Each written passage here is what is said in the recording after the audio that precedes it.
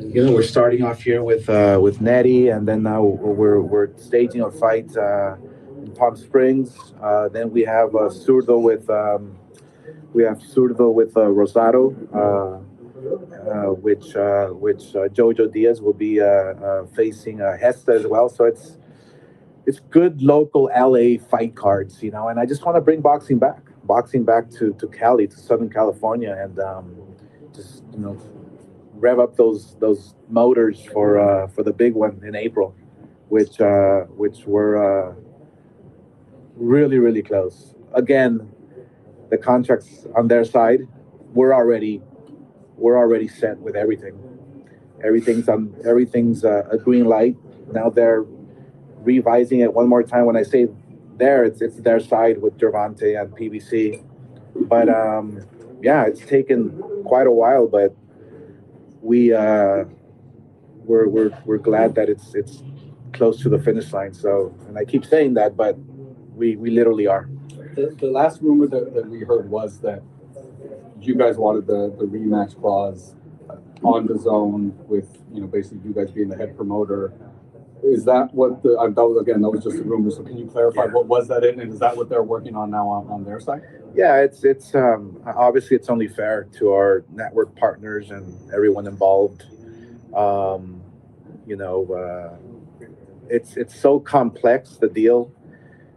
There's so many people involved, and with different networks, and having the zone being a digital platform, having to sell this fight around the world is not an easy task for anyone. So having to deal with tickets, having to deal with venues, and it's a lot of work.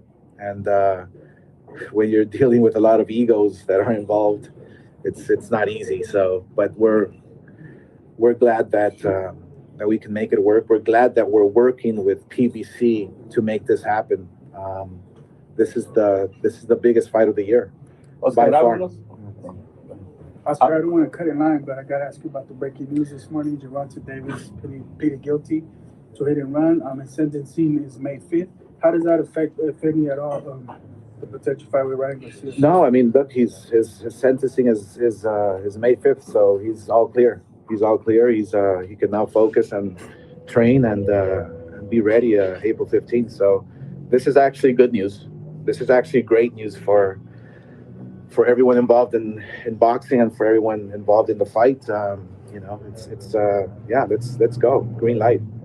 Háblanos, Oscar, de esta pelea de Luis Neri. Promete mucho para la afición este próximo sábado. Sí, la verdad que sí. Si nadie conoce a Zat, del contrincante, lo van a conocer el sábado. Es una pelea peligrosa para ambos. Neri es un gran peleador. Es clasificado número 1 del mundo. Assad está clasificado número 2 del mundo. Y esta pelea es una pelea de choques. Y no es una... Yo. Thanks for tuning in with your boy, Rapstar 007 Bond, Rapstar Montana, Boxing Knowledge. What is going on to the boxing world? Gervonta Tank Davis is a naughty man. Tank Davis is a disturbed kid. He comes from the streets and he has to pay the price one day. You can only get away with so much. Tank Davis got 12 counts before he started this case in 2020. And now he's got it right down to 4 counts. And he had pleaded guilty. And the reports are out there from his attorneys, his lawyers, and it's out there. Tank Davis couldn't pay the woman off. The lady that got hit and run, she fell on the floor. She was pregnant. And Tank Davis, he left her on the floor, bro. The reports are out there. Now, Tank Davis did what he could with the money that he's got. And he's tried his hardest to get away from this case. I'm telling you that there's been a lot of negotiations between his attorneys to try and pay this woman off. But this lady, which was pregnant, She's going all the way. She's taking Tank Davis to jail. Tank Davis is going to prison because the woman that is got hit and run, the pregnant woman, is the reason why Tank can't get off of this. Basically, Tank Davis left the woman for dead. Gervonta Tank Davis left the woman for dead and he drove off. He was gone. At this point, though, I'm going to now show you why the Ryan Garcia fight is happening on April the 15th. And Tank Davis's sentencing is May. So they're going to get the big money fight for Gervonta Tank Davis before the sentencing comes across. So Tank Davis needed this money fight. And he's in some respect forced to fight Ryan Garcia. If you ask me, this is a great situation, they're saying, for Oscar De La Hoya. But Gervonta Tank Davis now facing prison before going into a fight with Ryan Garcia is for the money as well. He needs that money. He's been paying millions trying to get out of his court cases. And now he needs this money because he might be going to jail. Now you imagine this. You had 12 counts. And now you've done everything you can for a few years and you can't get out of this case. You've had to plead guilty, bro, or you're going to face more prison. See, if you plead guilty, you're going to face less prison or less punishment. But if you plead not guilty, you know you're going to face the maximum. And that means Tank Davis's lawyers, his attorneys, they tried everything. And they couldn't get him off. Now hit that like button and subscribe to the motherfucking channel as we get ready to cook. But Gervonta Tank Davis is in trouble in the head. And going into this fight, ladies and gentlemen, this could be Tank Davis's first L before going to prison. Because Tank Davis, no matter what you say, he don't want to go to prison. And it's in the back of his head, bro. No matter what anybody says, this is what's going ahead after the fight. So for me, I'm just going to say it as it is. Tank Davis needs this money. This fight has to happen for Tank now. He's going to face the judge in May after the fight. But if any man was in Tank Davis's shoes right now, just like when Mike Tyson was going to prison, Mike Tyson got knocked out by Buster Douglas. When there's too much things in your brain, you're not focused on the fight. Now, I'm not saying Tank Davis ain't focused on the Ryan Garcia fight. But what I am saying to you is Gervonta Tank Davis has got a few problems in the back of his head. And it could be his first L. You know what I'm saying? It could be his first L before he goes to prison. It could happen. And all Tank's going to say that way, you know, his brain wasn't in the right place. I'm not saying that can, you know, Tank Davis might still be really focused and do great in the fight. Ain't no big deal. I'm just saying that might not be a big deal for Tank. I don't know. Or it might be a big deal for Tank. But we know that any man going to prison ain't no joke. Now, you imagine if you had 14 counts and then you've dealt with everything you can for a few years with the money you got. And then, just imagine this, that you've tried your hardest. I know that they've tried their hardest to pay this woman off. But this pregnant woman, she didn't take no plea. She ain't taking nothing. She wants to see Tank Davis go to jail.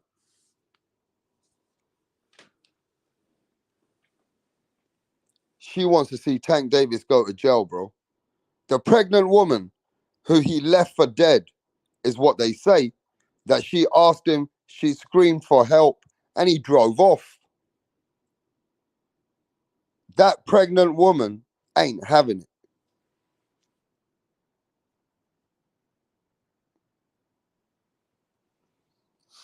So all I'm saying, bro, it's a big case. Because any man in Tank Davis's shoes, if you left that woman pregnant on the floor screaming for her life and you drove off, did you know that he looked her in the eyes and she screamed and she told in her statement that she looked at Tank Davis's eyes and pleaded for mercy and he left her. That woman ain't having it, bro. So Tank Davis is in trouble.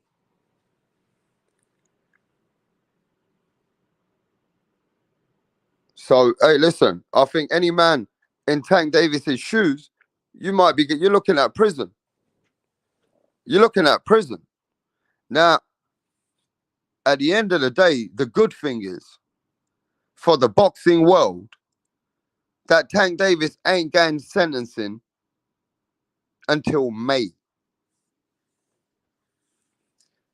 So the fight still carries on for the boxing fans in April. With Ryan Garcia, Gervonta Tank Davis fight will still carry on in April. But yo, let me get Tracy over here. Let me see who's in the chat. You know what I mean? Rapstar just got out of bed. I've had a nap. Let me get a cup of tea going on, and I'll be back to cook.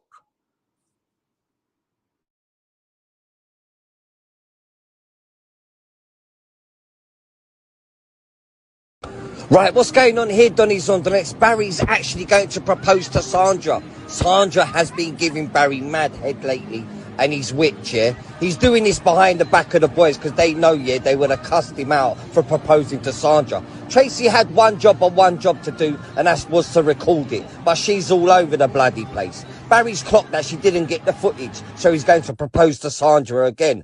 Oh, for fuck's sake, Tracy! What's going on?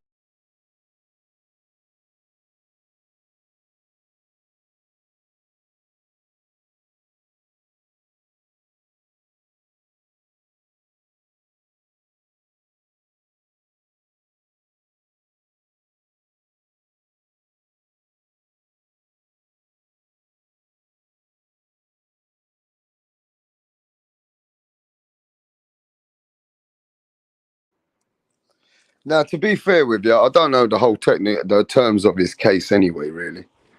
Right? I just know that he's got to plead guilty. Right? I mean, he pleaded guilty. I really don't know how really severe his charges really are. But you know, at the end of the day, it's in the back of your head. You got to deal with this shit. You know what I mean? You got to deal with this shit. And, you know, the good thing is that he's got to deal with it in May. At the end of the day, it's not going to affect no fight. The fight carries on in April. Do you know what I'm saying? The fight still carries on in April, man. So, you know, yeah, he had to plead guilty because he couldn't get away with it. You know what I'm saying? He had to plead guilty. The only way you're going to go not guilty is if your case is strong. And Tank Davis, his case is weak. So he had to put his hands up. And that's just something that he's lucky to do in May. So he gets the big money fight. The big money fight's coming with Ryan Garcia. It's not going to affect the fight. Now, is it going to fuck with his head? I don't know. Tank Davis likes to go on like he's a street kid.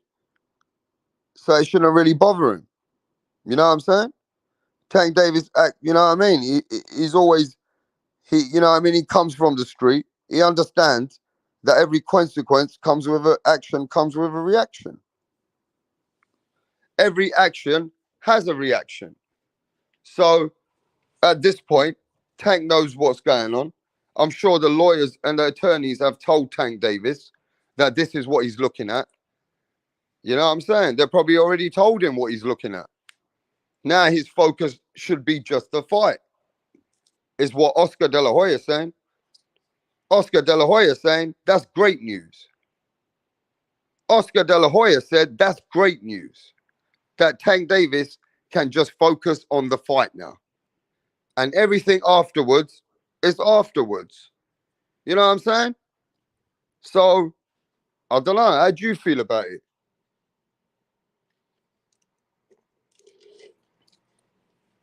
How do you feel about it, bro? I mean, at the end of the day, I don't know how big his case is. I don't know if they've told him he's going to face 3 years. He's got to do a year and a half in England. If you get 3 years, you got to do half the time if it's your first offense in jail for that case. If he gets 1 year, you do 6 months. I don't know what's the severeness of his real case. You get what I mean? So only his lawyers know, and he knows what's the severeness and what's the punishment going into the fucking case. See, the lawyers that you get, when you pay lawyers, they already have got it laid out for you, bro. They already tell you what's going on even before you get in there. You roughly know what you're looking at. You know what you're looking at. You know what I'm saying? But yo, let me give a shout out to the people in the chat. Let me get my laptop going. Give me a second. Did you meet my girlfriend, Tracy? Well, hit that like button. Did you meet my girlfriend, Tracy, everyone? Tracy, where you at, love? Come and say hello to the Rap Star Boxing Knowledge people. Right, what's going on here, Donny Zondernex? Barry's actually going to propose to Sandra. Sandra has been giving Barry mad head lately, and he's witch, yeah? He's doing this behind the back of the boys because they know, yeah, they would have cussed him out for proposing to Sandra. Tracy had one job to do, and that was to record it, but she's all over the bloody place. Barry's clocked that she didn't get the footage, so he's going to propose to Sandra again. Oh, for fuck's sake, Tracy! What's going on? Tracy. Anyway, let's keep it moving, right? All right, we got Yes Man, the first man in the house. Fratnal House. Fratnal House was the first man in the house. Big shout out to Fratnal House, my brethren. Yes, sir. Peter Vonox, what is going on? Yeah, man, Oscar De La Hoya is feeling confident that the fight will take place. Of course. Yeah, he is. I don't know the specifics of, so that is just my opinion. Danny says, what's up, Rap Star Boxing Knowledge? What's up, Danny Medina? Hit that like button, bro. Yes, guys. Yes, guys. Real Boxing TV. What is going on, brother? Yes, Real Boxing TV. Anything can happen on this channel anytime. Yo, Dr. Wang. Yes, Dr. Wang. You were being a hater the other day, but it's all good, brother. It's all good, bro. It's all love. Yo, Double Chin Boxing. Shut up, bro. Foolish man. El Yepson. What is going on? G Smooth. What's happening, mate? Bruce. Yes, Bruce goes. What is going on, Bruce? How you feeling, brother? Yes, man. NE Boxing fan in the house. What's up? What's up? What's up with it? Yes, Verbio. Philip. Yeah, man. Philip, what's going on? He'll even be bigger than Tyson and Mayweather. Okay.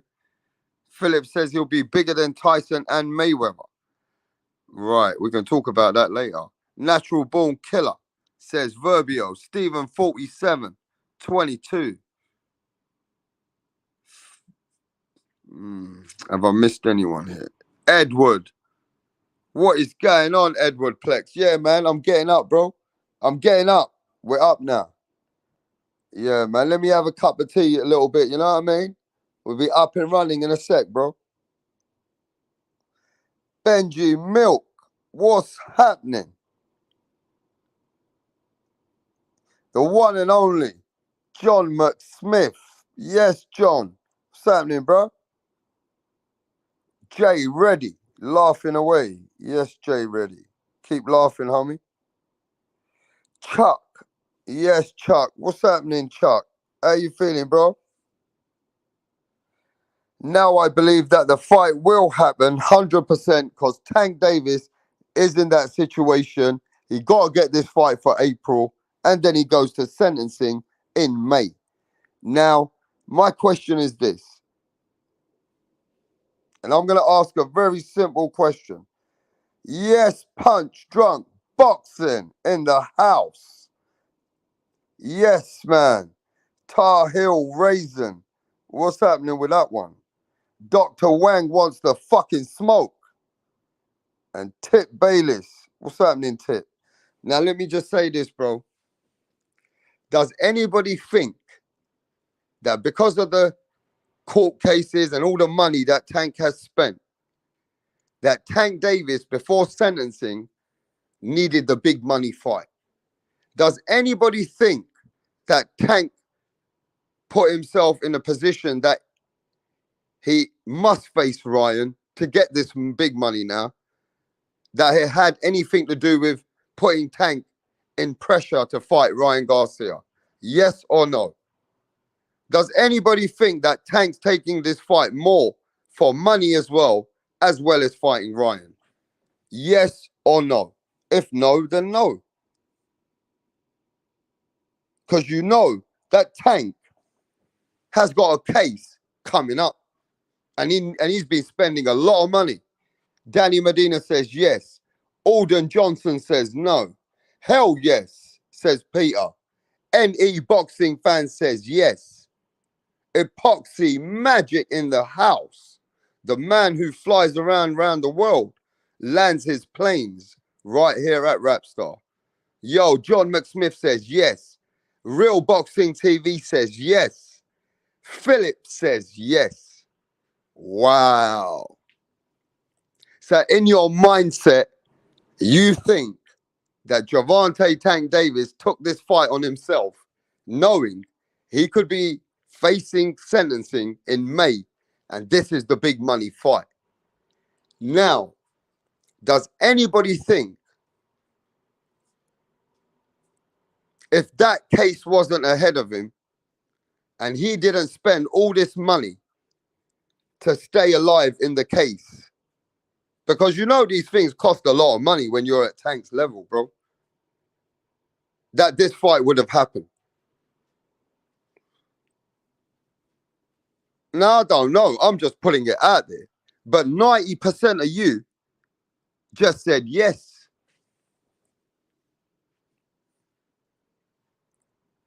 And you know, like Punch Drunk said, that when you're at a Tank Davis level and you're facing years, pound for pound boxing in the house, give him a shout out, bro.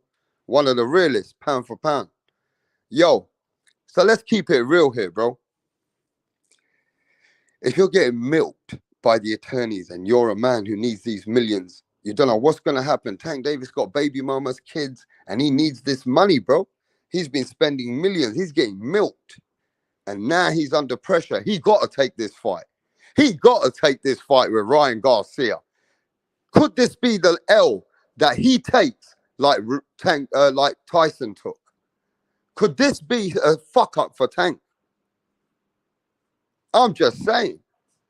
Tank overlooking the whole situation, under pressure, needs to pay every motherfucker off. And you know, you guys don't even know this. Tank's not with Mayweather anymore. Tank ain't with nobody anymore. He took on his own stand. So Tank ain't got these people like Mayweather and all that behind him like that no more. Tank Davis now is in a real 50-50 fight. Only because of the situation, the mindset. I've got to give Ryan a bit of edge here. This is a disturbance for Tank. Now, I'm not saying that Tank still ain't a favorite. Of course he is. But this gives an edge to Ryan Garcia. Ryan now just got to be focused. Tank Davis got some fucking problems here. Look, boxing's mental. Boxing's mental. It ain't just a physical motherfucking sport. And I'm going to tell you this right now.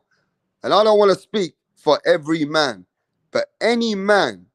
And I don't want to say, yes, I have been in this situation when I was younger. I ain't going to lie to you. I was facing fucking 5 years, 3 to 5 years in jail. I had a good business going on. And, you know, it was a personal argument between a family and somebody took the piss. Somebody got hurt, not too hurt. But, you know, somebody was facing a few years over a disagreement, and things happen in life.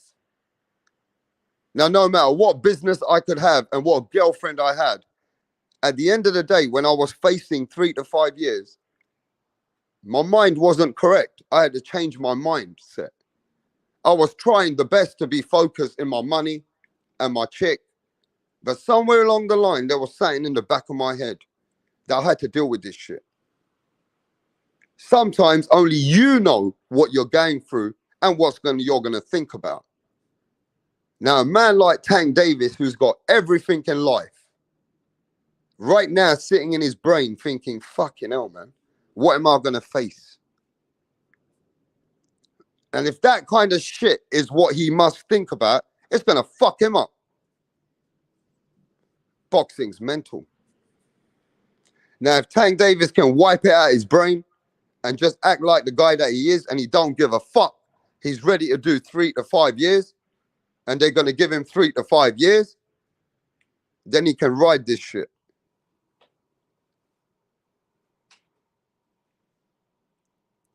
You know, when you're a man at the end of the day who's got all this silk pajamas, you got a beautiful fucking king-size bed, you got your chick, you got beautiful yards, $1 million fucking mansions, and you go into prison, bro. That shit fucks with your head. I don't care who you are. I don't care if you're even a gangster in this world. You don't want to go to prison, bro. And that's why you get rats. Even the guys who act like gangsters out here, when it comes to prison, they're snitching on each other. Why is man snitching on each other, bro? I thought he's a fucking bad man. Why the fuck is a man snitching on you? Why is your best friend snitching on you? He don't want to go to prison.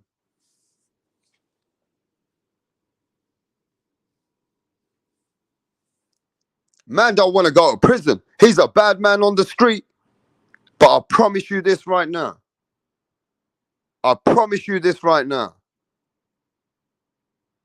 If another man and Tank Davis were in the car, no matter who it is. Now I'm gonna give you an example. If you're on the street and that guy's a certified OG, my ass. Because when he's gonna face 10 years, he's gonna sell your motherfucking ass out. There ain't no gangsters in prison, bro. I've seen the street life. I've lived street life. I ain't gonna lie to you. Everybody wants to be an OG and try and make that easy money. Try and find ways to fucking be gangster. But one day that shit's gonna come back to bite you. And when it hits your fucking face, the man that you looked up to is the man that's gonna sell you out. How about that? The man that you looked up to on the street is the same man that's gonna sell you out, because he ain't gonna want to do 10, 15 years. He's gonna put you in there so he can get the fuck out. That's just fucking the way the world works. Everybody's a gangster until they face that problem. So many people out there, bro, act like gangsters. Act like motherfucking gangsters. But when it comes down to prison, ain't nobody a gangster. Nobody wants to sit in a fucking prison. You're a loser in prison.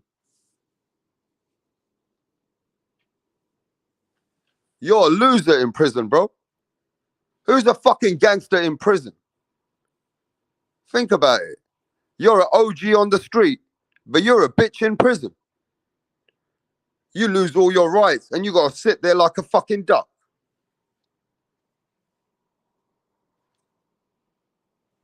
Man, it just is what it is. It just is what it is. And you know, when you're younger than 25 or 24, you can't explain to these motherfucking cats. When I've seen these cats out here, bro, trying to sell keys of weed, keys of coke, acting like they're big. One of them gets a nice sports car. Before you know it, you got $500,000, $1 million, and you're playing with crazy money. And you think you're a big man out here. When they come to get you, they're going to come and fuck you up. All your money, everything you stand for, walking around with your chains, with your fucking cars. Listen, the system ain't designed to be as stupid. They took the biggest gangsters down. You ain't shit. They took the biggest gangsters in the world down, bro. So no man ain't no gangster. He's only a street person. And if he gets away with certain things until there's a time that they're going to knock his door and they're going to take his shit away. And unless he snitches, then he got to face prison. That's just the way it goes, bro. I mean, who the fuck is any man today? They took people like John Gotti down in this world. They've taken the biggest motherfuckers down in this world. Who the fuck is anybody else, bro? Everybody's a fake gangster until they get hurt. Some people might get away with something, but someday that shit will come back to you.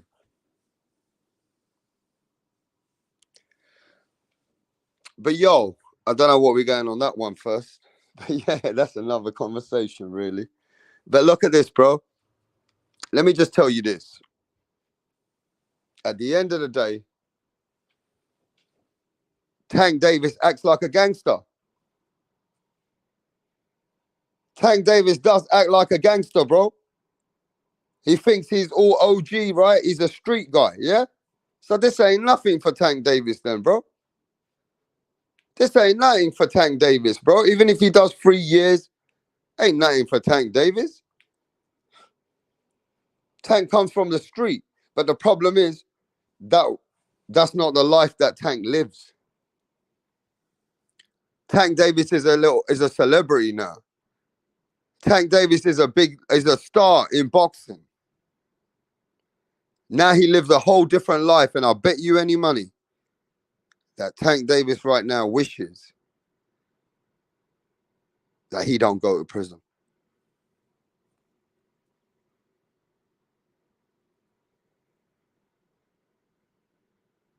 Tank Davis wishes that he don't go to prison. I'm telling you. Tank Davis right now wishing that he don't face no jail time, bro. I'm telling you that now. He will do anything to get away from jail. So it is what it is. And let's just see what happens. You know what I'm saying? Hey, look. I hope Tank Davis gets through this, bro. You know what I mean? I hope Tank Davis gets through this. You guys can sit there and think what you want. You're not facing jail. If Tank Davis is facing jail, he's facing jail, not you.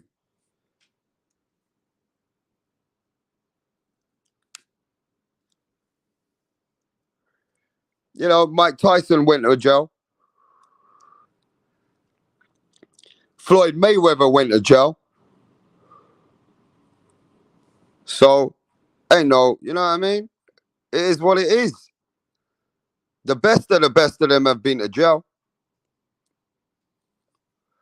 So, you know what I mean? It is what it is.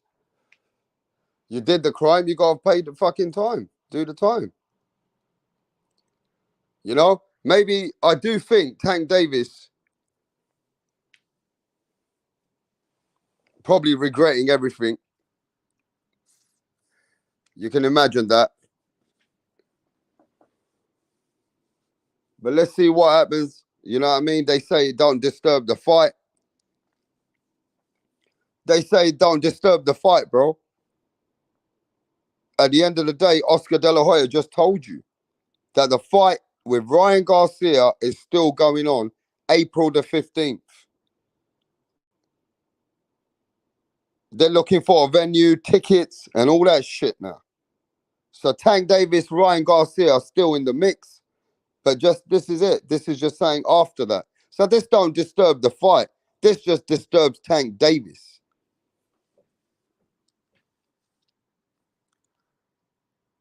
This only disturbs Gervonta Tank Davis. Nothing to do with disturbing the actual fight, what's going on. The fight will still carry on, from what sources are telling us. So there's no worry for Tank Davis then, is there, really? Really, there's no worry for Tank Davis. He's getting big money payday. He's getting payday. As long as he gets payday, that's what's important. You know what I mean? He's getting a big payday and he's getting his fight with Ryan Garcia. And that's what all the fans really should be interested in. This is Tank Davis's personal life. This is what's happening to him personal. Ain't doing nothing to do with our sport, really. Ain't gonna affect the fight, is what they're telling us. But does it affect Tank Davis, is what I'm asking you. Does it affect his mindset? Does it affect him and his performance? That's it, really. I mean, at the end of the day, many people take most pressure before they go into fights. People's mums dies and they go into fights. People's loved one dies and they go into fights. People facing prison and they go into fights. People lose their wives and kids going through divorce and they go into fights. They're human beings. But your mind has to be very solid going into a fight. You saw what happened to Teofimo Lopez when his mind wasn't right. Right? You saw Teofimo Lopez when his mind wasn't right.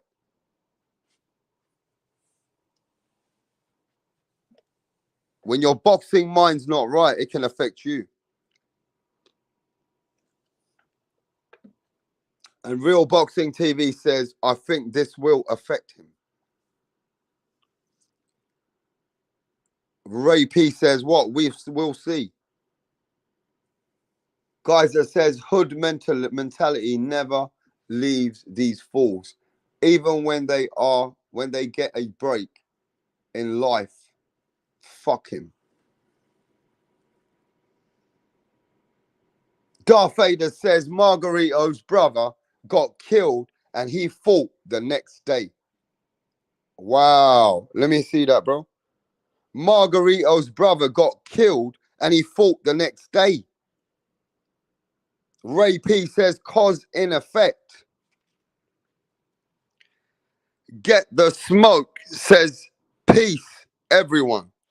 Peace to you. Get the smoke. Edward says kidnapped Canelo's brother and he still fought. Yep, I heard about that. I heard that the cartels kidnapped Canelo's brother and Canelo still fought. It's true. Hey, it's all about the mindset, bro. It's all about the mindset, you know? At the end of the day, some people are built different. Some people are built different. You know what I noticed about men? Is that men can have the same subject, right? And they react to the same subject differently. Like, listen to this. You can both be brothers or you can both be best friends. And if this bad news hits, let's say a bad news hits you and your friend, and the bad news is just as bad for both of you. Let's just say, you both were driving, right? And you, by accident, you hit someone and you ran them over. God forbid. And now, because somebody was the driver, right? Okay, let's just say both you guys, I want you both to get the same punishment. So I'm looking for an offense that you both go. Okay, you're in Saudi Arabia. You leave from fucking a country like England, because this happens all the time. You go to Saudi, you get drunk, and you go and do some violence and vandalism out there. Right? They don't tolerate that shit. You both are facing 10 fucking years. And I've seen many cases like this. And you're two same fucking human beings. One of the guys crumbles and the other guy faces that shit and he don't give a fuck. But the other guy, he's crumbling. He can't handle it. He thinks about it too much. He's emotionally too involved. The other guy deals with emotions and says, God, fuck everyone. I want to live to the next day. There's two types of people. You can have the same subject, but two mindsets. There's different mindsets. You know, one guy will be there who'll be upset with his life, while one guy will be there just deal with this shit. It's all about your mindset. No matter how bad the news is, it's how you deal with it. That's just the way that people are built. Some people are able to acknowledge data and they don't get emotional. Some people, they get the data and they get fucking wrecked and they become emotional. You know? Bad news will bring people down. It's just the way it is, bro. Well, I don't think Tank Davis really is that guy, bro. I don't think he's mentally that weak. I think Tank Davis can ride a couple of years in prison. Ain't no biggie to him. I think so. I think if Tank Davis went to prison, he'll have to deal with it. Just like Mike Tyson. Just like Floyd Mayweather. You know what I mean? Just like Nassim Hamed. So Nassim Hamed had a similar case. So Nassim Hamed, Prince Nassim Hamed, had a similar case to Tank Davis years ago. And they put Nassim Hamed in jail. Let me find you the picture of Prince Nassim Hamed, which he actually, I think somebody got injured badly after the accident. And Nassim Hamed was reckless driving or something the similar way. And he went to prison in England. Let me find that. Let me find that picture. Give me a sec.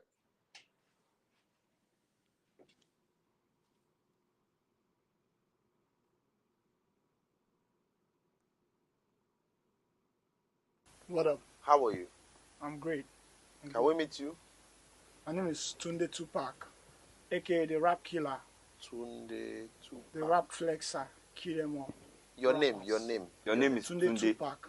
Tunde Tupac. You can write the Rap Killer there. But Tunde is your It's name. okay. Yes. Okay. Thank you.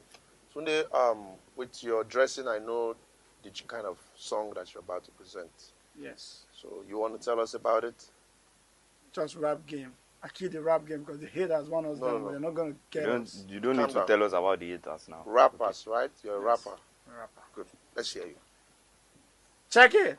Ha ha. Check it. Ha ha ha. Check it. Check it. Check it. I rule everywhere. I rule. They want to take me down, but they cannot take me down. Yeah. I rule New York. I rule Lagos to Atlanta. We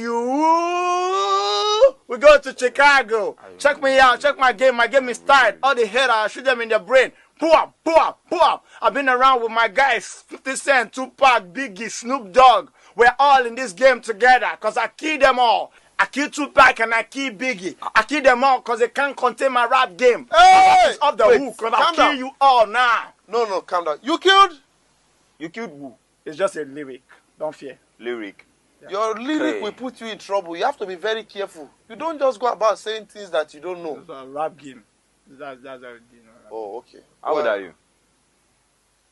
I've been in this game for more than 20 years. How old are What's you? it?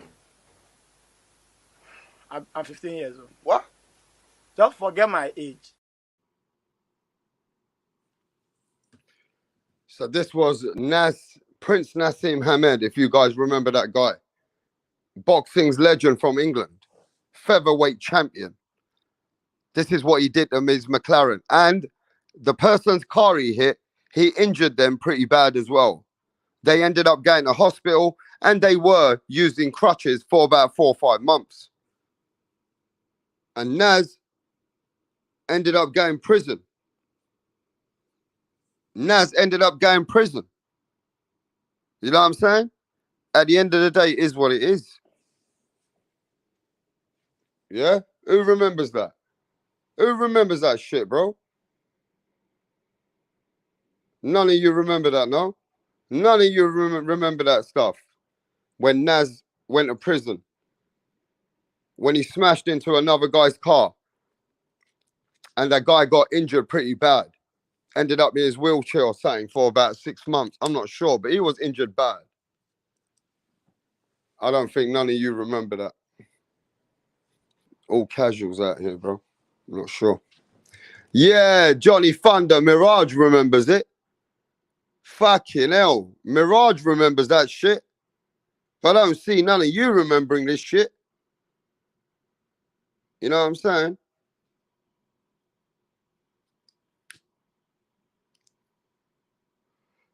So does anybody know what Tank Davis is looking at in his sentencing? Or nobody would know that. I mean, at the end of the day, nobody knows the severeness of the case. Only his attorneys know. That's it. We don't know. We don't know if Tank's going to face any prison. Is Tank going to get probation?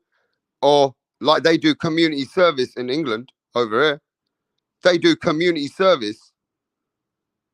So for me, when I did get into trouble before, they gave me community service because it was my first offense.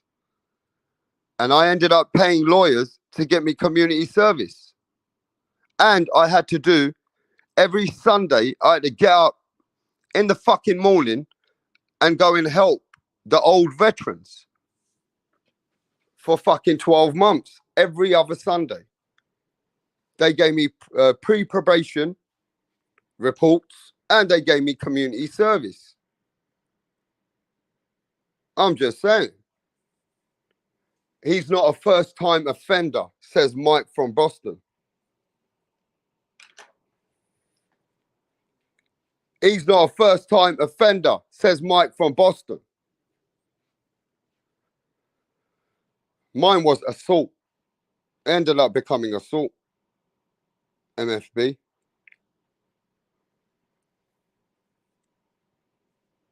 Nah, man, Edward. Oh, you know what I mean? We would never do that, bro. I was doing the gardens, bro. I'd have to go in there and I'd have to go clean those fucking gardens for the old veterans, bro. Me and a fucking whole bunch of criminals in the fucking bus every other Sunday. But I'll tell you something. It was pretty good back in the day. It taught me something. You know what I'm saying?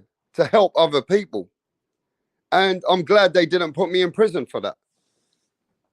I met some good people on the bus. Some were crazy motherfuckers like they are. And it is what it is. But we had fun, man. It was fun. Sometimes it would rain and we don't have to do nothing. We'd go to the cafe, sit down and eat, relax. We'd go to the farm. Sometimes it wasn't that hard, bro. If it was raining, it was all good.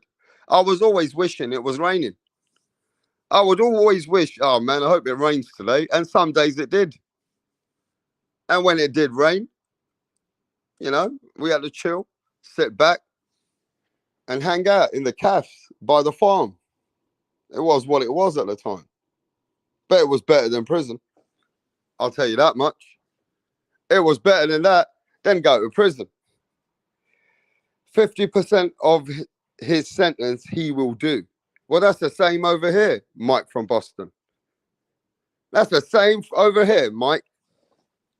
You better do 50% of your prison sentence over here. you're gonna do your 50% on good behavior. But you fuck up in jail, then of course they're gonna add some days on your sentence, mate. Just gotta be a good boy in prison, mate. That's all. Yeah.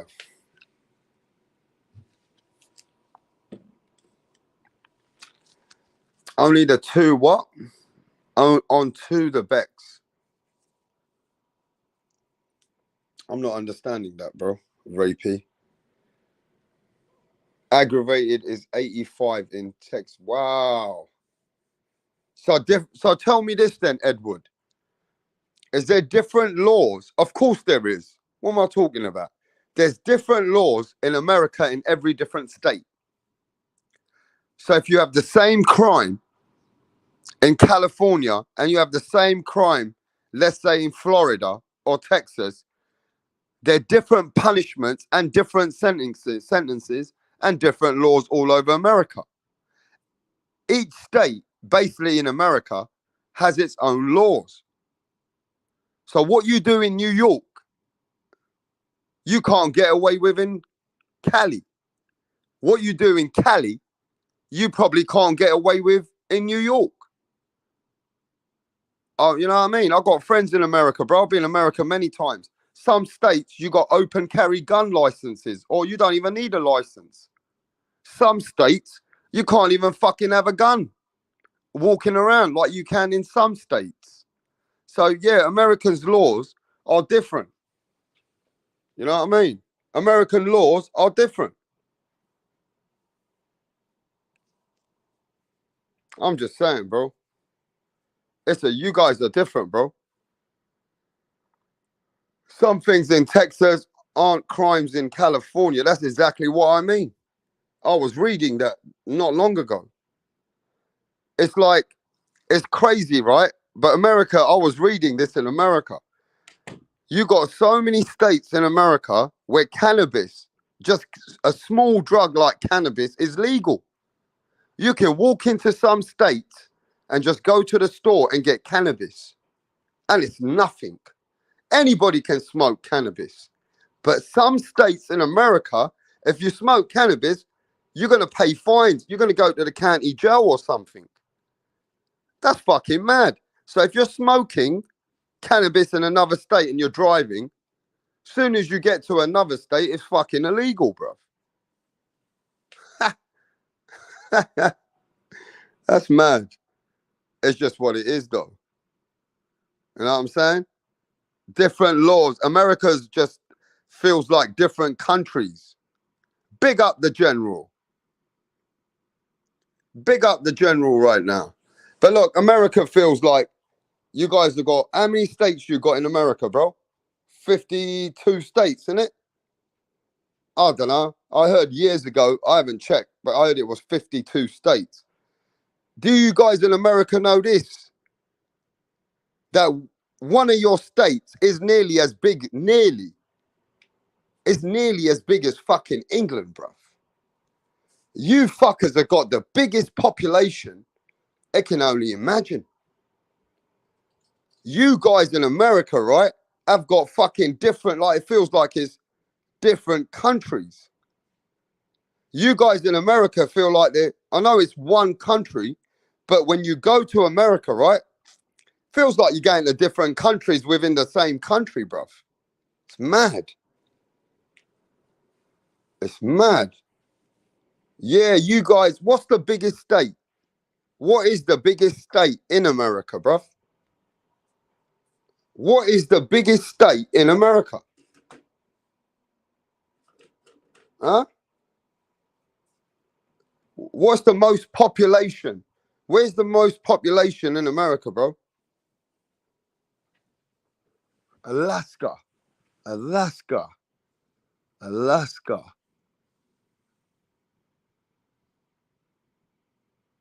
Probably Texas. Cali. Hawaii. Fucking hell. Everybody's giving me different answers, bro.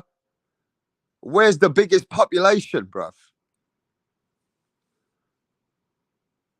Are you guys answering my question? Because you guys are answering all different fucking places, man. What the fuck's going on here? I don't think you guys know the answer, bruv. Some of you guys saying New York. Some of you guys are saying it's fucking Alaska. Some of you guys are saying it's Cali. Some of you guys are saying it's Texas. Some of you guys are saying it's fucking Alaska. What the fuck is going on, bro? Do you guys know where you're living? Do you guys know where you're living? Lisa, what is happening? Lisa Snow in the house. Man, if you're here for smoke, Johnny Thunder, you're on the wrong night, mate. You're in the wrong night, son. We're having a bit of fun today, mate. But yeah, say it. Texas and Cali are both the biggest, says Lisa. Real Boxing TV, where the fuck's the biggest state? I mean, the biggest pop. Okay, look, I think we're getting mixed up here. You guys are really fucking up the question. The biggest state is a different question to the most population. So let's answer this properly so we're educated on this channel. Which is the most population of people? What state is that state?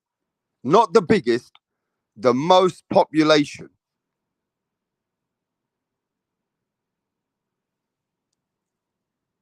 Alaska is the biggest state. Okay. We're asking population. Don Ramon says population, I think, is New York. New York is the population then. California, Ray P says, is it social studies? It's fucking, I want to finish this conversation, bruv. It's knowledge. Population is Cali. Cali. Lisa says Cali. John says New York. Peter says Cali.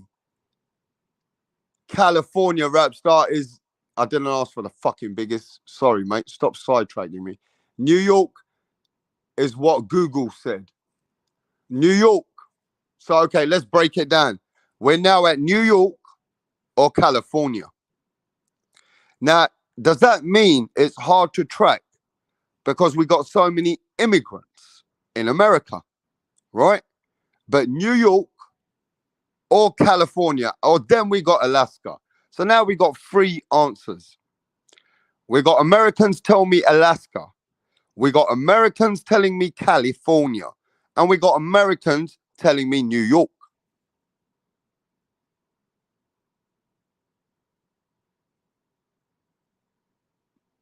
We got Americans telling me Alaska, New York, and Cali. That is the three biggest population out of them all.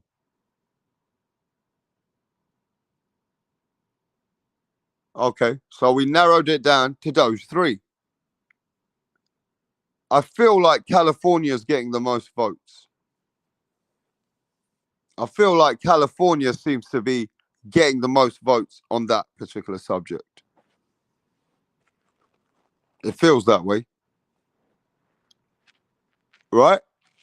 I'll say, look, I'd say right now, California is probably the place. Alaska ain't got a lot of people, says Tesmu. Alaska has the least population, for fuck's sake. So let's take Alaska out the way. Let's take Alaska out the way then. Now we got California and New York. California or New York is the most population. Now, what's the biggest land and the biggest state? Hey, who blocked Get the Smoke, bro? Who blocked Get the Smoke? Wait. Let's stop right here. Everybody freeze. Who's blocking people, bro? Somebody better answer to me who blocked people, bro. I'm no snitch, says Johnny Blaze. Well, then you fucking know who it is, though, Johnny Blaze. You know who's... Hey, listen, stop blocking people, man. Unblock the people, bro. Unblock those people. Hey, real boxing. Who's blocking people, bro?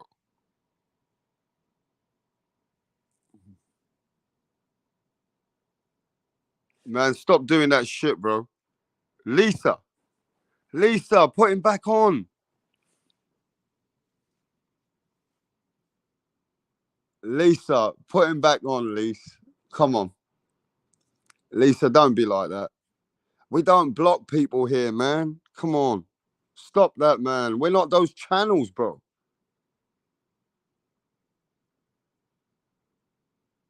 Lisa, come on, man. Don't do that. Oh, no, it wasn't you, Lisa. All right, don't do that. Come on, we're not those weak channels, bro. Let people come here. If they get in their feelings, then it's different. You know what I mean? If they get a bit crazy or they get in their feelings, that's different, bro. That's stupid shit, man. We don't need to get go and do that to people like they do in other channels. Come on, mate. But yeah. So where were we? Who had the biggest land? What's the biggest land in America, bro? What's the biggest land in America? What's the biggest space in America? Snitches get stitches. What's up, rap star? Yes, the chief in the house. Texas. The Lord of Texas, man. How y'all doing out there? You know, y'all in Texas out there, we got our cowboy caps and our cowboys out, and we're out here to take your fucking head off. I don't think I sound like a fucking... Howdy, y'all. How's it going? I'm from Texas. I'm rap star boxing knowledge. That's funny. Hey, look, man. At least I try. Hey, at least I tried, mate. Yeah? Hey, let's give it to me, man. At least Rapstar tried, right? Nah, you know, I'm just trying. You know? I can't stop laughing. I'm sorry. I'm sorry. That's comedy. That's comedy right there. I don't want to even watch that back. I wouldn't even probably want to think. Americans would laugh at me. But I always hear in America, right? What's up, dude? What's up, y'all? What's up, man? What's up, y'all? What's up, dude? What's going down? Well, whatever's got up is not going down. But yeah, what's up, man? The Americans love the what's up. You know what I'm saying? Especially that dude word. Are you Americans still using dude? Do the Americans still use this word dude? Or is that washed now? Is that word dude still out there in America, bro? Because I used to hear that all the time. What's going on, dude? You know, my cousin's in America, right? What's up, dude? Back in the day, but I don't know if I hear that anymore. I don't really hear that dude word. What the fuck happened to dude? Yo, big shout out to the champ, Nanito Donaire, and Rachel Donaire in the house. They say no. So does it, okay, let me ask you this. In every state, they have a different slang, innit? Huh? Every state, they have a different slang. You know what I'm saying? I'm sure certain states probably use dude. Certain states probably use bruh. What's up, bruh? What's up, man? Maybe some states are like, what's up, G? Now I know that the Americans are famous to using the N-word in the rap videos. They go everywhere using those words as well. But you know, the British don't use those words. Those are offensive words. Whatever's cool in America is pretty offensive in England. You know what I'm saying? I'm just saying. Sometimes some of the things they use in America, it sounds a bit offensive out here, but that's just them being good. Now, let me tell you this. The Americans use the motherfucker word too much. What's up, motherfucker? What's up, motherfucker? But motherfucker in England means it's going down. What did you just say? What did you call me, mate? A motherfucker, mate? What the fuck did you just call me, mate? Did you just call me a motherfucker? Get out. Let's have this fucking toe-to-toe right now, bruv. We ain't playing. Let's have this fight right here, mate. Toe-to-toe, let's do it. Call me a motherfucker. But in America, yo, that's my motherfucker, man. They call each other brothers over there. Yo, that's motherfucker. What you doing, motherfucker? And that's like a friendly word in America. That is a friendly word in America, man. Do you know what I'm saying? I've noticed that. When you're homies in America, you call each other a motherfucker all the time. I'm just telling you, you know?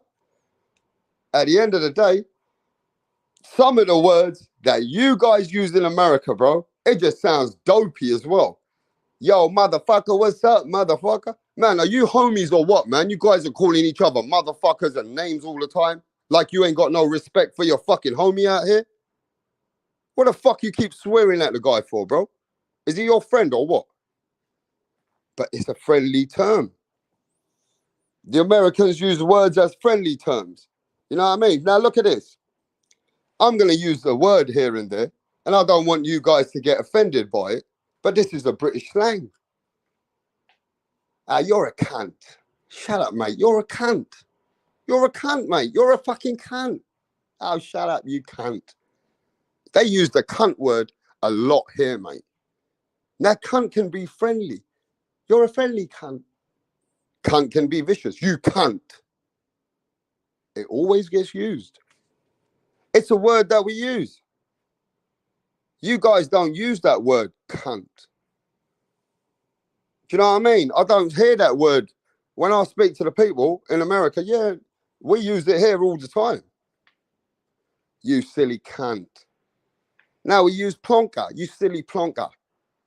You silly plonker. You know what I mean? You big dosser.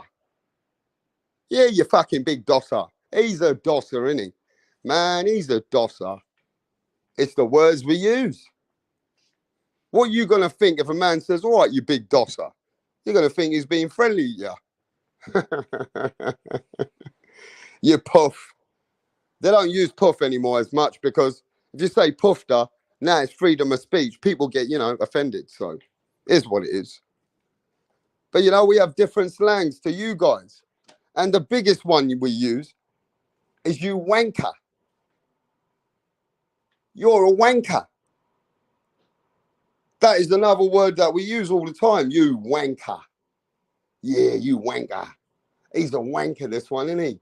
He supports Liverpool. He's a wanker. Man, that guy supports Arsenal. He's a wanker. Yeah. Yeah, he's a wanker, that one there, isn't he? Yeah, mate. Anthony Joshua lost against Usyk. What a wanker. You know what I'm saying? Josh Taylor ain't fighting fucking Jack Catterall. What a wanker. What wanker Josh fucking Taylor is right now. He's a wanker. Fucking leaving a big fight in England with a rematch with Catterall. What a wanker. Some words we use, mate. You know? At the end of the day, it's funny, though. But the Americans are more funny for me. Because the Americans, right? They have different words against each other. They have different slangs, right? Different accents. The man from New York, he's talking different to the man from fucking Florida. The man from Florida sounds different to the man from Philadelphia. The man from Philly don't sound nothing like the man from fucking Texas. You know what I mean? Just have different slangs, man, different accents. And that's what you can hear from the boxers in America. You can hear from different boxers. You look how Terence Crawford speaks, and then you look how Errol Spence speaks. You know what I'm saying? And you guys have got the Yankees, and then you guys have got different accents, different, you know what I mean? America's got different slang everywhere you go. So, yeah, man. But at the end of the day, The main thing is, like I said, words that sound offensive with you is friendly. You use it as a friendly term. What sounds offensive elsewhere? But you look at the Italians, you look at the fucking people. Sometimes I see the Koreans. They speak to each other like fucking differently, bro. The Italian looks like he's going to kill you. When the Italians speaking, they're emotional people. Have a look at Italians. They're always using their fucking arms. They're very, very different people. It looks like they're going to kill you, man, when they're having a conversation. You know? I met so many Nigerians. Those Nigerians, they fucking speak to you differently, bro. You be seeing some different accents. Just different cultures, different talk.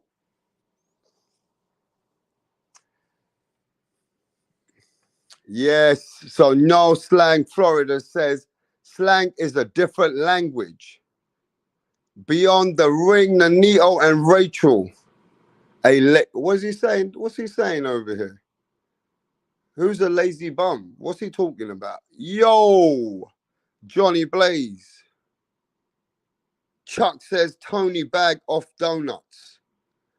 Rapstar sent you an email. Oh, okay. Thank you. Yes, man. I'll have a look. I'll have a look. I saw your email anyway. I catched you, didn't I? Oh, yeah, then I went live. So I haven't seen nothing yet. But I don't want to report on things which I don't think yet are facts. Until I hear from the serious people like yourselves, like the promotion, like Richard or Mauricio himself, then I'll probably start to talk about what I've seen. But as far as that report, I don't know if it is true yet, right? But maybe you're going to come and talk to me about it. But yo, Rachel, I do need to speak to you. Fuck. Oh, man, I forgot all about it. I've had Rick Glazier send me emails. I've had, oh, yes. Shit, I've been asleep. And even the Maloney camp has got back to me, Rachel. So I need to speak to you. Let me send you the link. I've been sleeping, man. So I forgot that finally people have reached out to me. Now, Rick Glazier is saying something else. He's saying something about Probellum, Regis Prograis, why Regis Prograis can't get a fight. Probellum, the information that they're sending me, and then I spoke to the Maloneys. I've got someone in the Maloney camp. They've messaged me back, Rachel. So, yeah, I'm glad you're here. Let me send you the link. I was going to chat to you behind the scenes, but you're here now. So let's cook it. Give me a second.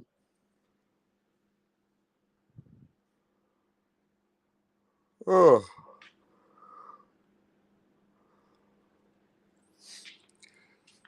Yeah, so, by the way, at the end of the day, Gervonta Tank Davis got a guilty plea in May. The fight with Ryan Garcia is still going to happen. Ryan Garcia is still going to happen. So it is what it is. Rachel, what's going on? No, I sent you the stuff, the x-ray of Adrian Broner's opponent. I guess Oh, he has a bilateral mandibular fracture. That, for layman's terms, that means on both two sides. And I sent you the link to the x-ray that they posted, and it looks like senior, the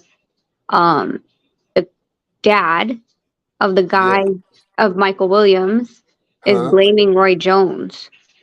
Oh, shit. So that's a whole new topic now. So that's what I sent you. Okay. Well, maybe that's something we got to speak about once I've seen the surface and I've seen the facts. That'd be great. Now, I know me and you've seen some reports, right? To be fair with you, I'm not going to report anything until I've spoke to Mauricio myself. I've not heard anything from WBC. How factual do you think the reports are with you and your fight with Nanito Donaire?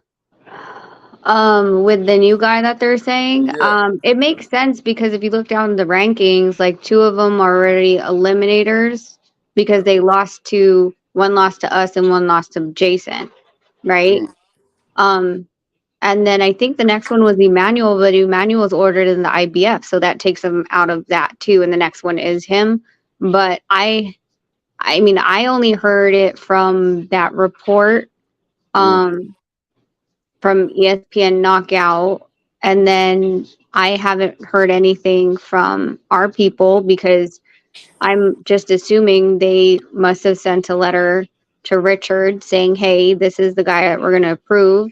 And then they'll probably have to, you know, reach out to that guy's promoter, if he has one, or manager, and then try to set up the fight that way. So I haven't heard anything because when Is did that that come why out? you are not reporting it yet? Right now, you want to make sure until you report things. Yeah, I mean, shit, with all the stuff that's going around social media, like, first of all, we'll say that we're in negotiations. We're never gonna like release the details if of the negotiation, and then we just never confirm it until it's actually confirmed. Both sides like signed and all that stuff. That's always how we've been. So, I haven't heard from Richard today, and I think that report, when did that come out? Like this morning or late last night? So. I sent the report off after you sent it to me, but I haven't heard nothing back. And I only sent it about 30, 40 minutes ago. So I'm waiting to hear myself. And then I'll know myself. But look, as far as some other things have been going on, do you remember I said to you I was speaking to certain people that were linking me with Maloney camp? Yeah. And I've got some messages from the Maloney camp finally. And also, I've seen some other messages now since you've been on the channel. I've had some Rick Glazier I've spoke to. He reaches out to me. He sends me stuff. Then I've had, what's his name? Another person sent me stuff about a client of Richard Schaefer. Then a couple of people from England have reached out to me, Rachel, only in the past couple of days, maybe after the lives or whatever, that Probellum seems to be. Now, these are the things that I've been sent, and I need you to speak to me about it. And, you know, it's all love to you. We love how you also know the stuff you do, but also we don't know these things. Now, we know that Richard Schaefer under Probellum is now no longer under that company. Does a lot of people do not want to do business with this man, from what I'm hearing on reports. Now, I've got some messages that I'm willing to put up here, right?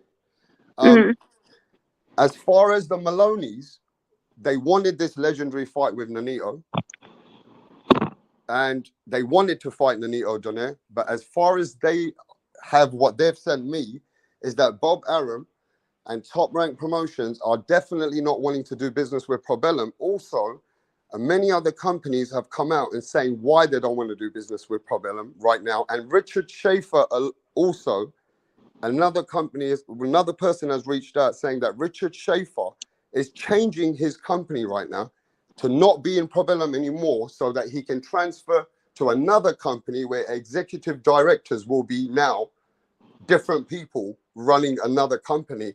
So Probellum, I'm not sure if you know this, is Probellum changing hands or getting taken over by a new company? I mean, I've heard the rumors and stuff like that, and all the journalists that's asked me, I've told them to go and ask Richard himself, because I never want to be the person that, you know, is like, oh, well, this is what I think is happening, or I might misquote. I know that there was a little bit of a concern when those rumors came out, and Richard just assured us, he's like, no matter what I ever do, like, I'll always protect you, and you'll be with me. So, I mean, Right.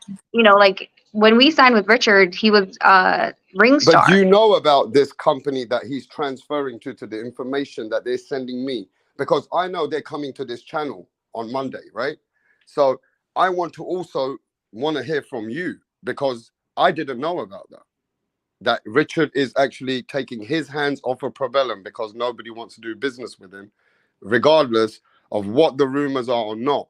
Sky Sports, BBC Sports, everybody in England took their hands off, but in America now, it's transferring to the United States from the people that are speaking to me, that Richard Schaefer, has some issues where he needs to move from that company now and have no more affiliates with Probellum to move into boxing in the future. Well, I mean, if that's true, What do you think? things happen like that all the time. I mean, when I left, when Nonito left Top Rank, a lot of one of, I'm not going to say who, but there was a bunch of the promoters that asked if Nonito was still under Cameron Duncan, and they refused to deal with Cameron Duncan. Luckily for me, at that point, the management had been completely relinquished to me from Cameron Duncan, so I was free to say completely that Cameron Duncan had nothing to do with Nonito. So, you know, sometimes there are, you know, situations like that. But like I said, like we've been completely heads down in, you know, first it was the Maloney thing. Now it's this thing. We've gone to several fights in the past couple of weeks. Also, my kid's getting sick. That's why we haven't been live. So I haven't really really cornered Richard and said, like, what are we doing? As long as I know wherever Richard goes, we're going to go. He's not leaving us in the dust, which I don't believe he would anyway. And I had that assurance from him. Like, he's going to make his own decisions on how he needs to run his company for him to go forward. What's going to be interesting to me is once if he decides to reestablish a new company away from, you know, with a new board, et cetera, like you were saying, will that still be a factor? So we're going to start to see, is it really the Probellum name, or is it because they want to ice out Richard? So I think we'll start to see like which one really holds true. Yeah, I mean, from what I'm hearing from even Dan Raphael, I'm going to mention names, Rick Glazier. Now, I've seen certain people's tweets, you know, even certain people have said to me that this is the problem, Rapstar. It's not Nonito Donaire. He's a legacy fight. It's not like he ain't. And they did tell me very respectfully, you know, the management, Tony and everybody, they told me respectfully, he's a legacy guy, to be honest, Rachel. They told me he's a legacy fight, but they said there's a problem. They said that in the inner roots, this ain't going to work out with them right now because we can't get this fight with them. We want this fight. But well, the problem is between this Probellum situation is deeper than what Rachel's telling you on your channel. I said, it's fair enough. But, you know, at the end of the day, maybe she don't know. Maybe I need to speak to Rachel about, is it going to transfer how you guys are telling me? How Richard's in a little bit of trouble at the moment, under fire, where he has to move out of that company because it's already got a bad name, a bad brand. It's not you guys. They're saying it's that company. It's between your affiliate with Probellum, and they're saying it's not you or Nonito Donaire. Well, then the question, like I said, the question is that's going to be answered if that's the route that's going to be And that happening. you guys didn't even send an offer is what they told me. They said they didn't send no offers anyway, regardless of any conversation waiting on us when we know what we can't do with them. So did you not send it? Obviously, you didn't send them an offer, right? They didn't pick up the phone. Richard called. I don't know that, right? Yeah, well, see, but okay, well, we can't play that game because they literally said in December we were in negotiations, and then now they're saying we didn't send an offer. Like, I completely said, and I've held this true, and I'll send you the screenshot of my text message. I was like, we are not in negotiations. My phone has not rang. We have not done anything. No one's, Richard has been consistently calling, and there has been no callback. So, you know, to say like, oh, well, you guys didn't send an offer, like, send an offer for what? You did not even freaking answer your phone. You're ignoring Richard's call. And well, they explained their view, and they said that there was no way that, but there was no, obviously they're going to tell me, right, that you guys didn't even reach out to them, but you did. You're already telling me that you did. So we know that you reached out then through Richard. We know that you're telling me. Well, not just that. I reached out to Jason and I told him. Right. So, but did you reach out to his management? No, I don't know Tony personally. I met him over at the WBC. We didn't exchange contact information. And I wasn't going to reach out to Top Rank because that's it's above my pay grade. Do you know anything about this? What Rick told me, he tweeted a while ago. He goes, look at this. This is what did I tweet? Look. Do you know about this company? The Do you know about this company information? that bought. I read this news report. One of the journalists had sent me the news break. Mm. It will be a trans global company. Executives will be named. I'm told that's regards to owner promotion. And they did say to me as well, I mean, you know, just to let you know, there was 100%, then they were never interested to duck anyone or Nonito. But obviously every fighter would say that, right? But that was just to let you know that it was the business and how it's going to transcend. We're going to see now. If all these people, few people which have reached out to me, and that we're talking me and you now, we're going to see what's going to happen, because you don't seem like you know everything. It's like they know more than you. Well, look at this. There's a guy, he couldn't do business anymore with Probellum. He had a problem there, right? And then obviously, you know, Punch tweeted what he tweeted, the information he got, and he got this information. Then Dan Raphael sends a tweet out. I mean, I'm thinking to myself, what is going on? And then I'm speaking to these people behind the scenes. I'm thinking, wait there. Rachel must know a bit more than me. She must know there's transcending companies going on. She must be knowing that Richard's under some different situation where he's going to move his business now, where they're going to be now moving as a new identity. I said, she must be all into this, but I'm only hearing it and I have to talk to you about it. Yeah, well, like I said, as far as the details of the names or Probellum being bought by who and by how much, like that's none of my business. And I had brought it to the attention of Richard, and he simply stated, no matter what I do or where I go, I'm going to take you with me because you were signed under me, and I will take care of you as I have always done. So, you know. Yeah, but don't you see though that you're such a loyal person, but he's got issues maybe coming ahead of him that it's kind of it might affect you in a way to slow you down in the fights that you need. I'm just trying to look at it, you know, because look, we're having like a friendly conversation, me and you, like we do behind the scenes, right? So I'm trying to look at it from your perspective. If you leave him, doesn't it make it better? Or do you think you're going to go with the train? You're going to see where it goes and how Richard can maybe still, you know, be where he needs to be, and you just stay with him because you're loyal. I'm going to stay with Richard because you're talking about, okay, so in the 118 division, like first of all, if Probellum gets or was sold and all execs are being, you know, bought out, then it's a completely different owner, number one, and everything else that stands behind of what Probellum was is washed away, supposedly, right? So if Probellum now is disrupt and it has a whole new owner and a whole new exec team, then does it stand that it's still connected, or is it not? Is it okay to purchase a company from quote unquote someone that they're alleging has, you know, some Irish mob ties? Does that still put a hamper in it? You know what I mean? I like think people this is be like, what well, everything's coming down to, though, Rachel. They're saying that no matter what anybody else says, they because of your ties with these people, you're not getting the fight. This is what I'm getting the information about. Now, obviously, people will come here and they'll say it themselves, but I want to know from you that they are very strongly telling me that. And do you agree with them now? No.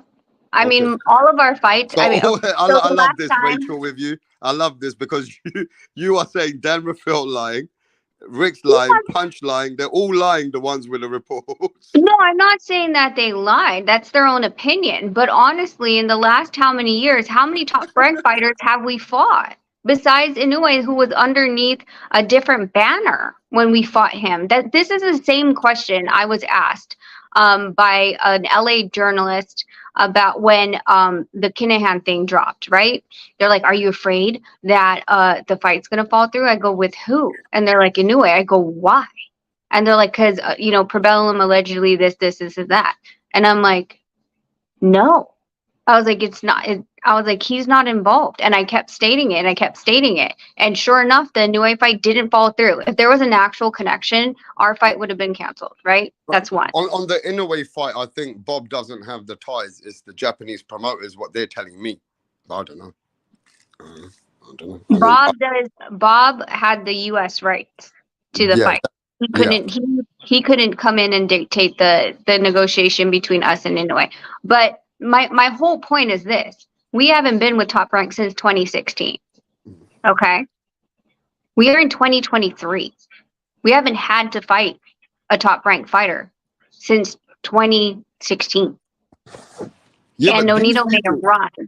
But these people, let me go back to the message that they sent me, right? Because these people, even the Maloney's camp, are saying that, I don't want to say that you guys are delusional, but I'm not saying what they're saying to me. I don't want to use it that way.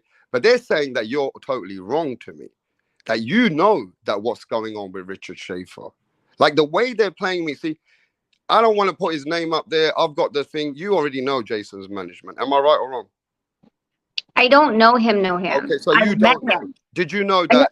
Did you know that? Okay, so I do know somebody who knows them, right? Now, my thing is that they're saying that you're totally wrong in this. Like, you know that Richard's got issues in what's going on, and that Richard is the one in fire that people don't want to affiliate with him.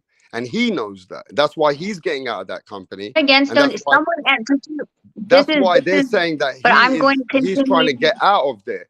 So why is he trying to get out of Probellum is what I'm thinking. I'm not sure. Maybe if Disruption is the buyer, and because I'm not going to confirm nor deny what I know. Okay. So you don't know what they know. You don't. I think it's better. You don't know about what's going on. I know, but I'm not going to confirm nor deny what I know.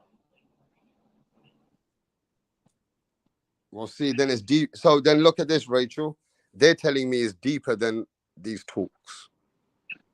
That's perfectly fine. But at the same time, again, I'm going to stipulate all they had to do was put us into a purse bid and pull Nonito away from Probellum. That's all they had to do. But they didn't do that. Yeah. And I think that their views are that they wanted to fight this fight. And I don't know. Like I said, right? I mean, at the end of the day, you see everybody, they're telling, all these tweets are coming out, and you see that they believe Probellum has the issue. I don't know that. You know that maybe more than I do. I'm just looking at what everybody's sending me, and what people are saying, Rachel, basically. Yeah, which listen, I completely hear you, but the fact is fact. Nonito hasn't had to fight any of the Top Rank fighters since 2016. Ever since then, we've been with Richard under TGB's banner on Showtime, not on ESPN with Top Rank. So if you look at the 118 division, and you look at how many of the Top Rank fighters are in the 118 division, Jason Maloney, right? Gaballo is not a Top Rank fighter, nor is Emmanuel Rodriguez, nor is Gary Russell, nor is the Thai guy that Jason Maloney fought, nor is Gaballo, nor is Astrolabio. Like all these fighters that I'm naming in the 18, the only fighter that we're going to have an issue trying to negotiate with would be Jason Maloney. So, I mean, I'm kind of just shrugging my shoulders and be like, okay, so for one guy, I'm really going to like go and flee. Like it's just a little bit laughable to me because again, we left Top Rank in 2016 and we've been on Showtime since. So all these fighters I'm naming have fought on Showtime, not on ESPN. They're going to be they're all readily available to us since they've fought under TGB's banner. And most of them do have a service contract held with TGB. So even has TGB got any issues with this? No, right? No, they've been dealing with Richard for how long? So can you, if you fight the next guy line to get the fight, what network can Richard put the fight on? It'll be on TGB on Showtime again, like it's been. Right. So see, my thing is this, Rachel. When people are telling me, they're telling me it's much worse than I ever thought it was. You say to me, I don't know. right? And then you say to me, the stuff you do know, you don't want to claim on the channel, correct? You don't want to say it on the channel. Am I right? Yeah, because Yeah. these are So closed door then conversations. it is deeper than what we think it is. And at this point, we don't know where it is. So As we far as don't. the deep, I think maybe I'm misreading your conversation of deep. If I'm talking about corporate restructuring, I don't really think that's deep. If they're trying to again allege that Probellum is owned by Kinahan, then no, it's not, because it still hasn't been proven yet again. Right. It's, with all the sanctions in the world and all this stuff, if it was if Probellum was owned by Kinahan, Watch this you though. don't think that This is another message I just got, right? Listen to this. We have been told we just can't legally do business with them. So yeah, I know who we that is. legally, they're told now by their attorneys, they legally can't do business with you. And I've heard it that a network wouldn't deal with them in the US. And I mean, you could assume exactly which network that is. I don't know if that's true, because of course that's also the person that alleged publicly that Kinahan was involved with Probellum.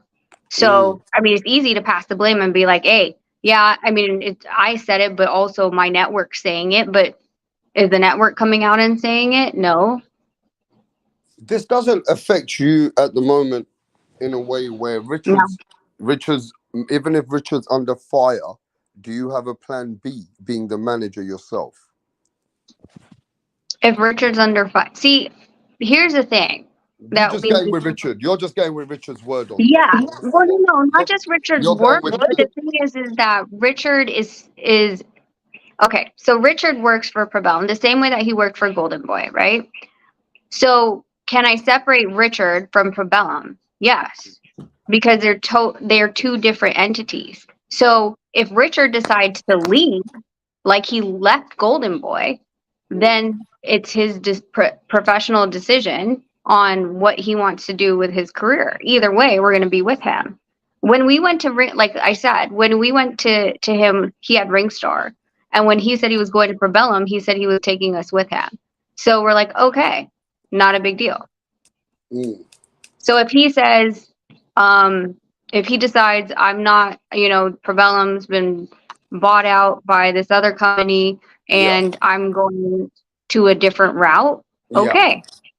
Because now, like I said, what's going to be telling is when Richard goes a different route, if they still don't deal with him, then it's not about that. So we'll see. Because I'm sure we'll also see, right? Because we don't know if they legally are a bind at the moment while Richard is he moving in a different direction. Is there some stuff going on behind the scenes? You said you heard about the company, but you're not fully sure about it like some others have told me, right? So you don't know all the way. You don't. You said you do. You said to me what I do know I'm not going to say, right? Am I right? Correct. So again, they've told me you can't. I can't what? They've told me what I might not want to say, but you can't tell me now either, correct? I can tell you offline, but I can't tell you I'm not going to say anything publicly. Right. So this is what the problem is now.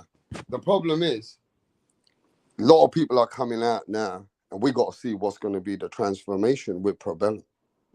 Is it true? We're going to have to see. Is Richard Schaefer just getting overshafted in this, where they're just trying to put his name under the fire to put dirt on him? I don't know. But business is business. And the next thing is the Regis situation. I got some Regis situation going on soon that I got to find out, and then I will be able to talk about that. Now, I don't know about that because the same thing that could be happening to you could be happening to Regis then, if that's the case. What do you mean? As far as like when they pulled Ramirez and Tio out? Yeah. Now I got to look at. That's totally in line. That's the exact same thing. That's why I had a feeling that what happened with Regis was going to happen with us. And sure enough, funny enough, it's the same sanctioning belt that they're going for. Tio versus Josh Taylor is the WBO mandated. Jason's going for the WBO.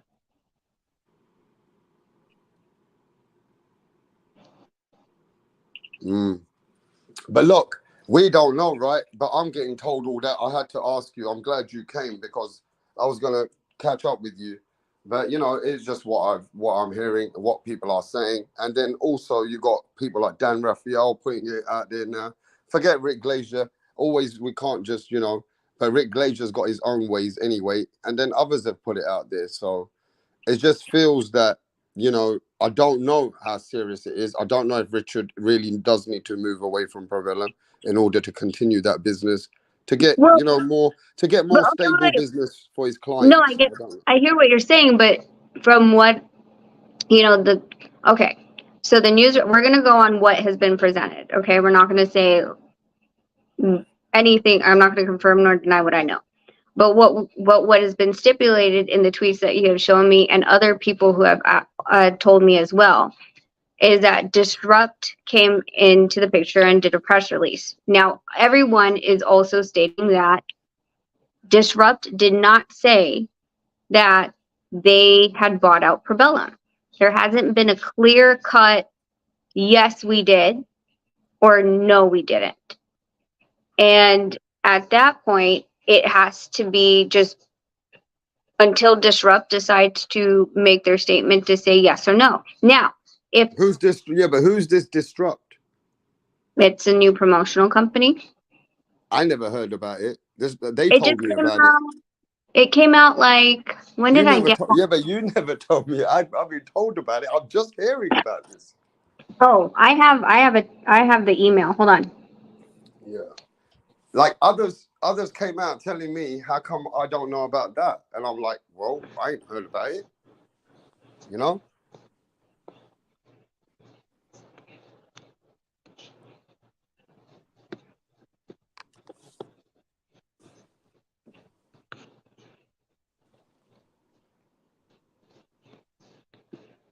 February 14th, I received the email of Disrupt's press release. Oh, okay. So you received it 2 days back. Mm-hmm. A few days back. Okay, yeah. So, okay, that's why people have reached out to me now. Okay, because I never heard nothing else. And I think what it is, maybe they think I'm close to you, right? Or that you come here, we're close. When people look at our channel, they know Rachel's, they know Rapstar and Rachel always cook it up. So I think what it is, they think, how come I don't know about it? You know what I'm saying? Yeah. And that's all it is. And that's why I wanted to ask you that some of this stuff is looking a bit more complicated than what it was. It's just looking a bit complicated, Rachel. Like I said, like when that whole WBC thing came out, it was around the same time that I received the Disrupt email, and it had if I can send it to you right now, it has no mention of Provellum. So again, like until they come out and say yes or no, like I'm at no place to say that actually is, because if Provellum sold their company, I don't know who the exact name is, because there were supposedly, allegedly, multiple people. And if they were the winning person, then okay, it's a Disrupt. But again, my question is still going to stand.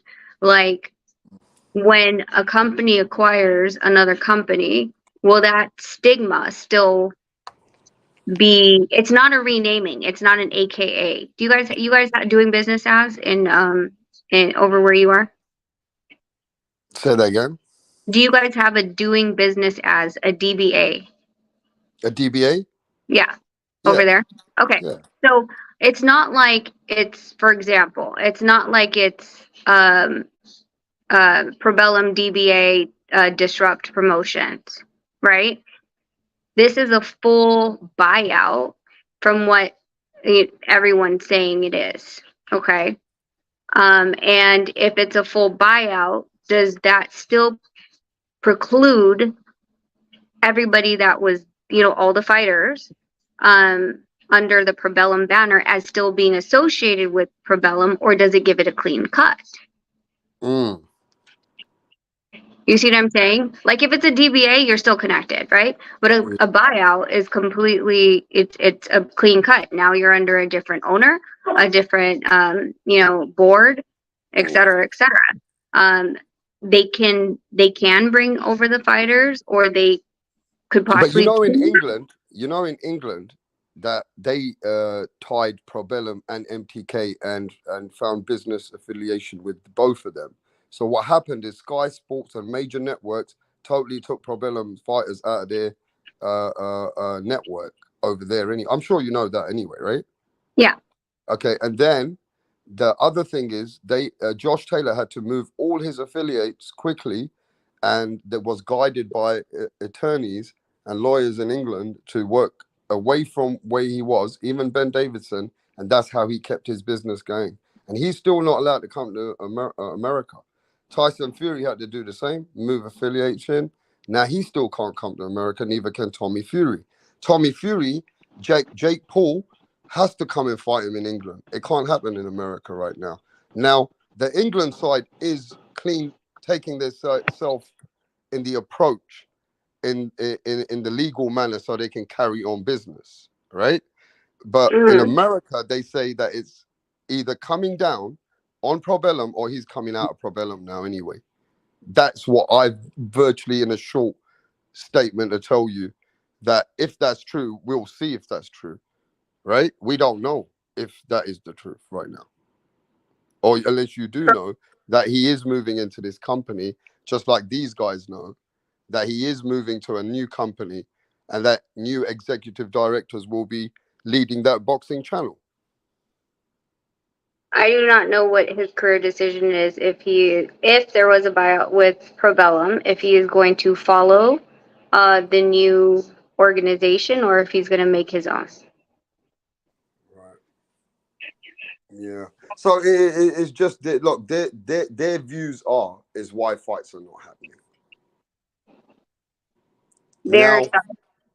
Okay, that's that fine. is where they're coming with all of this. Is their views are why fights are not happening, and if that's the case, it's not fair on Nonito Donaire. Him as a fighter, it shouldn't be affiliated to him, even though there's ways, which I do agree with Rachel as well, that there is still ways to do business and totally take yourself detached from Probellum with Nonito Donaire, if that loophole is still there. Am I correct or wrong, Rachel? Correct. Am I correct? Because I'm going to have to find out about that from them. Their team will be probably watching this.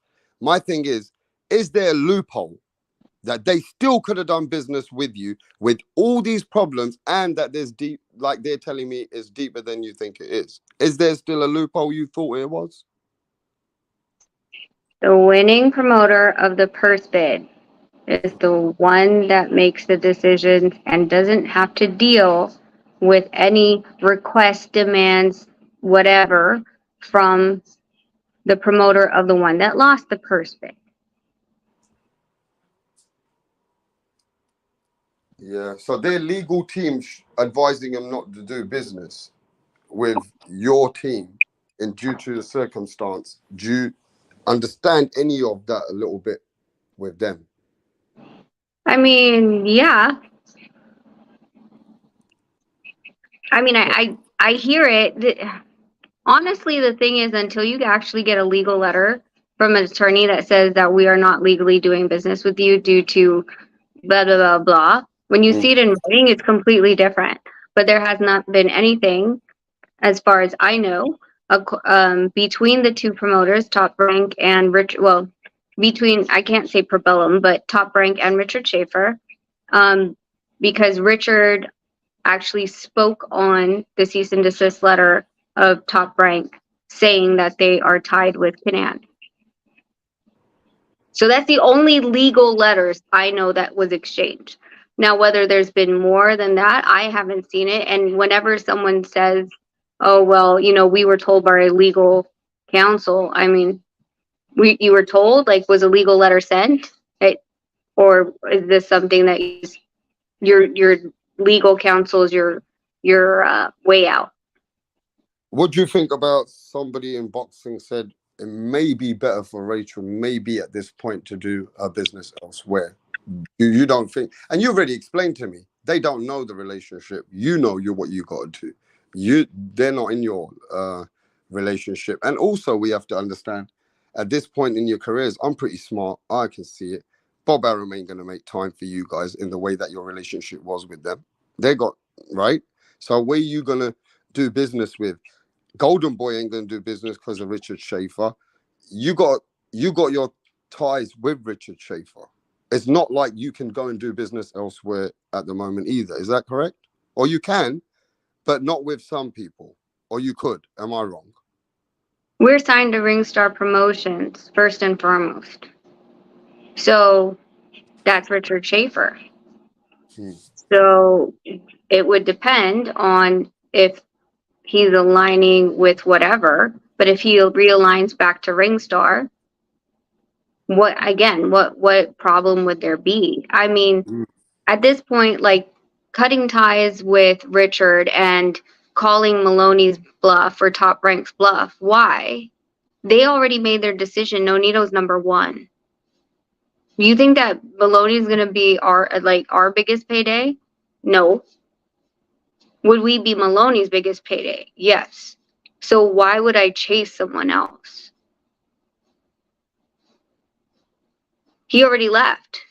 I don't know if I emailed you the rankings. There's the new ranking for WBC. Nonito got elevated to number one. Yeah, I knew that was gonna happen. Well, yeah, but I mean, so what are you gonna do? Go and then Top Rank's gonna write a letter and say, "Oh, just kidding." Yeah. No anybody's gonna like that. Yeah, but the bigger fight was Maloney with you guys, really. That was the bigger fight. Now it doesn't matter. You're still gonna be in line for a belt. Are you still as excited about this fight as you were with Maloney?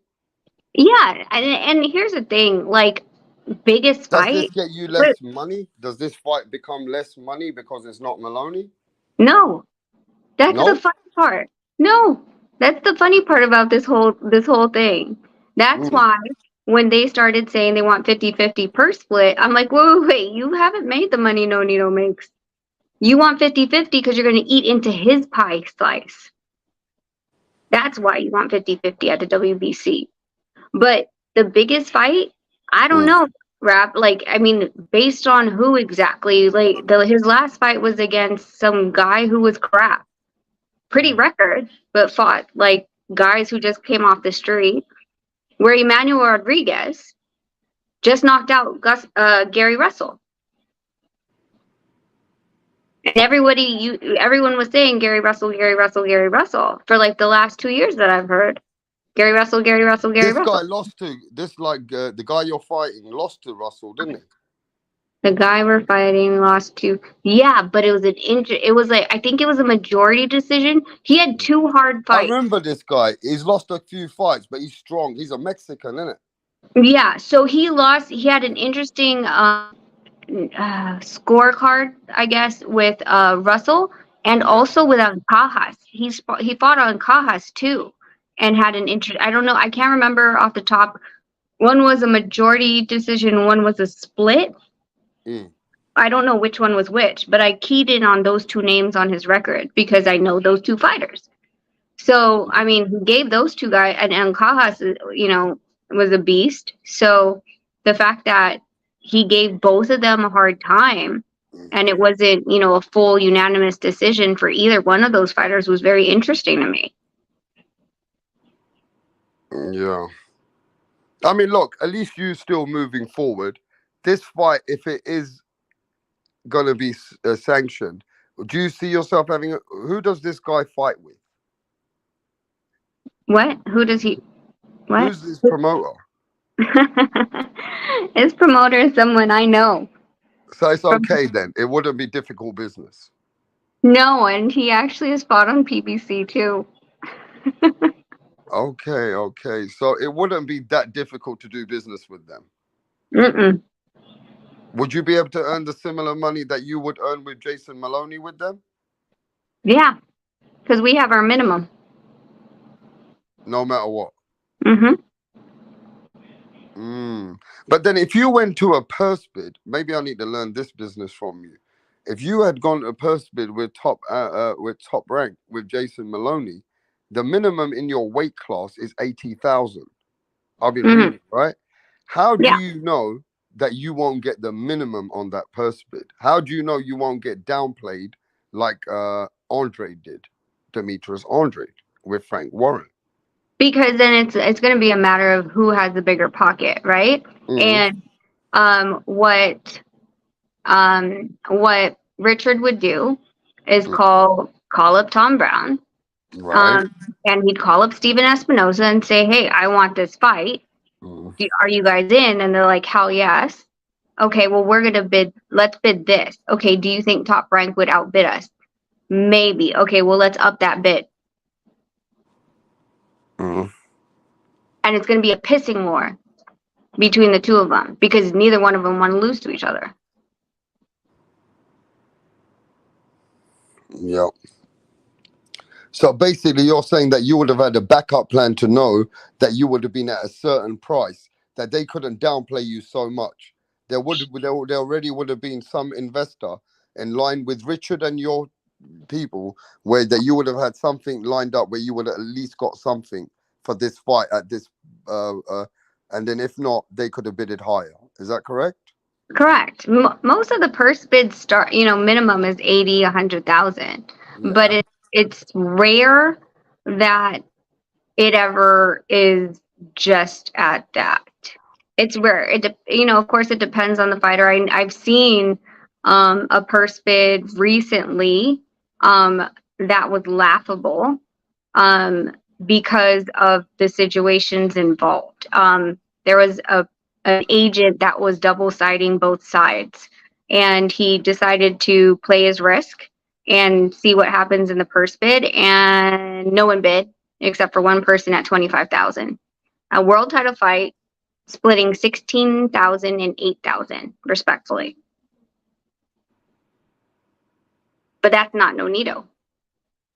Yeah, but that's confusing to me. Like, look, you know the minimum is 100 grand, right? That's the minimum. When you're going into this purse bid, you already have some business lined up within your own affiliates to know, wait there, we're going to be going into this fight minimum at 600,000. Let me just give you an example, right? Okay. We're going to go in at 600. If we get the fight, we put it on Showtime. We put a good undercards under it. We got the main event there, and it's, at the end of the day, we're going to get this fight at this price. Now, at that point, you're strong because Bob's got to come at 800 to take it, or 750, or even $1 million. We don't know. Correct. Right? But you've done some due diligence as a business with Richard Schaefer to know, where are we going into this? Are we going blind? Now, if you go blind, like Andre did, then at that point, you don't know if they can just leave you with the minimum. What you're not looking at is depending on the fighter's contracts. There's fighters' contracts that do not have an exact minimum guarantee on their contracts. So for Nonito, he does. And due to that number, the minimum they can bid is, due to the split, they would have to put in Nonito's purse Nonito's minimum times 2. Do you see what I'm saying? So because wait. I need to learn that from you. Okay. Explain that for us a bit. Like, you gotta go when you go into a purse bid, some fighters have a contract. Correct. And on that contract, before you even step in the purse bid, within that fighter, the information has been sent to the purse bidders that the fighter gets minimum what, Rachel? No. Okay, so let's rewind. Okay. Yes. In the agreement, you have there's some fighters that do, some fighters that don't. It's just based on your contract. There's a minimum that you will never go lower. Okay. And a couple more lines into that contract, it'll state that, and I think this is a very key talking point when you're looking at contracts. if this fight ever goes to purse bid, Mm-hmm. said promoter will guarantee that in the computation of the split, your minimum will be guaranteed. So let me put it this way. I understand, but go ahead.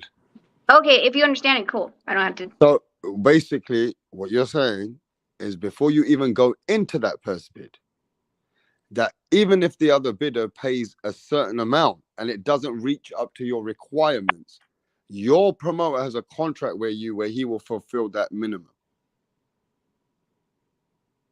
I don't know if we're understanding. Okay. Because So of you're the, not guaranteed in your contract a minimum. If they give we you in a are. purse bid less than your No, minimum, how do you they guarantee it?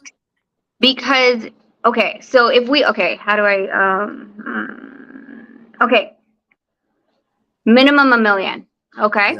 Yeah. All right. And if they go into a purse bid, Nonito's minimum has to be covered within the bid, okay? So the computation of this bid would be understanding that Nonito, supposedly, if this was still go through, was at 50% of the bid, okay? So based on that computation, and Nonito's minimum is $1 million, that would mean that said promoter has to bid $2 million to cover his minimum guarantee on Before they even go into the purse bid. Correct. But that's how you calculate it. Right. So they can't basically pay you, downplay you if you're $1 million fighter and try and go. When we see on these Google and we go and find this information, oh, they can pay you 80 grand minimum. That's because you've never earned that, maybe no money. Who knows? But if you're a man who's been earning $1 million a fight, before you go in, that information's already there with the bidders. That you can't get this fight unless you know that you got to pay this kind of a price for this fight. Well, the other bidders do not know that. Okay. So who knows that? Only you and your promoter. They understand what's in the promotional agreement. So other bidders don't know. Other bidders don't know what your minimum is. But knowing, if you knew Nonito's minimum, then you would say, okay, if I calculate this correctly, that means that we have to bid $2.1 million just to be safe. Because Yeah, if but they Nonito, don't know that, right? They don't. The only person who knows that is you and Richard Schaefer. Mm-hmm. So at the end of the day, when you're going into that, it's Richard who's got to cover that. Correct. So you're in good shape anyway when you go into the purse bid if your contract is like that. Correct. But not everybody's contract is like that. Correct. Most of the time, first of all, they take out purse bid. You don't always see that clause. I've probably seen it in 3 or 4 promotional agreements that I've been handed. Not a lot even talks about a purse bid. And because they don't put it in there because sometimes they don't want to have the obligation of having to bid on their behalf of their fighter, especially if the fighter that they're fighting against in the purse bid is some unknown crappy fighter, right? So they don't want to have to put that they're obligated to put in a purse bid for that, in addition to have to meeting your minimum. And I will go a step back more than that. There are a lot of fighters that have they don't have a minimum, or their minimum's decently low, and it says we will negotiate in good faith. I mean, you can't prove good faith and be like, oh, that was the best that we did, but there's no like real measure or bar of good faith. Does that make sense? Okay, for example, I had... Look, I understand that, right? But this is what I'm saying. Everybody don't have contracts like that, right? Correct. And those are contracts through your business that you've been doing and how you and your promoter have got a contract. Now, some people going into these purse bids, they don't have these contracts. So then they can get paid an amount which would be downplayed to them like Demetrius Andre did. Correct. Right? Because he didn't have his business correct before he went into that situation with them. Correct. Right?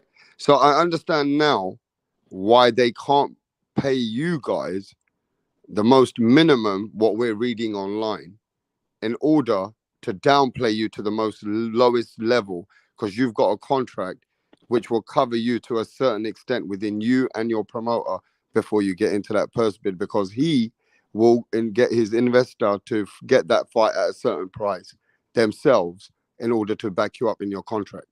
Correct. So now I got it, right? Yeah. I mean, if you look at the Regis fight with oh my God, I'm blanking. Who was the guy that he fought last? Anyway, the guy that he fought last when he won the title.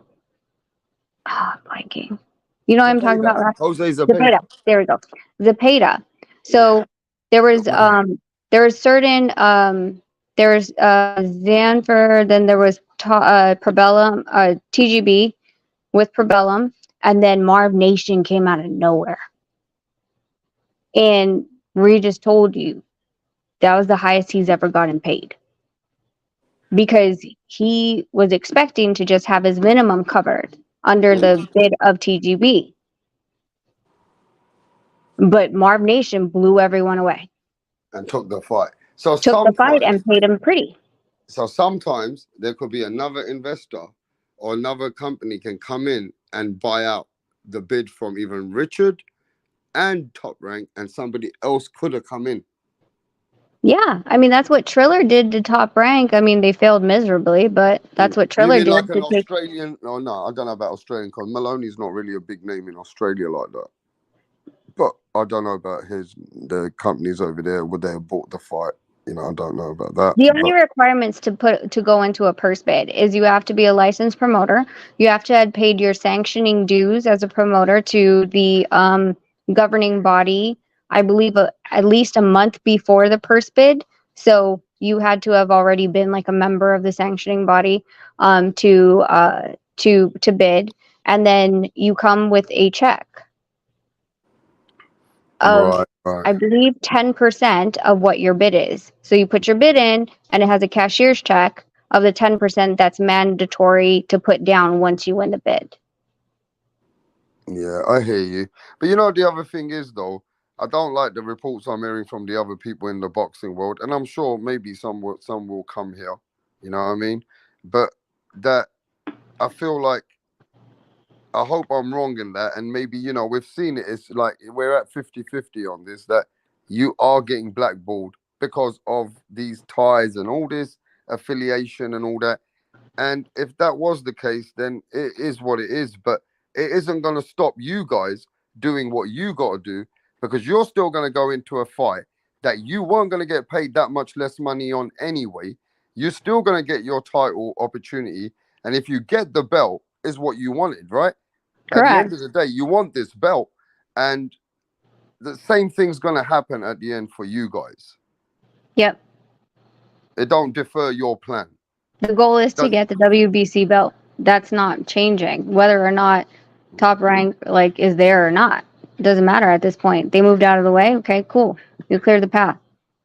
Now, in this particular situation, what I'm hearing in the last 2 days and what you've heard from the 14th of that you've just told me, right? Mm-hmm. Me and you have spoke since then about a day after. I'm not sure. Did we speak on the 14th? Yeah, we did. I remember you came here. So I only heard about it today morning from when I was asleep. And even I saw these messages after the messages you sent me, and then I had to read them. Then I was like, what the fuck? I'm doing a live. Then I got another message, and I'm just thinking to myself, at this point, right? It just seems to me that we got to see if Richard is going to move away from Probellum first. And if he is, and another company is taking over, then we'll see. And does that slow your process down in where you got to fight now? No. No? You still carry on? Yep. Okay. Nothing to do with it. This ain't going to stop nobody.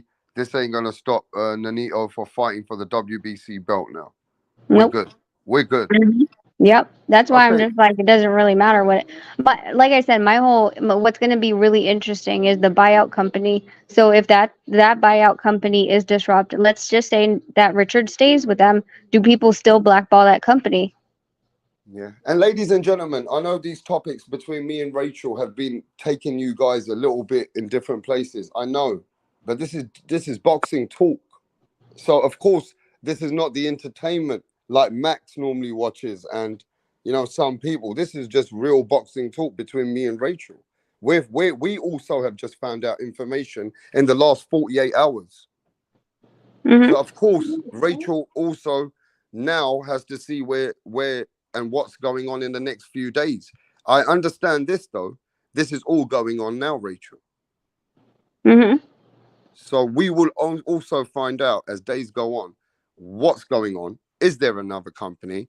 But at the end of the day, that ain't gonna stop you guys for getting the belt. And that's the No, main I thing. mean, And that's the main again, thing. That's the main yeah, thing, Rachel. that That's yeah, the that's the main thing is that at the end of the day, like it's gonna be on Showtime. It's gonna be, partnered with TGB again. So yeah. and TGB never had a problem with Probellum. So what are we talking about? You know what I'm saying? Like they're saying all this stuff, and yet Nonito's still going to work exactly the way that we've been working, Yeah. and he's still going to get that title shot. So Yeah, they can look, go.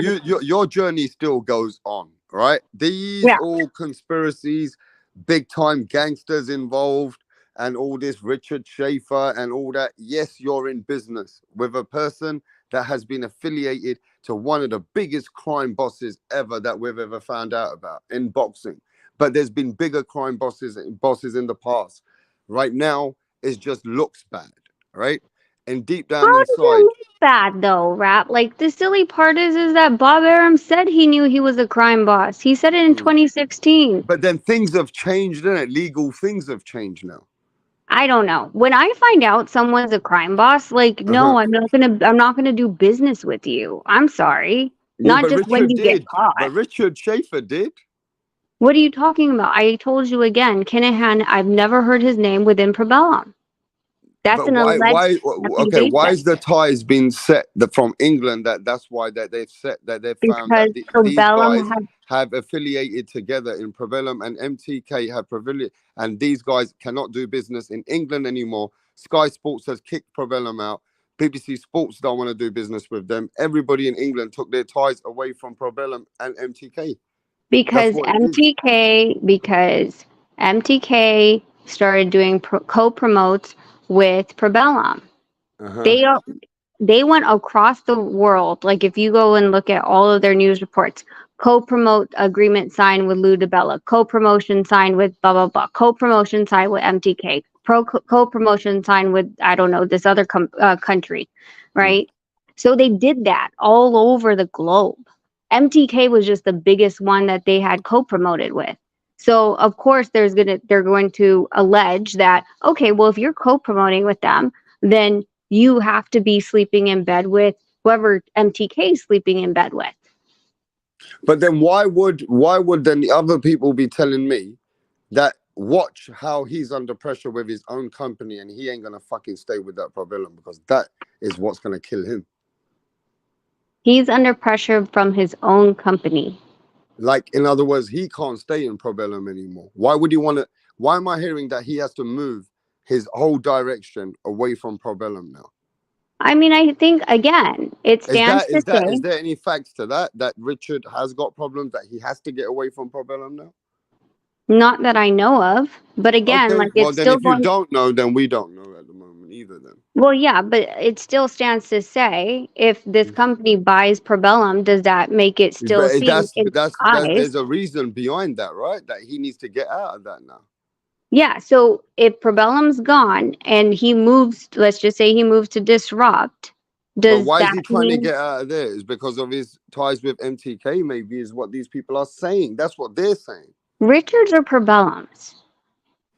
Okay, Probellum had ties with MTK, right? That's what they're saying. So that's Correct. why, right? So Mm-hmm. what's Richard's part in Probellum? He's the CEO. Oh no, Right. sorry, he's the president. He's not the Exactly. CEO. Exactly. So him being in business in that company is what nobody's going to do business with him. All legal channels have been told, right? So if that is true, then he gets out of that company. Then it seems like, yeah, then he did need to get out of there. I understand that, but if he moves to Disrupt, does that change anything? And it shouldn't matter to anybody. People can say what the fuck they want in the chat. Oh, Richard doing business with gangsters. Boxing's full of gangsters, right? At the end of the day, it doesn't mean that Richard knew he was a gangster. It doesn't mean that anybody's in ties with companies to companies. Everybody was doing business with MTK. I'm going to tell you that right now. Everybody was in ties with them. Now, because everybody else had different business and they got out, Richard might be in the certain things that he got to prove that he ain't much more with them. I don't know. But now Richard's getting the backlash. His company's getting the backlash out of it only because everybody else has got their fingers out, maybe some of them. And this is only becoming a bigger thing, only because in the last few days, as you people have heard, Rachel only found out on the 14th of February, which is 2 days, 3 days ago, 2 days ago. And I've only just found out in the morning while I was asleep. So these are things that I've only just found out. And I'm sure we'll find out if Richard is going to get away from Probellum. We don't know. Or is he selling the company? I don't know. We'll He see. doesn't have the authority to sell the company, though. Right. He's not even the owner. So, in that respect, that's why I keep saying, I'm like, So he okay, doesn't have the authority to sell that. He no. can only get himself out of that company. Yeah, or decide to move with the Would new they company. dissolve that company? If it's a buyout, yes. It's not a merger from, no one's saying what it is. There's nothing freaking in writing that says that even ties the two. So, So we'll see if they're making a much bigger thing than it is. I mean, Dan Raphael saying it. He's coming out saying that ain't no. Look, let me show you. I mean, Dan is what he's. I mean, when he says stuff, then everybody talks about it. Rachel, right? And I mean, what's he saying over here? What did he say? What did he just tweet? the fighters with Probellum contracts are in a little limbo. Perhaps they'll be assigned, but some involved with those fighters say Probellum was in breach, so maybe they will be free to go elsewhere. A fluid situation will take a little time to settle. Right. See, but this doesn't say that Disrupt had purchased Probellum. No, that's Rick saying that. What's Rick saying? I don't. The company that bought Probellum will now be named Disrupt and immediately say there was no mention of Probellum. Right. But again, if it was Probellum, would you still deal with that? I mean, if Disrupt is the new quote unquote Probellum, would you still deal with them, knowing that they bought that company?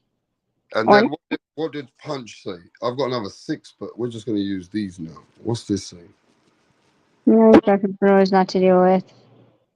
It's a reason you're not seeing more. Probellum fighters are working to move on to new companies since they are finding it hard to work with UK and US big net. Until then, Top Rank will not work with Probellum. It's bigger than boxing at this point. US big networks? Didn't Showtime work with Probellum? So That's not a big network now? really, there's just similar reports from many people. But again, at the end of the day, we don't know. But the main thing is, right, it ain't going to affect the Donairs. The Donairs are still going to get the title. It's not going to hold them back. It's not like these fighters, what they're, I don't know the fighter's name again that you might be fighting, that we don't even know yet. Alexandro Santiago. Yeah. Barrio. Yeah, it's not like those people will be scared to do any business with Probellum or anything. You know what I mean? These people that you're... No, because it would go through TGB again, like it has been.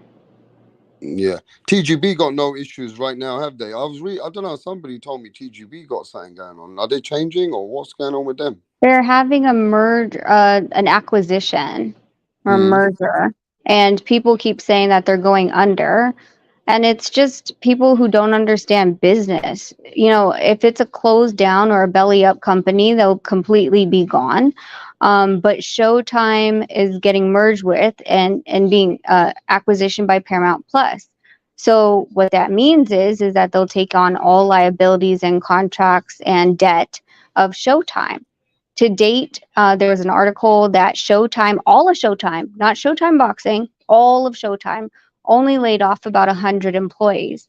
Disney laid off 7,000 recently. Amazon laid off 10,000. So, I mean, it's just a little bit, some people just don't understand, that maybe it's not their job field, which I understand. But when a company closes down, that's different, or a company's going bankrupt is different from a company getting merged or acquisitioned when you do a buyout. So, for example, I bought out a whole daycare. And instead of starting from scratch, I bought out an operational daycare that was for sale. Right. And I had to take on all the contracts that they had as the new owner, and within those contracts, luckily, were the clients themselves, right? The 150 children that were at the daycare, in addition to all the other stuff, right? The rent, everything. Yeah. So they didn't go out of business. I bought them out. It's different. Right. Is that similar to? It all depends on the business. When the UFC got bought out, they got bought out, right? And they got bought out of a running business establishment, and then they took it to another level now. Yeah, that's and that's pretty much it. It's not that big of a deal when someone does a buyout of a company. It happens all the time in corporate America. People just don't really pay attention to it. And then when they do pay attention to it, they don't understand that a buyout's completely different from a bankruptcy or a complete close down, shut down of the business, going out of business. It's not the same. Like, for example, the company that I bought, they could not put out a going out of business and cancel all of their client contracts because I bought that when I bought them out. So I bought all the contracts that they had, both profits and losses and liabilities. You know what I'm saying? Yeah, I hear you. You bought the whole business out. Correct. That's all it was. You just bought the whole business out. But look, main thing, after everything, no matter what's going on with Richard, you guys are still going to be able to get your belt. It ain't going to stop nothing else. So no matter what everybody else is telling me, it's not bigger than that. You know what I mean? And it's not going to stop you guys doing what you got to do. Now we already know that you're going to get sanctioned. But we don't even know if it's this guy yet, Rachel. We'll find out, though. It looks like it. I mean, I think the approval process is always something that, needs to be solidified first, because it doesn't do any good for us to go down. For example, if we were like, oh, we'll fight the Thai guy, and we start negotiating with the Thai guy without the WBC's blessing, and WBC is like, no, I ordered him to fight Gaballo. You can't just go take the Thai guy out of the equation that I already ordered, right? So with them having that blessing, this is the guy, now you guys talk. Then it just makes it easier, because then we're directional in who we're going after. We would have had to go down the list. The Thai guy, then Gaballo, and then Emmanuel Rodriguez. And we already knew that he wasn't going to approve Emmanuel Rodriguez because he's mandated for the IBF. It would have been a waste of time. Okay, listen to what Stephen 4722 says. The only time will tell, but Paramount is looking to.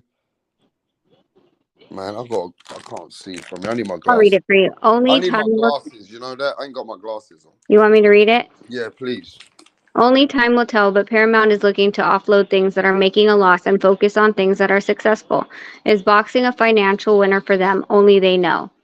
Honestly, I can't answer if boxing is a financial winner or a financial loss for them. But what I will tell you is that a multi-year deal between PBC and Showtime cannot just cut off at the legs. The only way that they cut off at the legs is if they buy out PBC's contract. Meaning to say, if it's a 5 or 10 year contract, and however many months or years are still left on that contract, Paramount Plus is obligated to fulfill that contract or buy it out financially. What, They Disney can, owns Paramount, obviously, right? huh? Disney owns Paramount. I think, I don't know. Does Disney own Paramount? I don't know. I don't think so. No, no, no, no. No, I don't think so. Okay. Disney owns ESPN, Right. but Okay. not, yeah, they're under different umbrellas, as far as I understand. Right. Now, what's Paramount's main attraction? What's their client base? I mean, Paramount does a lot. They do a lot of special. I mean, their biggest thing is like freaking movies, right? Mm, You'd see all the Paramount pictures. mm. Yeah, they're the biggest in the movies. So, I mean, how will they build a fan base? I mean, where they going with this? How they going to build the boxing fan base? I mean, it's always about like being able to put. And I've said this, not just put it on the fan base of just boxing at Mm, any point. They have to make more eyes, which I believe that ESPN, doing it on the regular, like for example, we were at a bar and we were able to watch the Teofimo fight, right? That's casual fans. I'm at a bar, I'm looking at the TV and there's no football, but there's a fight going on. Oh, who's that? Oh, Teofimo. Okay, cool. Let me look him up. Maybe I'll watch his next fight. That it's putting in front of eyes that normal households that won't necessarily pay on the click, but once you get their attention, then they're more likely to to start paying for it when it's presented in front of them. Because right now, boxing is such a niche sport that if you don't put it on something that comes with your cable, without having to pay an extra subscription to, it's unknown. Like they're not going to just because there's a freaking ad for it, they're not going to click on it. They're going to be like, "Who's that guy?"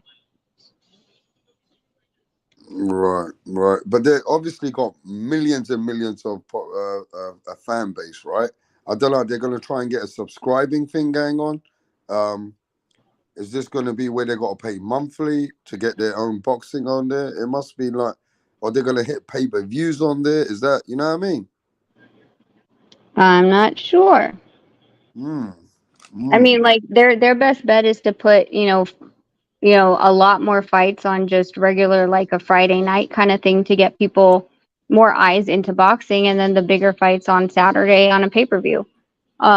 It's great. Like, again, there's a grassroots, and where you follow a fighter that is maybe 5-0 on a Friday night, and you keep seeing him consistently. There's a little more background information on him. You see him fight a lot, and then when it comes to when he's time for pay-per-view, you've been watching him for what, 3 years, 4 years, 5 years, and you're like, dude, I've been watching this guy every Friday.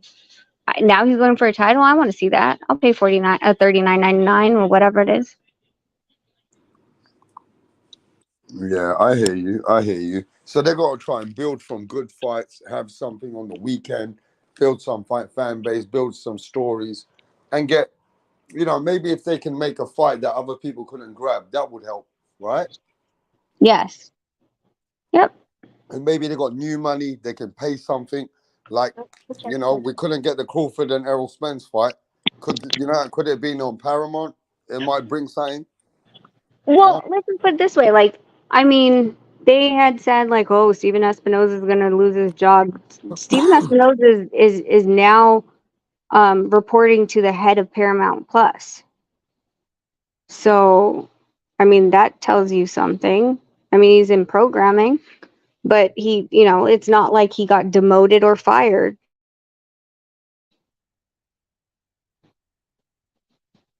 So what's this Steven saying? I ain't got my glasses, but he comes out with some good.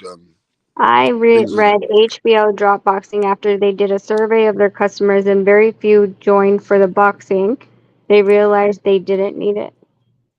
I mean, I don't know, but that's a very loaded question because I will, baby. How many people? I had HBO. Well, not I, but my dad had HBO longer than he watched boxing. Like HBO's been around forever, and he only, the movies and the series and all this stuff. That's why he purchased HBO. To say like someone's gonna purchase HBO because of boxing is a little. It's a little like, yeah, you're gonna have shitty numbers. But I mean, HBO has Game of Thrones.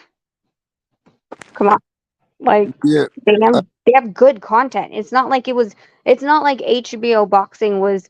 HBO came out only because of boxing, and they were losing so much money because that's only what they did. And HBO also did have pay-per-view, so it's kind of a loaded question.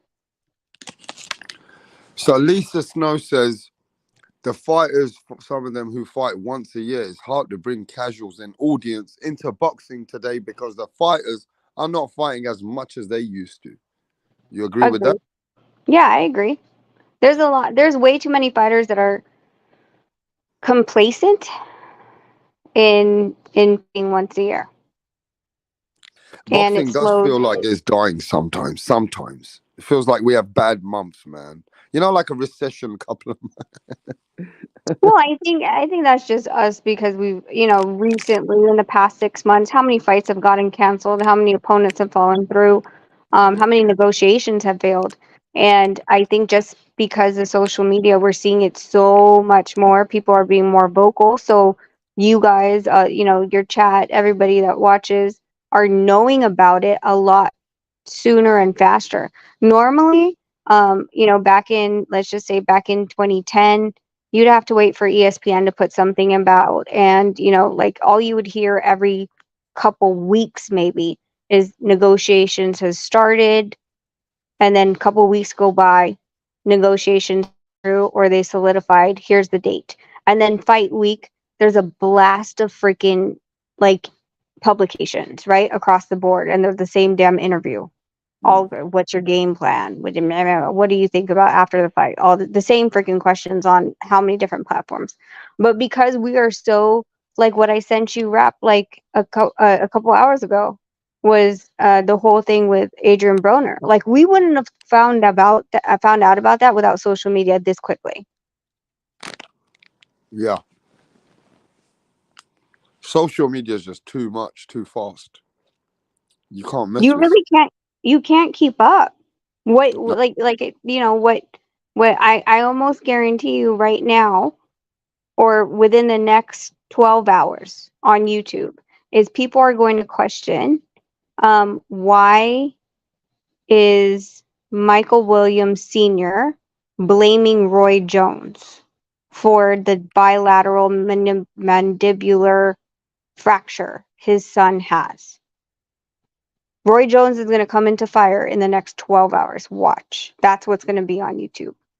Because And that's that's the what. biggest fight for him and his son because they. Not just that, what happened to Eubank, right? So Yeah. there was already a roll on Roy Jones from a couple weeks ago, right? They're like, what the hell, Roy with the trainer? People need to leave Roy. I hope Michael Williams is going to fire Roy and not have him in the corner for his fight against Adrian Broner.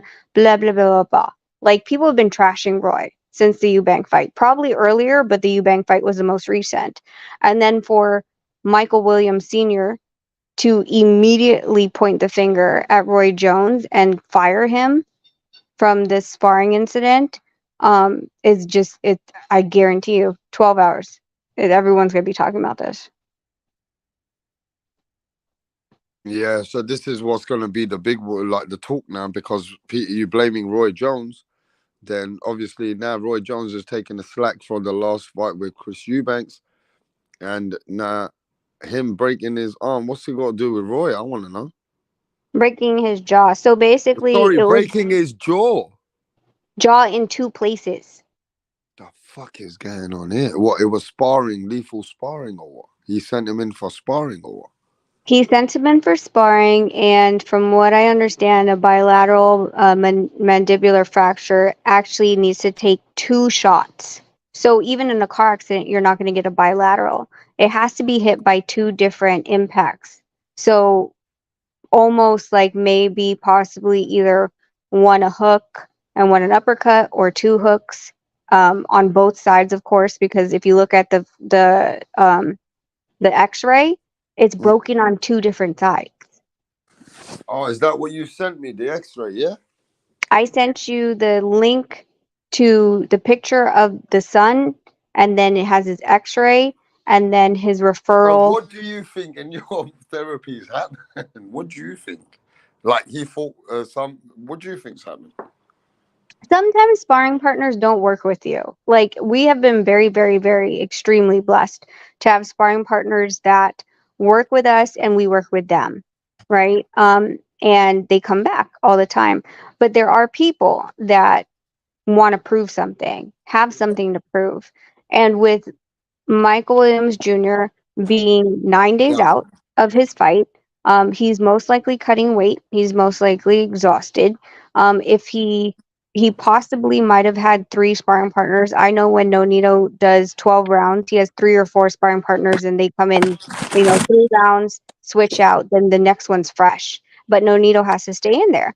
So maybe he was exhausted. He's tired. He's cutting weight, and it these guys just wailed on him. This particular guy just wailed on him and had no mercy, for the fact that this guy has a fight next week, and I just want to show everyone what I can do. How can And Roy let that happen, man? Shit. Look, Roy was one of the best fighters, but he is not showing that he's one great trainer. He expects fighters to be on a level. They're not all going to be on a level in his brain. He has to work with people consistently. I don't think Roy Jones is a trainer through ability of training. I think Roy Jones is a trainer through his name and the money that he can get. More than exactly helping the fighter from day one to be who they are. He always wants to meet fighters when they're getting big fights. Roy, to me, I don't think he is a great trainer. Not right now. well, I mean, I think we saw it in Eubank, right? Where he started to try to act like Roy. And you have to have the reflexes of Roy to pull the things that he did off, where he could keep his hands down, and his reflexes were so fast that he could move his head accordingly. Not all these fighters are like that. They're not built like that. They haven't been doing that. And so it's a slower reaction that could be costly. We don't know how Michael Williams Jr. was taught to fight, and if he was taught to do the same thing, I can see someone catching him with one, being unstable, and then catching him on the other side.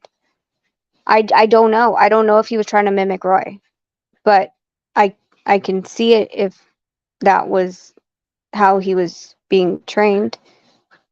Well, and the father of Michael Williams Jr. has come out and blamed Roy Jones, right? Yes. Well, first, I mean, here, I'll read it to you. Let me see if I can read it to you. Can you still hear me? Yeah. Okay, I just want to check.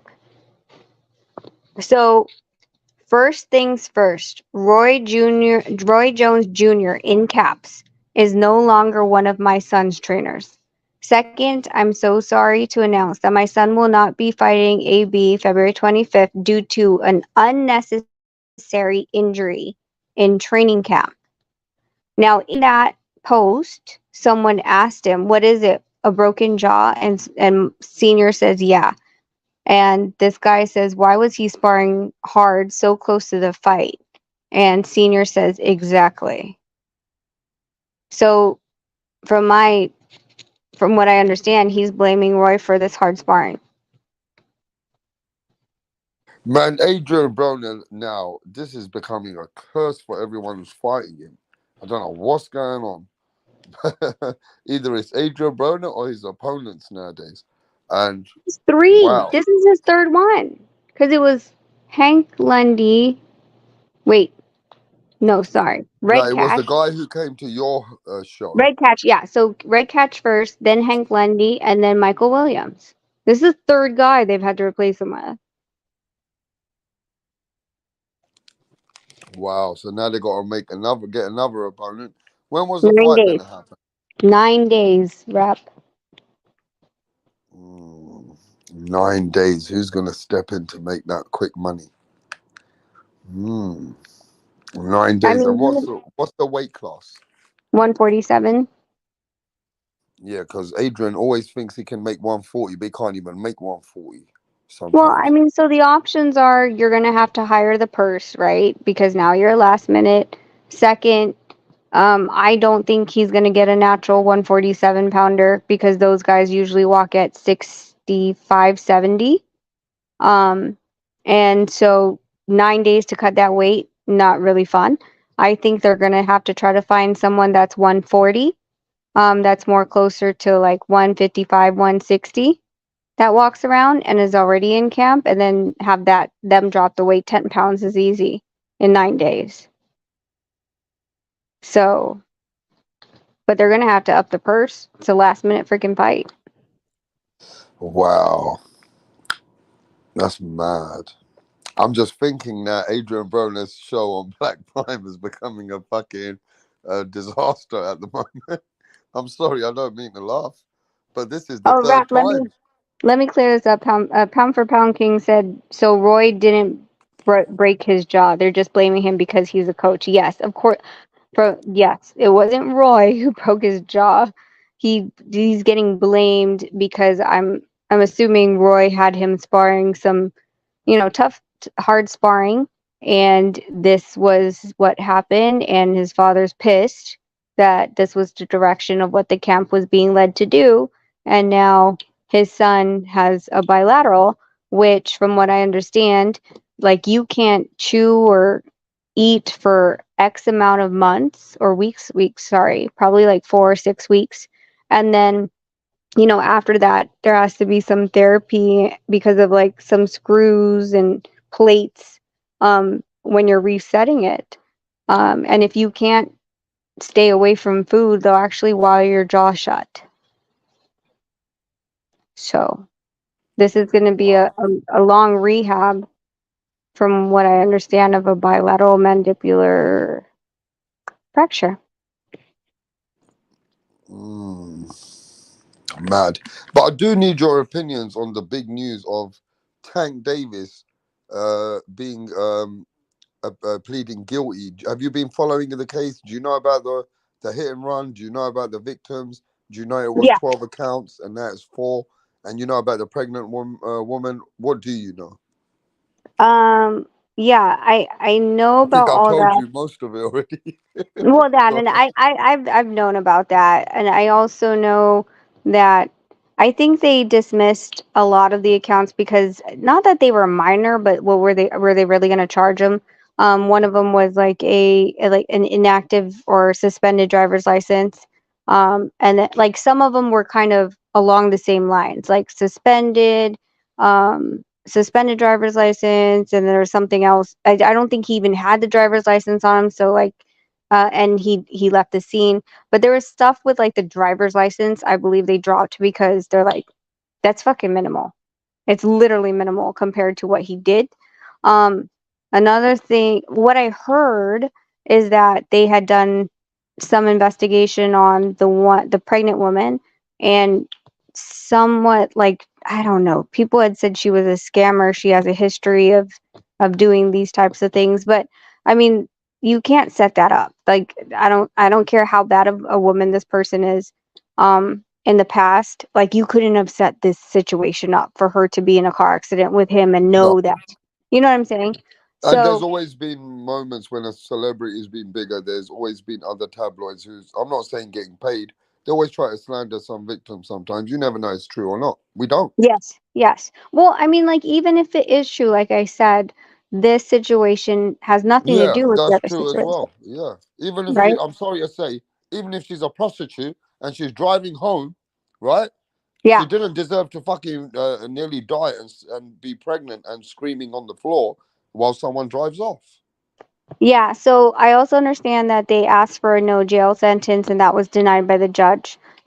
They're Okay, yeah, let's slow that down because this is what's been going back and forth today.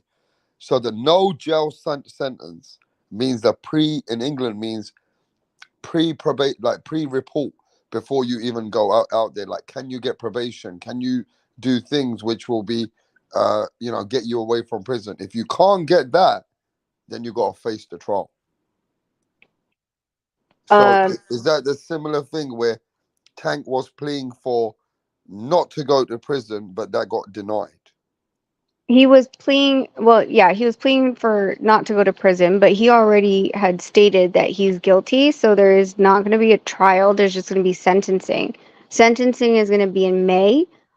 Right. So it's kind of one of those things where you're like, all right, dudes, are you guys gonna sign this fight? Because if if he does get locked up in May, how long will that be? And how long will the postponement of this said fight going to be, or is it ever going to come to fruition again?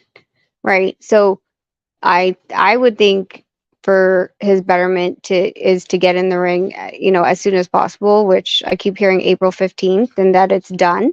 Then great, because by May we don't know where he's going to be and how long he's going to be there. So this thing with him pleading also means that his pre-sentence. I mean, what it means is that it's before going up, there was a situation that he could have done where he didn't even need to go to and face any prison. Now we don't know, but does that mean he guaranteed to face some prison? They I don't know how long the sentence will be. But there is some times where the judge will say, like, time served. So if he's done any of, if I don't know if he's been pulled to jail already for this. If they say like a light set, let's just say they say 30 days or 45 days, and he's done, let's just say he's done 2 weeks. I don't know. But if he did, then they would say, okay, you've done half time served, so you still have to stay another 15 days, and then we'll let you go. I don't know. So in England, they do like a tag. They can tag your ankle and keep you at home, like it's homestay prison kind of thing. That's usually, yeah, but I don't think that would, I don't know if an ankle monitor would be in this situation particularly. Um, because that's not, I don't believe, you'd have to ask someone else. I'm not really into the crime syndicates or anything like that, so I don't really know how like ankle monitors work. But I thought that's when you're on when you're on parole. I'm not sure. You have to ask. No, Does I that mean even? that depends, right? If the judge agrees and they're willing for you to carry on working because they know you've done all this your life, you pay a lot of taxes, you want to be a good human being, there's a good case they build for you, they can give you homestay.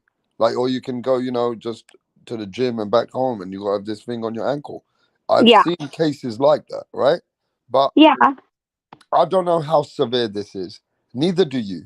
Only the attorneys know what's going on. And Tank, they already are telling him before he goes there, just expect we might get this or we might have to do this. yeah, Only they know that, right? yeah. Yeah. So it doesn't matter what anybody thinks. At this point, him pleading guilty, it's not going to affect the fight. Oscar De La Hoya said the fight's going on in April. But this is something he's got to deal with afterwards. But it ain't gonna affect the fight if this fight is still carrying on. And Well, yeah, and that's I think his lawyers would probably be the best um to examine and stipulate like everything that's there, and everything that's there. He was driving out without, like, these are facts, right? Wasn't driving with a license, suspended license. He drove away from the scene of the crime. So when there's something that you can't argue, they most likely would just say, okay, listen, we go to trial, they already have it on the traffic cams that you left the scene. So it's not like we could say, no, we didn't. That's hearsay. You know what I'm saying? So it would be in his best interest to, instead of drawing this out into a long ass, like, he said, she said, here's my evidence, here's the videotapes, and here's their testimony and witnesses and blah, blah, blah, blah. Then the ones that you can't argue because like, his lawyers know what they're not going to be able to get out of, to just call it guilty and then say, okay, so tell me what's my sentencing, what's my punishment. Like, let's not draw this out. Why are we gonna draw it out? We already know, we saw it on the camera, cool, all right, so we agree he's guilty, not going to argue with you. Tell me what his punishment is. That's the fastest way. Yeah, there's no case because at the end of the day, they don't have any case for Tank Davis. They had to come to the best of, okay, we're going with guilty. What's our punishment? What's the options? Is it A, B, C? What options can we have, right? It's basically Yeah. like that. Yep. And they'll plead their case. They'll try and find the best way to get the lowest options presented for Tank Davis. And they hope that it's going to be the one which is the most lightest, lightest option. There's definitely ways to present the case the best they can for you. That's all it is. So at this Yeah. point, what's the minimum? See, there's got to be a minimum. They're gonna fight for the minimum. They're not gonna fucking want no maximum. It's not in Tank Davis's conversation here. Yeah. Now we don't know. Is this a first time offense, second time offense? I don't know if you know that. Unless I don't. I don't. I mean, from the well, there's that one with his ex, the first ex. There's that one which I believe is still on the table. Then there's one, this one, and then there was the one that's in Florida. But no one has updated about the one in Florida right before his Hector Garcia fight. They haven't stipulated if that was dismissed or the charges were dropped. We all heard what the girl said, that she retracts, or well, she didn't retract, but she said that she was hasty in calling the cops and that Tank never hurt her or her child. But that doesn't mean that the DA is not going to still pursue charges. So we don't know that no one's ever. I hate that, honestly. Like, I hate that about our journalists. Like, you're going to give us these things and then you're not going to update us on where the hell it is right now. Like, so it's still there. But these are all in different states. So, I mean, it would just depend if they're going to try to. The prosecutor would have to try to tie in the other cases without bringing it up point blank. Tank would have to. His defense attorney would have to make sure that he steers away from any other cases that are ongoing, that would try to discredit or discredit his client's character in front of the judge. You don't open that box. You don't want to open that box. You don't want any conversation that leads to any of the other cases that are ongoing. Yeah, because that make it worse. And also, I've also seen laws where if somebody has reported a case, it doesn't mean if you withdraw it, now it's up to the DEA if they want to still go forward with the facts that they got. Correct, which is why I'm saying the one with the girl. I know in certain states, like, they'll still pursue when they feel it's a domestic violence case, because they actually feel like you're in danger and you won't speak up due to the circumstances that you are around. So the DA will, to make a hard stance, will continue to prosecute whether or not the witness or the victim is cooperative anymore, because they already have her statement. And you people can think what you want, but certain cases, which Tank Davis's case is not, yes, it's a serious case, but it's not a very, very serious case compared to, when you're talking about premeditated murder and fucking when somebody, is drunk and runs somebody over and really kills them. That's worse, right? You're getting the worst of worst sometimes in life. Now you got to fight. Who was it that just got arrested for running over someone? Gamboa? What was it? Was it? Oh, shoot. You were saying Gamboa out of your mouth, I think. Was it Gamboa? I might be wrong. It might not be Gamboa. Was it? I thought it was a Cuban. No, I know that a UFC guy. No, there was a boxer recently that it was near New Year's, and he was driving on a road that was dark, like New Year's Eve or New Year's Day, and he hit and killed someone. I swear it was Gamboa. Was it Gamboa? Oh yeah, Steven47 said it was Gamboa. So Gamboa got arrested for that. He killed the person. Just recently. January 1st or December 31st. It was New Year's. Wow. You sure the person died? Yeah, that's why they arrested him. Wow. Now, it all depends now. He wasn't under the influence because that will really fuck him up. I don't know because again, it was New Year's. If it's under the influence, then he's fucked. You know? That's how I it mean, works. I would assume he was. I'm just going to assume because it was New Year's. No one's heard nothing about that since, no? No, again, they like to report it and then they leave us hanging in the wind and don't tell us what the hell happened. But he was arrested. So somebody said, pound for pound says, feel sorry for Gambo. They said it was on a road with fucked up no lighting. Okay. Yeah, it was a dark road. That will go in his favor, Rachel. Not if he was under the influence, which Oh, we yeah. don't know. No, then we don't know, right? If you're under the influence, you're fucked. But, you know, it all depends, right? Look, in this situation, it depends on Tank Davis's lawyers, attorneys. And I'm going to tell you something right now. I don't know about your country, but I know if it's a certain case which is not too serious, and you got a very high-end barrister, those barristers have seen judges in different places at certain times.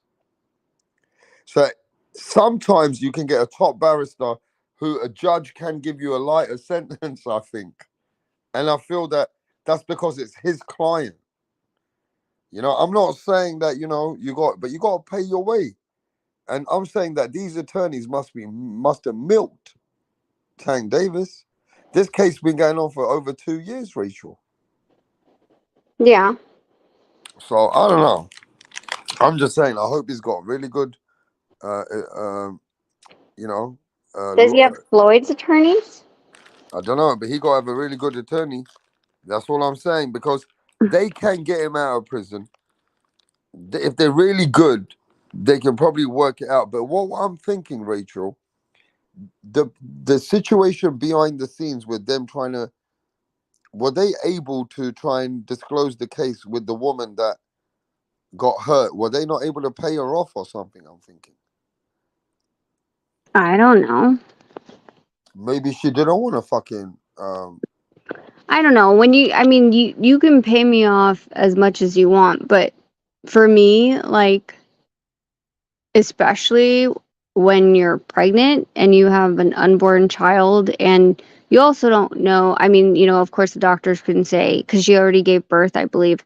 Well, yeah, that, they're like, oh, the baby's fine, but you really don't know if there was any problems that accident brought upon in his or her development when they get older. There's some things that you just don't know, and for me as a mom, I believe I'm very, very protective over my boys, and if you put me in a situation that that could affect their life, like, I'm gonna be, what amount of money can change that? Yeah, I don't know, innit? I know that at the end of the day that, Floyd Mayweather went to jail, Mike Tyson went to jail. Nobody's bigger than the law. So this to me seems like between, I might be wrong, but no more than 3 to 5 years max. I'm just hypothetically thinking. Max, I'm talking max.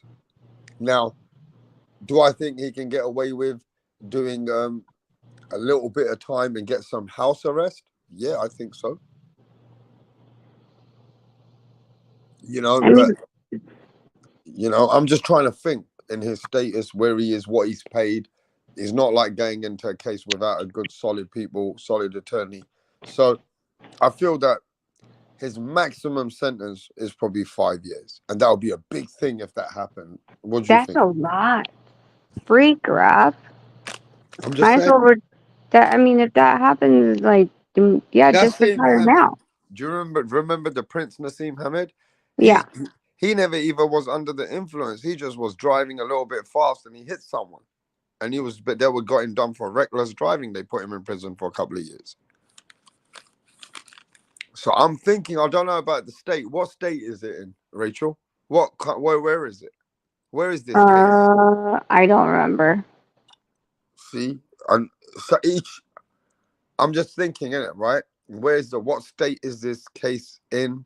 The second thing is, it all depends how they represent him. I think you might hear him get 3 years, or I don't know.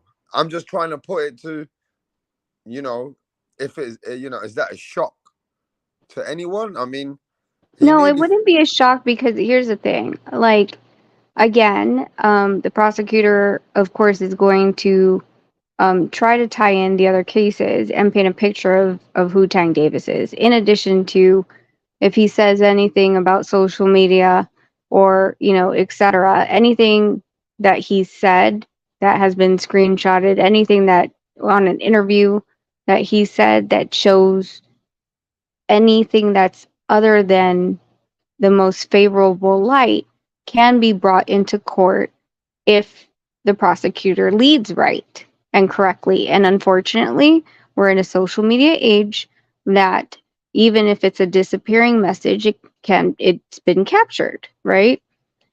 Those all things will play into a factor if their prosecutor decides to try to show that this person that's in front of you is, they'll try to point him as non-remorseful and tie that into how he ran away from the scene. So all these things will be considered if they can get someone to tie the story. And what I mean by that is, if you say, oh, well, so you say a lot of stuff on social media. And if he says yes, and he's like, yeah, on Twitter, then that'll open the door for him for anything that they've found on Twitter on him. And even what respectable writers have said about him. If they've said anything in a bad light about him, besides the crimes, his personality or his this or his that, then they'll say, like, don't you agree that ESPN, that this guy is, reputable, and that he knows what he's talking about, and blah, blah, blah, and that you are this person, and that, like, you just, it'll be ugly. Yeah, I just think, you know what it is, when it goes to things go to media and that, yeah, people also make it maybe bigger than it is, and we also don't know any facts about certain things. We can only assume as well. But I just think in this particular circumstance, Tank Davis does look bad. You think about how he treats women. You see what he does on fucking, how he goes on. Do you really have remorse for somebody how he has been in what he's shown? Right? Now, I read this situation. I don't know if you read this. Did you know that a woman looked him in his eyes and screamed and said, "Help me"? Did you know that? I read that testimony. So you read that, right? Mm-hmm. She saw his face while he was going in the car, and she screamed and looked in his face. He was better off fucking helping her. He left her. The fuck was he doing? Now, I'll tell you what I think he was doing. He was drunk. I don't know. Did they ever get a breathalyzer on him? That's what I'm telling you. He got away for a fucking day and a half until he went in. Well, I don't know how long he took. Oh, so they never were able to get a breathalyzer. That's what I need to know. I mean, I haven't found out. I'm telling you. Is that what he got away with? I don't know. I don't, like, here's the thing is, like, when, like, we're having this discussion and I'm so far away from any of this. Like, it's weird because this is the boxing world and I'm surrounded by it. But we're one of those people that are so far removed from anything like this. Like, Nonito doesn't drink a lot. Like, he'll have an occasional whiskey when his friends are in town and stuff, but he doesn't drink and drive. We always have a driver, there's no battery charges. You know what I'm saying? Like, it's like, for me, it's just like when you hear about these things, to me, it's almost like someone on the news, like when I get those Twitter things of what's happening in Las Vegas, like, oh, domestic police were called to this house because of a domestic violence. I'm like, oh, so removed from me. Like, I'm like, this literally happens, and it's literally happening in boxing with people that, you know, we've met, we've run across some people we know better than others, you know, just things like that where you're like, wow, like, shit. But at the same time, that's what they always say. You know, like the boxers, like their stories are normally all the same. They've come from really bad backgrounds. Most of them have. And it's followed them into their career. Yeah, but some people don't come from a bad background. Think about it. You think about what Errol Spence comes from, a great background. I met Errol Spence's family in 2000 when they came over for Kell Brook. Then I met them when they fought Mikey Garcia. Good family, good people. Errol Spence don't come from that kind of background. But then I heard, when I saw that accident and I saw the chains of him going to the clubs, drinking and that, I mean, he nearly killed himself. He nearly killed somebody with him. I mean, you know, I'm just saying, not everybody with the bad background. I think sometimes the life takes you there. Money takes you there, Rachel. Money is the root of all evil sometimes for some people. Do you agree?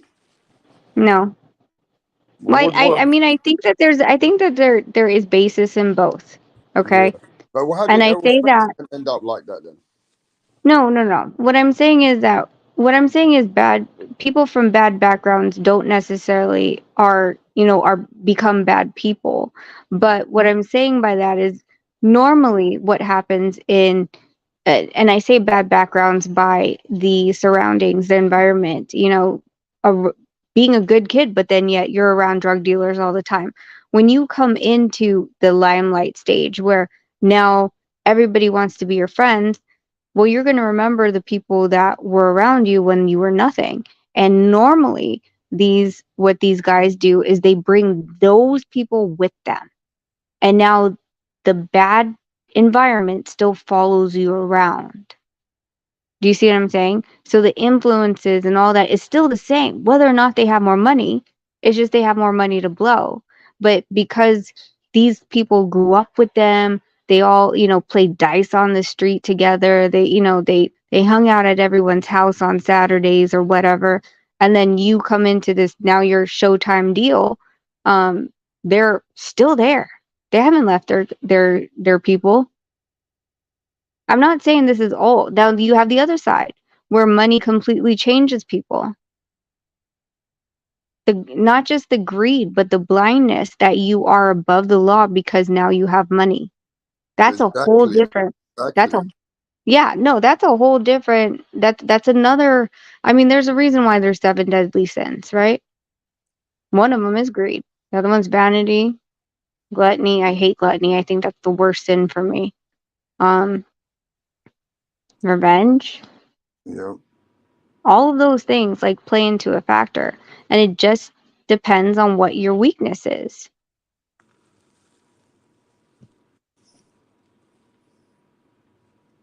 Yeah, I just think at the end of the day, though, it's either to do with, sometimes, you know, it's either your personality or your ground, your background, or the foundation around you, or is there some insecurities in yourself, is why you would make more bad decisions when you feel lost within yourself sometimes. You know what I mean? I mean, in And both situations, still bad influences or money. When you feel lost, like most of the time, what people do is they surround themselves with people, right? And who better than the people who have been with you? And if you're distracting yourself with them instead of looking inside yourself and, okay, these are my boys. Listen, there's when Nonito was in Oakland, there were times where I got mad. There was one huge time, and it never happened again. The guys he was hanging around with had wow, like detoured from bringing him from the gym and bringing him home. And I was like, wow.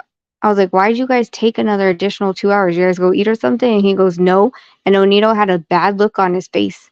And I was like, what's up? And he's like, fucking did a drug drop off. And I'm What? like, with you in the car? And he's like, yes. And I was like, oh, hell fuck no. I was like, you Like out of these your... were some people in boxing around him, yeah? Yeah, they're no longer around. But it's because Nonito knew within himself that, listen, these guys I've known since I was, for a while. But Wow.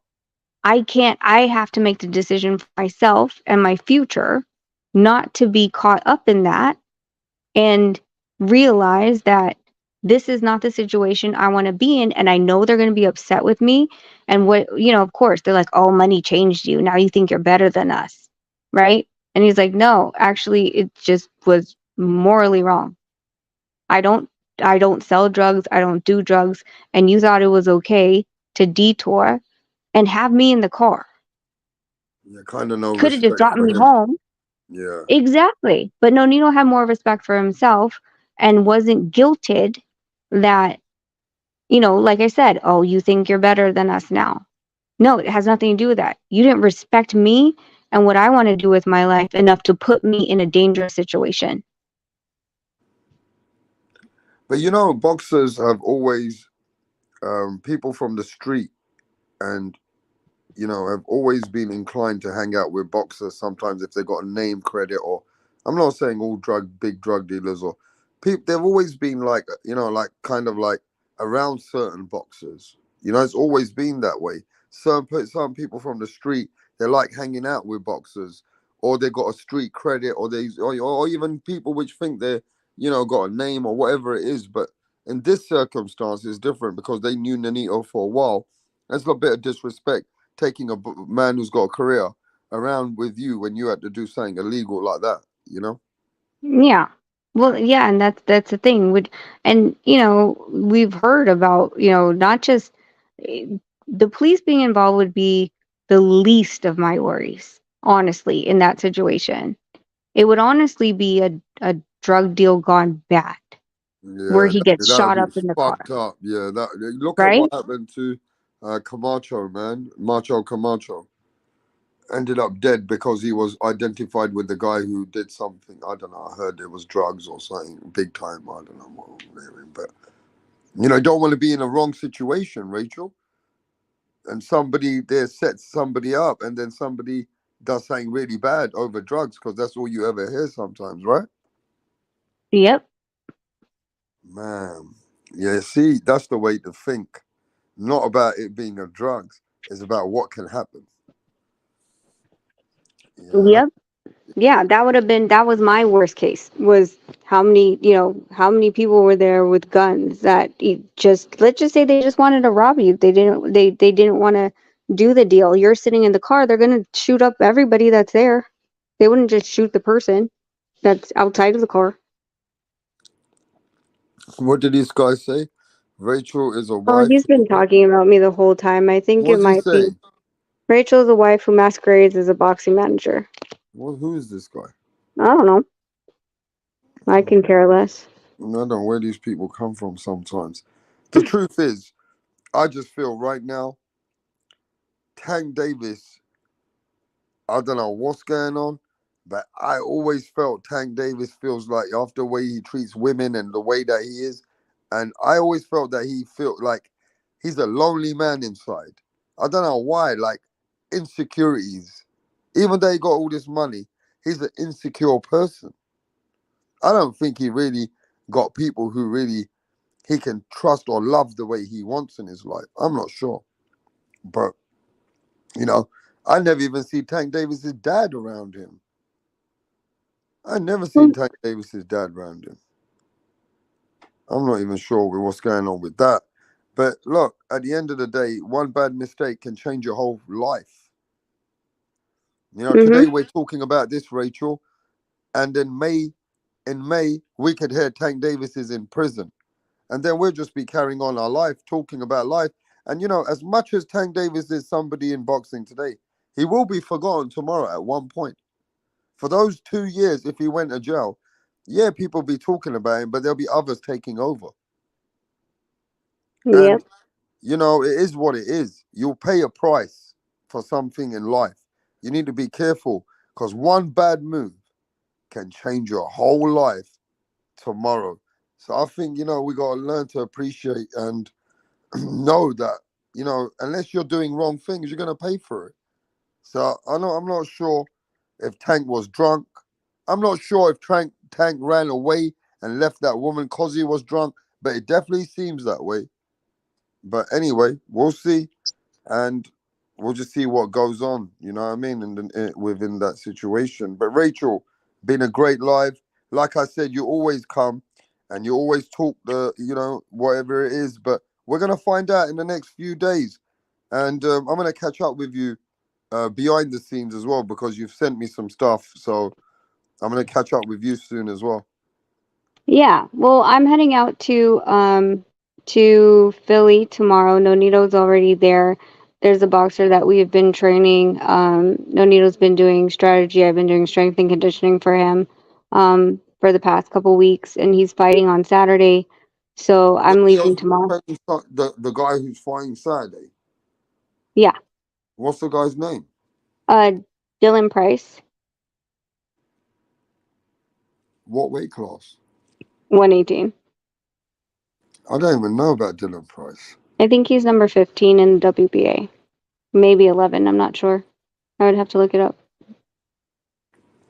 He's in the top rankings, though. Top 20 at least. I was doing a lot of little bits of training here and there, people, isn't he? Like, he's using his, like, people know him in the industry, but he's getting known for training people now. Really, if you think about from what I'm hearing. Yeah, he loves it. He takes a passion in it. Huh? I said that's something he takes a passion in. Is that something you can see him doing in the future? Yeah, I can. I think he likes to really just dissect boxing and seeing, it's almost like a puzzle. It really is. Especially because he doesn't teach the guys that he's training to fight like him, but it's like, okay, we find their tendencies and then he moves with them and he finds their mistakes. He's like, why'd you move that way? I don't know. He's like, you moved that way because I led you that way. So how do you get out of it? What should you do? What do you know? Like he really tries to help these boxers in thinking, don't just react, but understand it's a chess game. So you think the future, maybe Nonito finds a fighter and one day you and him help that fighter to be a champion? That would be something, isn't it? Would be. It would be. He really does love it. And I do love strength and conditioning. I mean, When I like get that. older one day, I'll be looking at Nonito with white hairs coming up and then the fighters are out there and all of a sudden, hey, did you know about this fighter? Yo, he with Nonito Donaire, bro. Let's see what you got. I hope he picks the ones that, yeah, he's got the eye for the fighter. You know? Because, hey, this boxing game ain't easy. But hey, I can see Nonito definitely training a guy to be a world champion because he's been at them weight classes. He knows what to look for from 118, 122, whatever. He's been at 115, correct? 112, 112. 115, Yeah. 118, 122, 126. So he understands the dynamics of all that weight class. He knows what fighters fight like. I think he'd be a really good trainer. I think Nonito Donaire, yeah, number one trainer. And those kind of the smaller guys, yeah, he'd be the fire trainer for them guys coming up, the young guys, especially with his name and what he's done. Hey, maybe that's something that he's maybe leading up to at some point. Who knows? Might be. I mean, I'm just glad that, he has another passion. I love that he loves to teach people, so he's been in the gym every day with this kid. And then he flew with him on yesterday to Philly already to help him cut the weight. He texted me that he was 118.8. I think they just got back from the gym and then he weighs in tomorrow. So the weight limit's 118, so he's 0.8. Sleep that off, and then weigh in. Like that means that their weight cut was good. I was only present for one of the weight cut sessions, I was with him, Tuesday or Monday. And then the rest, like Nonito's been with him the entire time. So Yeah. Hey, listen, TJ, I don't know what you're hating about, bro, but there's been a link there for 5, 6 times. And I don't know why you downplaying things and what's your problem with Rachel. Is he trying to be very cheeky and put bad messages, or am I getting it wrong? no, he's been doing that the entire time. It's I easy, mean, whatever. it is what it is. How do you feel about this YouTube culture nowadays that you're always getting, remarks thrown at you, and people will say stuff on another channel all of a sudden, or somebody else might say something and it might be rude against you. How do you feel about this? I think it's funny. Hmm. Everybody knows my real name. Right. And I'll cam up at any single time. But a lot of people will put a fake name, and then they won't come up, Mhm. or when they come up, they won't cam up. And Right. I think, unfortunately, social media in general has given a lot of people a lot of freedom to say what they want, but not Mm. have the consequences, and definitely not the confidence to say the things that they're saying to people, even virtually anymore. So, that's why I was reading his stuff. I'm like, whatever, dude. Like, it had no basis whatsoever. Calling me a trophy wife is ridiculous because I'm far from a trophy wife. I'm like the complete freaking opposite. So, I don't really give a shit. If he wanted to come up here, we've been here for how many hours? He could have came up Right. the entire time, but he's hiding. TJ, stop talking in a chat and hiding. Yeah, if you don't come with a constructive conversation and you're not able to come and debate intelligently, you know what I'm saying? You're throwing shots at someone unless you're willing to say that to someone and willing to come in, articulately talk about what you're talking about when you ain't got the facts, maybe, then that's something that you need to click the link before maybe you put it out there like that, bro. Because you're being, that's coming low. Trying to, come go to places where you don't need to talk to people like that. But Listen. The whole point of, the U.S. or some parts of the world, at least, is the freedom of speech. So you're welcome. I fought for that freedom when I was in the military. You're welcome, you cocksucker. While you sucked on your thumb, sitting on your couch, being fat and lazy, and didn't serve the country for what you are benefiting from right now. yeah, and there's the You're link. welcome. There's that link. If you want that smoke, what did you call him? What did you say? I said a cocksucker. Sounded right at the time. I don't know. I couldn't use the other one that you're Cocksucker. saying. A You what was cocksucker. it? Doser? Dosser? You, Dosser. you big dosser. You big What's that dosser. one mean? Dosser, innit? He's a dosser. He's a fucking idiot. Dosser. He A ain't got a Dosser's life. an He ain't idiot. got a life. He dosses around. Ain't got a life. Don't fucking get a job. Ponces money off other people. He's a fucking dosser.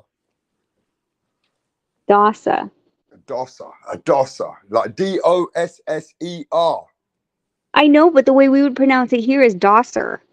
And you're Man, saying it was yeah, Dasa. but Dasa. but you guys pronounce stuff that I'm different to the way I pronounce stuff, so it don't matter. Well, Like, you say, no, Nito think makes about fun of this, you every right? time My you say cousin, British. yeah, my mate in America, he'll be saying, hey man, rap, I'm gonna get some water. I said, what the fuck is water? It's water. It's not water. It's water. Water, not water. It's water. See, and then we want some tomatoes. What the fuck is that? It's tomatoes. Oh, you guys say tomatoes.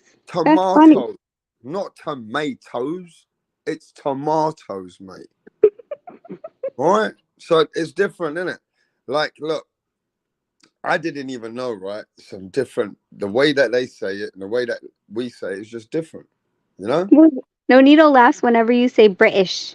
He's like, Yeah, are there two I's in British? And I was like, I mean, technically one before the T and one after the T. Why? And he's like, British. he says, he's like, he puts two I's, like British. And I was like, British. so every Yeah. time you say British, no, Nito goes British, British, British. Like he continuously says it. I'm like, oh my And God. then we'll say, in it, mate. What's that, me, mate? How you doing? Yes, tosser. But anyway, everybody just uses their own words. I'm sure everybody's got a different slang in America. Not everybody's slang in America is even the same, is it? Mm-mm. In California, they say hella a lot. I think in New York they say mad. So they'd be like, "Oh my god, that's hella cool." In New York, they'd be like, "That's mad cool." Like, Really? so yeah, yeah, they'll use different. You tell like where people are from, But you and New guys York use has a a lot different of words accent. like motherfucker every day. Everybody's calling each other motherfucker. They do, and they do it, and it's funny because sometimes it's like it's endearing, and then other times if you don't know the person, then of course it's not good. You better, yeah, you say it to the wrong person in the wrong day in the wrong time. His fucking mother's died, you motherfucker. I'll beat the fuck out of you.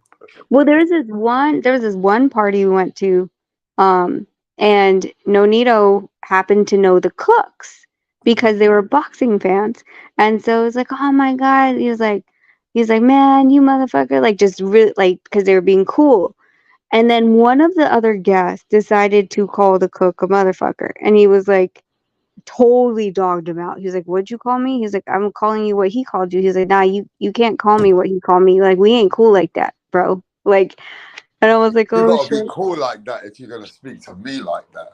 You gotta Yeah, be one of our boys out here, yeah? yeah, exactly, exactly.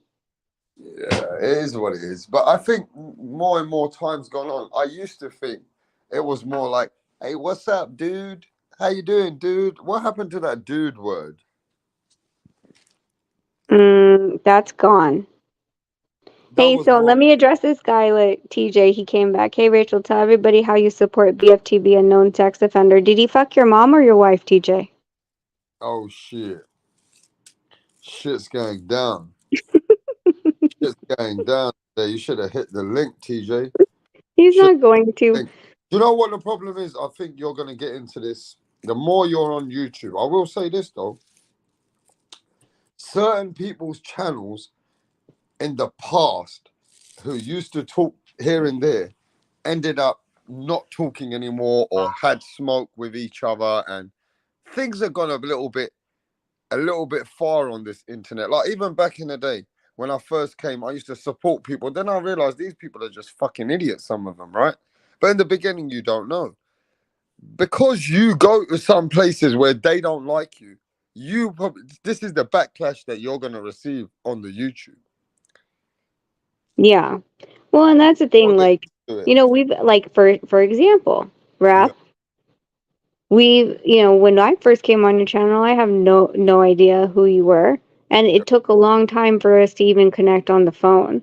A lot of the YouTubers, um, a lot of them won't even give each other their real names, right? Because nobody wants anyone to connect what they're doing. Like we're in a Yeah, cancel because culture too. sometimes we're just hanging out for boxing. So when it comes to personal life, unless we're making bread or money with each other, then we don't have to exchange that at this point. Sometimes it's Yeah, like that as well because nobody knows each other like that, right? exactly, exactly. Yeah. And and then the thing is, I don't you blame you, Rachel. I get people coming here. There has been some channels that have done some crazy shit in the past, like got a boxer on their channel and then all of a sudden slander the fuck out of him just to do entertainment. All right, I've seen it all. Then I've seen different things where people have snaked people online. Then I've seen people say people about people's kids who used to talk to each other and then put their kids' pictures up. And you do go to those channels, Rachel, but it's not your fault. You didn't know what happened. You don't know what's gone on in the past between other people, what they've said to each other that way, maybe. I don't think you researched it that far. So there are some channels that you've gone to that people will come and say, yo, Rapstar, Rachel on this channel. I don't care. Rachel can be on that motherfucker's channel. Ain't nothing to do with me. Rachel's still Rachel to me. You know what I'm saying? I would be yeah, I like think that. like I'm that's like the that. Look, Rachel still got respect for me. I don't care if she's on a guy that we think he's like that or what we've seen with that guy. She still goes around everywhere. So for me, it's different. I'm mature like that. But there will be soon people taking shots at you. When these people don't get along, you're gonna be in the crossfire. Oh, she goes there. She goes to this. You know what I'm saying? Do you get what I mean? This is YouTube. Which is fine. I can, like I said, I can give a rat's You ass. don't Like, know those people of this, and even if you did, I don't think you're the person who cared. Like, no, I not mean, like, cared. for Like example, you would care when if I you clicked, saw it. yeah, but when I clicked your link, right? I didn't go and look at any of your other videos. Honestly, like that's literally what Nonito and I do Like is that. we're I do driving the same with and everyone. instead of listening to the radio, you guys are like our podcast, right? So we're driving and we're like, "Ooh, they're talking about this." We've literally gone into a chat that was talking about Tank, and it was Kwame Brown, who was a former basketball player. And we were on his StreamYard. And we're like, they're like, "Hey, are you here to talk about boxing, basketball or boxing?" And we're like, "Boxing." You guys are talking about Tank. This was back in January, and so we were talking about relationships and stuff like that. Never would have even knew who he was, Wow. right? Like, and then we'll go Ring IQ. We ran across Ring IQ one night when we were again just I open up don't YouTube. know what that is. Oh, sorry. Well, so we, I don't just even these. know, but yeah. Anyway, that's another channel, right? Yeah, sorry. Yeah. Just a bunch of different channels that when it's on the home button and we press live and it has a topic. If there's a topic that someone's talking about and we press play, like we just listen to that topic. Like we don't go, "Oh, well, what did he say, when we fought a new way?" Or what did he say when, this or that. I mean, come on. Punch, in all honesty, everybody can research this. Punch called Nonito a beta. Yeah. That's how we met. And then, but what's funny is, But then he obeyed him. yes, he did a whole, he did content on it. Here's the funny part. I watched Punch do that, right? And I was like, the hell? I'm like, whatever. And then Nonito was listening to Punch one day about contracts, like just on Explore live. Punch was talking about contracts. Punch drops the link. Nonito goes up. And Wow. I didn't know anything about it. Just And like, so, just yeah, like. that's literally what we do. And then Nonito, I was like, why does that voice sound familiar? And Nonito put Punch on mute when he was live with Punch. He's like, why does he sound familiar? I go, he's the one that called you a beta. And and as classy as Nonito is, he, there was a question that Punch said, and he's like, does any of all these guys that call you this or that on Twitter, does it bother you? And Nonito, he's like, is there one that bothered you? He goes, yeah, there's this guy that called me a beta. And Punch laughed, and they laughed it off. Yeah. But it's really rare that we ever see anything from Jesus. Like they're like, oh, it happened last year. You want me to go through all these videos of these fools and lives and find who they support, who they fought with, and all these other stuff? No, we're here to talk about what the topic is. Yeah. So you basically don't know the research of the YouTube history in 2018, 2019, 2020 and all that, 20 and until when you guys came. You didn't know about all that, you know what I mean? And it's not for you to know about that. Like you said, you didn't go and explore channels in their past like you did with me, you did with everybody else. Well, let's just put it this way, Rap. What a lot of people don't know is that we were in YouTube after the Casimiro incident, okay? And then it became war. It became like people in the Philippines were Team Donaire and then against Team Casimiro. And we were every freaking day, it was fighting on live. Like, you said this and you posted that, and all of the channels that associated with me went after the channels that associated with Casimiro. One day I just decided to go watch one of Casimiro's guys. And I went, I just was on the chat and they're like, is this really you? Come up. And I came up really quickly and then went back down. And so they gave me a wrench to make sure that no one was going to copy my name.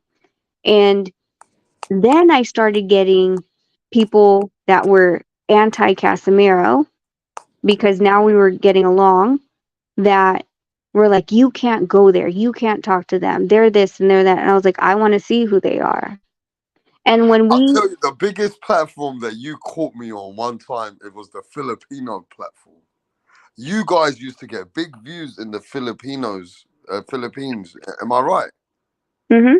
You got a lot of Philippines fans and haters. Am I right? Yes. But you got a lot more fans there. Like they were more in the 500,000 when you used to talk to them. Like Yep. there was a lot more views for you when you talk to the Filipino crowd, whereas the American crowd you just started coming in it in the last 1 year? Barely. Yeah, about a year. About a year. Yeah, Uh, because I saw these channels and I said, what the fuck is Nanito and Rachel? And then I know that you was his wife. I said, there's Rachel there. Okay, what's going on here?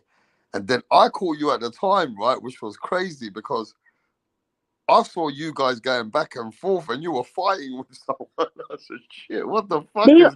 this is how stupid it was. Okay, let me tell you the They height were of it. fighting with you. No. You know why they were fighting. This is gonna be the dumbest thing, rap, and you'll understand why we're like we're not doing this anymore, and we're not gonna do it in American YouTube either. Um, they were arguing because I made someone a moderator. And they're like, why did you let him be a moderator? Like they came up to my channel, clicked the streaming audience link, and was yelling at me because someone had a wrench. I was like, you have got to be kidding me. I was like, I'm okay with them. You have beef with them, but I'm okay with them. And I'm fine with them being a moderator. And he was yelling to the point where Nonito told him to fuck off. He was like, fuck you, blah, blah, blah. He was like, But leave her who were alone. these people that they got you so upset? Which was the live where they got you so upset that I don't even know. I saw you crying. I said, what the fuck is going on here? And then That, Nanito took over. He said, what the fuck? And Nanito went mad. I don't know what was going on there. yeah, it was that one. What It did was they two. say that fucking hurt your feelings like that? I was just at that point I was just frustrated because I was getting pulled. Like cuz so we went so it was Team Donaire versus Team Casimiro. And then it became Team Donaire not really being like against Sean Gibbons anymore and then trying to figure everything out. And so there was this group that Sean Gibbons had a hold on. We were part of their group at one point. They were against Team Casimiro. And for me, I was like, I don't have anything against the other YouTubers of Team Casimiro. I was friends with some of them. But when Team Sean Givens found out I was being friends with some of Team Casimiro's people, that's where they came on my live and started yelling at me for making them moderators.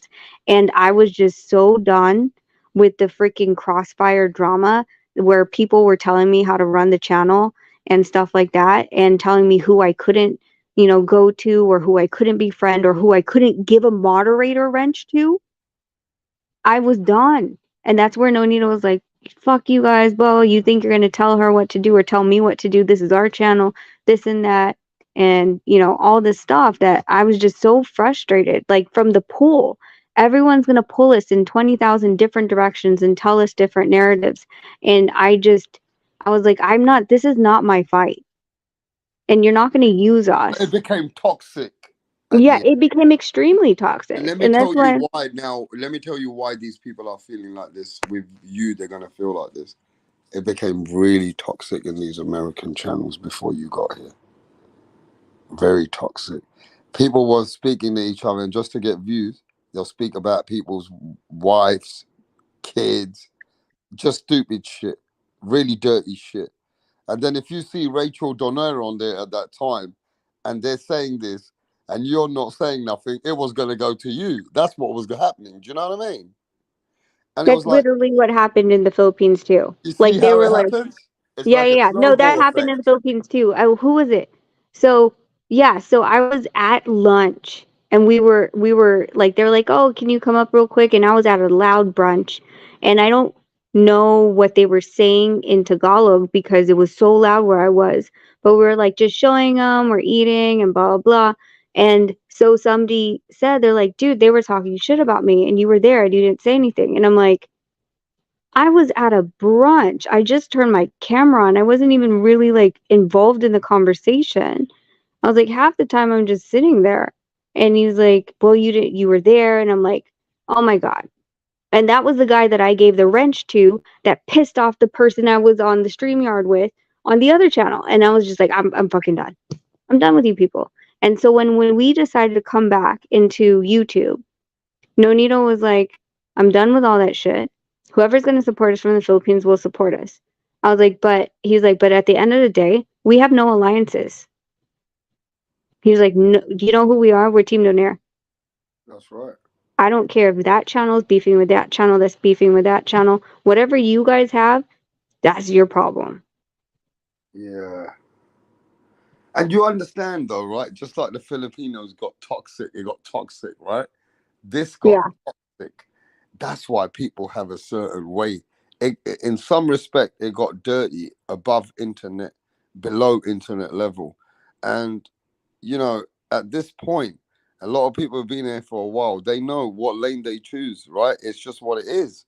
And, you know, it is what it is. Look, people became that way.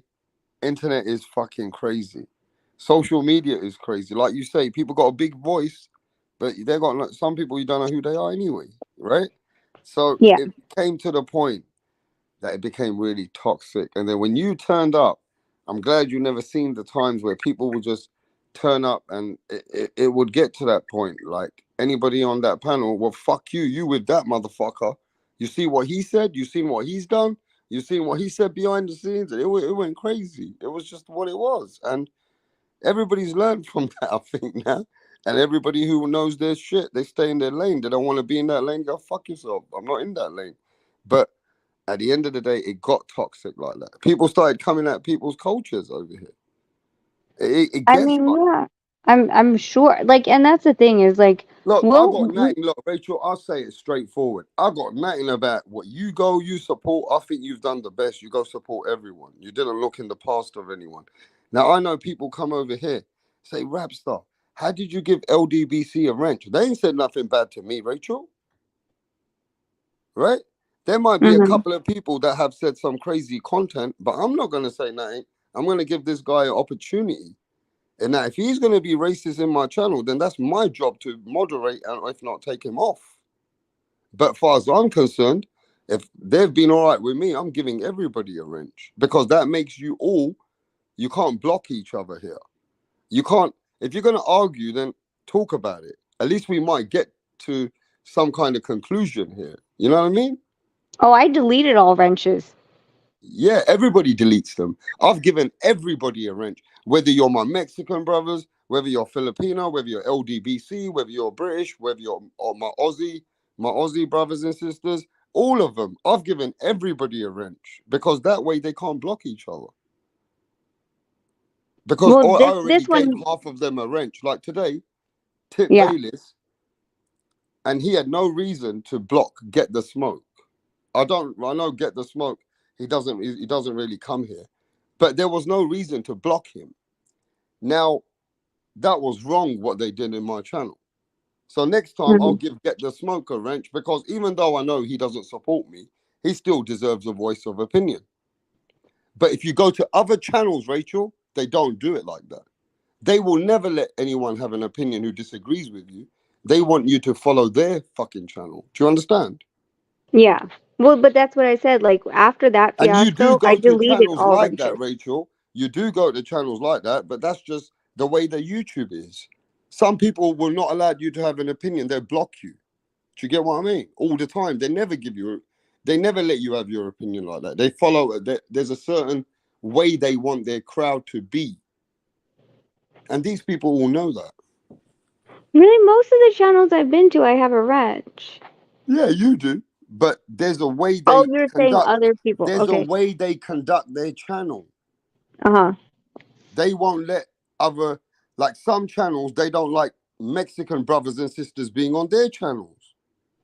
Or they don't like certain crowds to have their opinions. They'll block them straight away. We're not that kind of a channel. Yeah.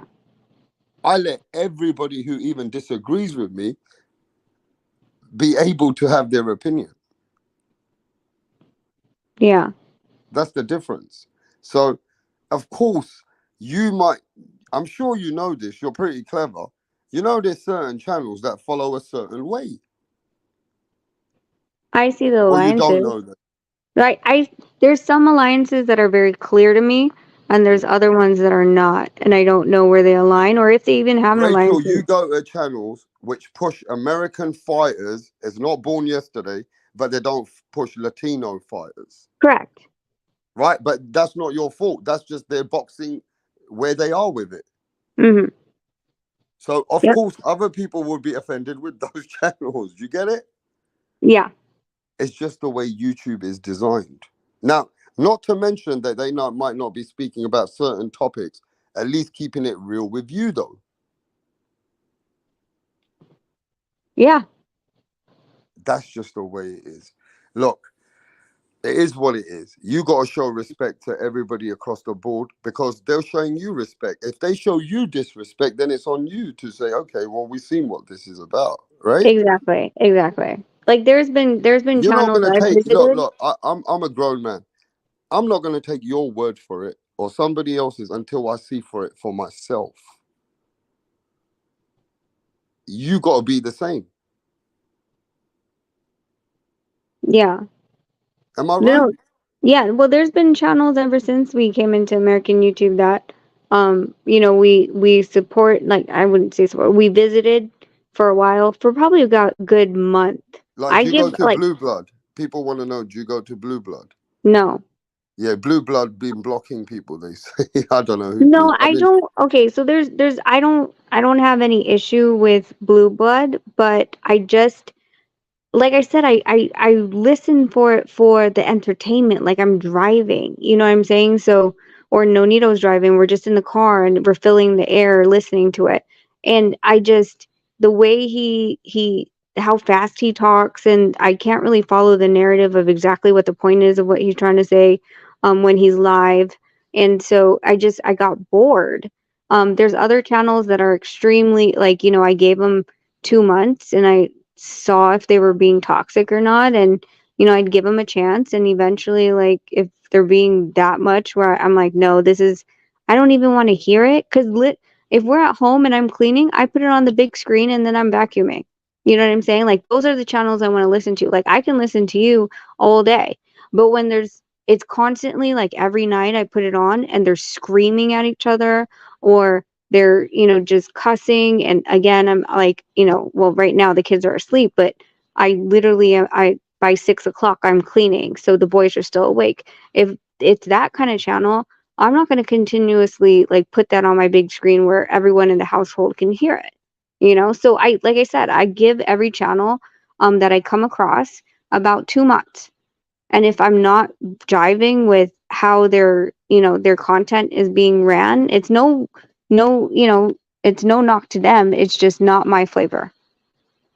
yeah, and I do respect you because I've had a lot of guests, but sometimes they don't want to come back because I got to be honest. I find out a lot of information, and I do ask some questions. I go in, and I respect that you're willing to answer everything, whether you're right or wrong.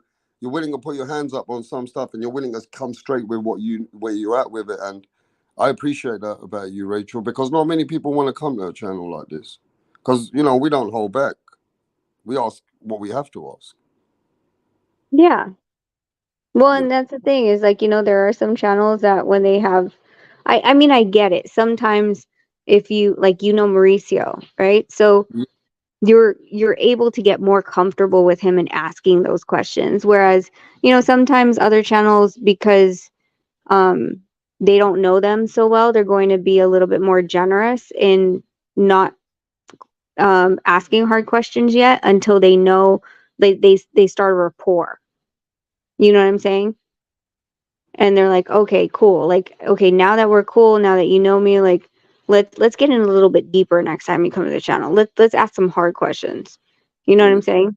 Because a lot of people don't have the access you do, and they don't want to run off that access by asking hard questions from the get. But you just ask them. Yeah, I go straight in. I'm like Tupac. Like, even with Mauricio, I went one after another. I didn't Yeah. stop. I just went one after another, one like I'm at business. I look, at the end I got 18 minutes. What do you want me to fucking do? I better fucking find out. I'm going to forget stuff. I forgot. I forgot about Jamal Charlo, right? There's so much to talk about. sometimes you don't know what you're gonna fit in with the time with a man like him as well. Then he gave me 45 minutes, and I didn't realize that we were still going. You know what I mean? Yeah. Yeah. So Yeah. I got to work with what I got on a freestyle, and I just got to. I'm not one to write down anything. Anytime I ever speak to you, as I speak to Mauricio like that, when I spoke to Teofimo like that, Bill Haney like that, I go with everything that I have and what I know, right? And where we are with things, and we just talk about it. So I don't ever conduct an interview premeditated. Maybe that's a wrong thing about me. Maybe I can get more out of it. But I kind of just think about it, what I need to be at with the person that I'm talking to. And while I'm taking certain pictures, I already know the content I need. Yeah. You know, if there's certain facts I need, I'll just go through those before I've even had the interview that way anyway. So those are things that I already got in my mind before I even know that if the person's going to be talking to me. But of course, a lot of the stuff I do is freestyle. It's like, that's just the way I do it. But to be fair with you, like I said to you, there's been people, and I'm going to say it right now. And Sean Gibbons, yeah, cool. But he didn't, when he saw the part where he felt that he needed to talk about certain things with you and them, he didn't want to be in that situation. I'm just letting you know this. That he didn't really want to come at that angle anymore. I mean, So this some people that don't want that last one. to come out and talk about those things. No, they don't want to be cornered because this last one that happened with Fernando Martinez and Jade Bernea was a freaking blew up in his face. Now I might get Sean Gibbons here, but I'm gonna have to exclude the topic with you about it. That's fine. Because I don't I think with what I got from him is that he don't want the drama anymore. He goes like, you know, he respects Nanito, but he don't want nothing to do with it anymore. Like that's how he talks, right? Mm-hmm. So at that point, he don't want to talk about that. So I feel that's why he didn't want to do the interview when I sent him the channel to him, right? When he saw Mm-hmm. it. So Yeah. some people, when you expect, I don't think that's what they want as well. Maybe he don't want to cause that, you know? So like you said, everybody, you expect them to want to talk, but not everybody wants to talk. Yeah. They don't want to be in an uncomfortable situation, Yeah, especially when it's live. yeah. It is what it is. It's live, isn't it? So everything can be asked. So we don't know. But like I said, not everybody wants to be asked these kind of questions. Sometimes you want to go places where you know somebody's going to be, I'm not saying fanboy, but you know, at the end of the day, there is places that people don't want media like that, Rachel. Not everybody wants that kind of media, dude. They just want promotion. They want you to talk about things that they want to talk about. Yeah. Even Eddie Hearns cut everyone off. He only does interviews with people who know what to ask him. Well, Mayweather, I thought only does fight hype interviews. Mm. And he always did. Yeah. And that's it. Yeah, and that's just the way it is. And I'm going to tell you right now, Canelo Alvarez, you can't see Canelo Alvarez if you talk about Benavidez. They will shut you down. You can't even talk to Canelo Alvarez when you're having a one-on-one. They will train you what to speak about. That's just the way it is. You can't ask him about Benavidez when he's fighting Golovkin. They don't want you to ask, so don't ask.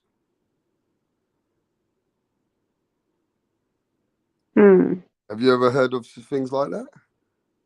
I have, and I get it. Like, listen, like as far as if it's during fight week or, you know, really close to the fight, like I understand, right? Because you want to focus on the guy that's in front of you. So I understand what they're saying to, you know, don't derail him from, like, just talk about Triple G, not Benavidez.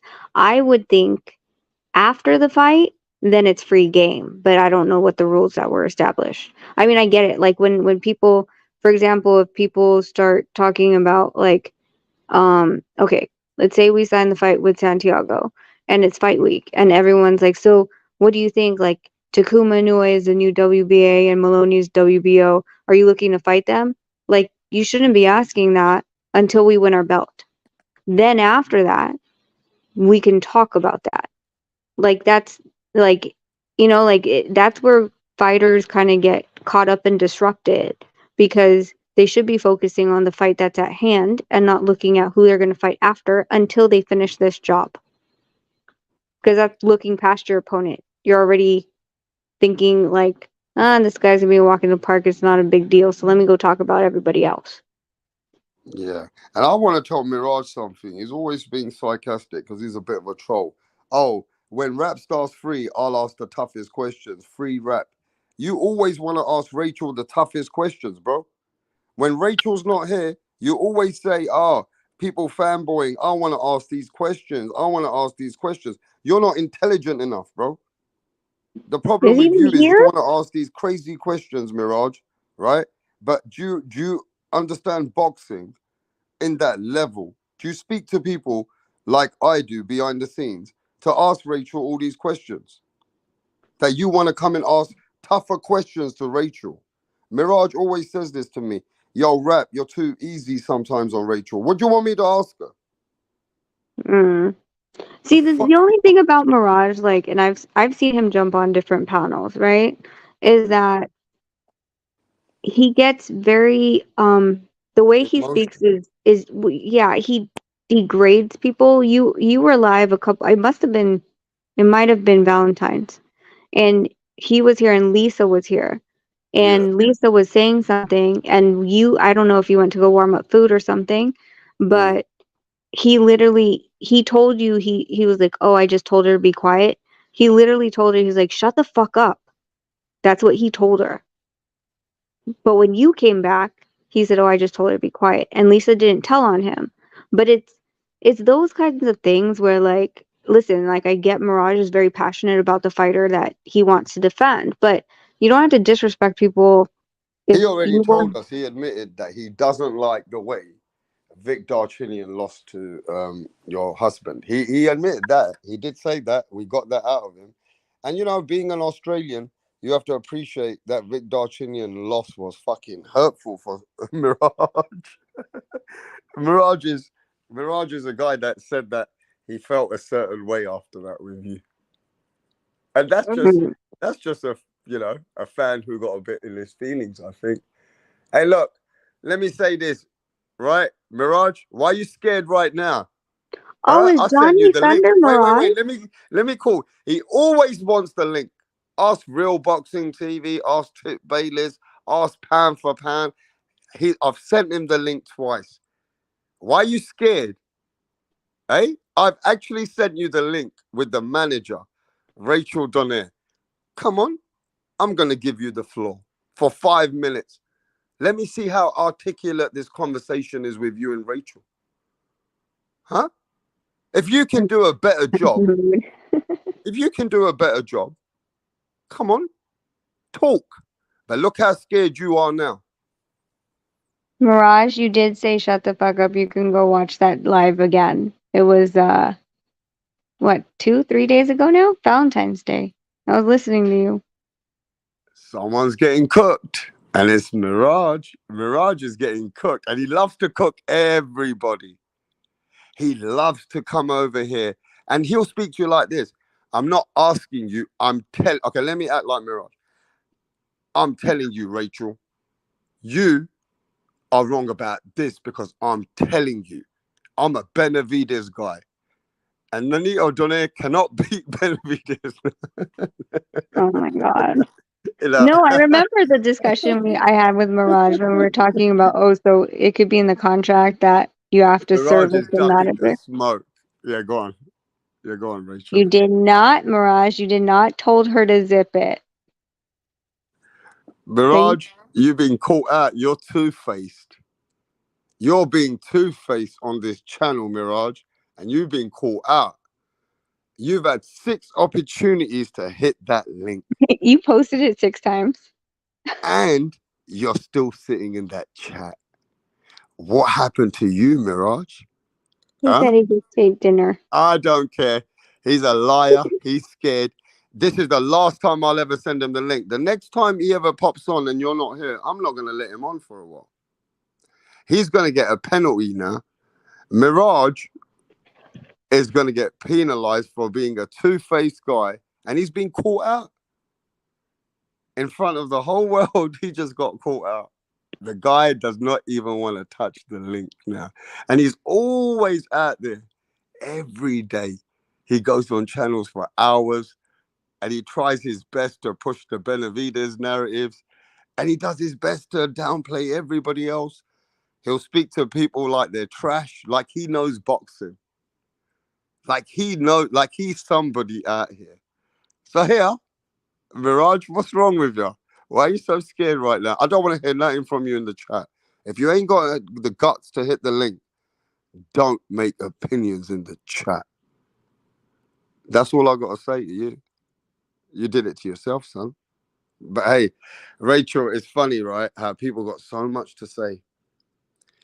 And it's crazy how people really want to make assumptions or even talk to you like you ain't nobody. But, you know, they don't really even mean what they're saying. I mean, this is the YouTube culture, Rachel. Is YouTube to you about boxing more, or is it about entertainment? Where do you see this YouTube? What do you see it as? Honestly, I really haven't found very many channels that will actually break down like fighter uh the what happened in the ring, right? Actually articulately. It's very difficult. And I've been searching for it. I knew that a long time ago. When I started, I would come up on channels and they're like this guy and that guy, and I'm like, but why? I'm like, and I like one of the biggest ones that like shocked me. I was like, tell me why Bevo beat Zerto, and they're like, oh, he was just too smart. How? He was just too smart. He was outboxing him. How? And no one could tell me. They couldn't. I was like, I kind of feel alone in this because we've been arguing so much about like who's better, who they fought, which is fine, like give the background information. And then we start talking about, oh, well, he's the duck and they're promoters and all that stuff. I don't really feel like the science of boxing is being talked about. There's I could probably name maybe 2 channels that really break down the science of boxing. And that's what I love to do, and that's what my son Jarrell wants to, is trying to articulate when he's watching these fights. Like he wants to get more into analyzing the fights and discussing it, but I don't feel like that's out there enough. And if now you mentioned your son, I've been so busy. I've just remembered that I have meant to launch an intro and also take care of something behind the scenes for your son in launching an intro. Is that still happening? Yeah. Are you going to have a video with it? No, I mean, yes. Just the song. I mean, yes, of course. If that could be something that we could put, that would be great. Are you going to make the video? I would love to see the Filipino Flash's left hook in one of them against Vic Darchinyan just for Mirage. Okay, so are you having him do the video too? Of course, if he can. Okay, because that would actually I was going to talk to you about that, because if you do the music track separate from your video track, like artistically, it's difficult because depending on what you're going to show on the TV on the screen versus how the track is running, it looks different. His videos are good. Somebody's telling me in the chat his videos are good. How does he know? Pound for pound. He's done the ones that are on our channel. Oh, he's done all them, hey? Yeah, that's all in-house, like house, don't air. No, we didn't pay anyone else to do it. Okay. So that's a bit more difficult, but he does them, right? Yeah, but it's easier if it's both that one creative mind, because he'll know where his music is building, which fights. You just gotta speak 5 minutes behind the scenes. You just gotta fill me out, and you're just gonna put it together with him. Yeah, that's pretty Basically, much you it. just gotta fill me out where we gotta be. I ain't gonna make it difficult. We're gonna do this, and I'm gonna launch this intro, and I'm gonna take care of your son behind the scenes. Yeah. He Okay. already had he already someone said my intro was too long. Are you talking about the 15-minute counter? It's a 15 No, minute I counter. want my intro. Let me tell you to everybody right now. I'm gonna make sure my intro is more than 10 minutes because you guys take too long to support and press the like button. That's why we did the 15-minute intro. I'm gonna do 10 minutes, and if I don't see a certain amount of likes, that makes me want to just shut it off and say I'll see you another day because I got other things to do. As I'm talking, sometimes my other screen, I have to make money out of my other screen. What do you guys think this is? So yeah, I want a 10-minute minimum intro. Yeah, I do, because it takes me time to get my shit together, Rachel. Yeah. So I do want 10 minutes. So yeah, Yeah, I, that's I, what I people don't get. Like the intros, like unless like you have the notification, and even if you have the notification, I have notifications and it takes me a while to see it, and then I'm like, oh, they're live. Then I click it.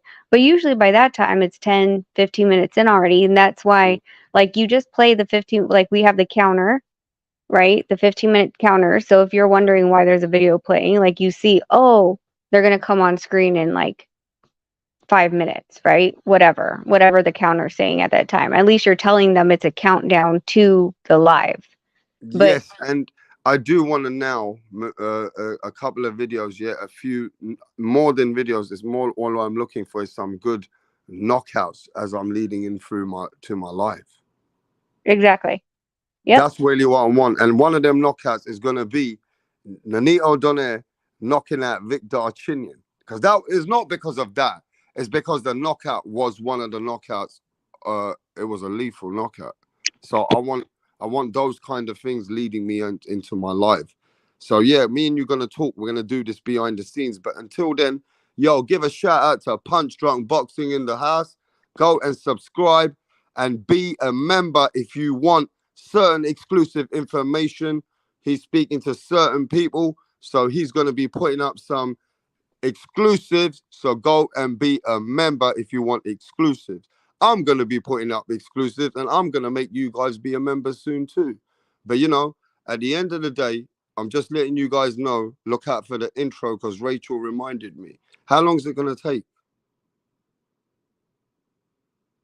Hey, Rachel? Yeah, sorry. I was actually stealing his laptop because I wanted to see what he already did. Yeah, I want to know how long will it take. And listen to this. This is crazy, Punch. Mirage Oh God. ducked. Mirage ran away, spoke all the big game.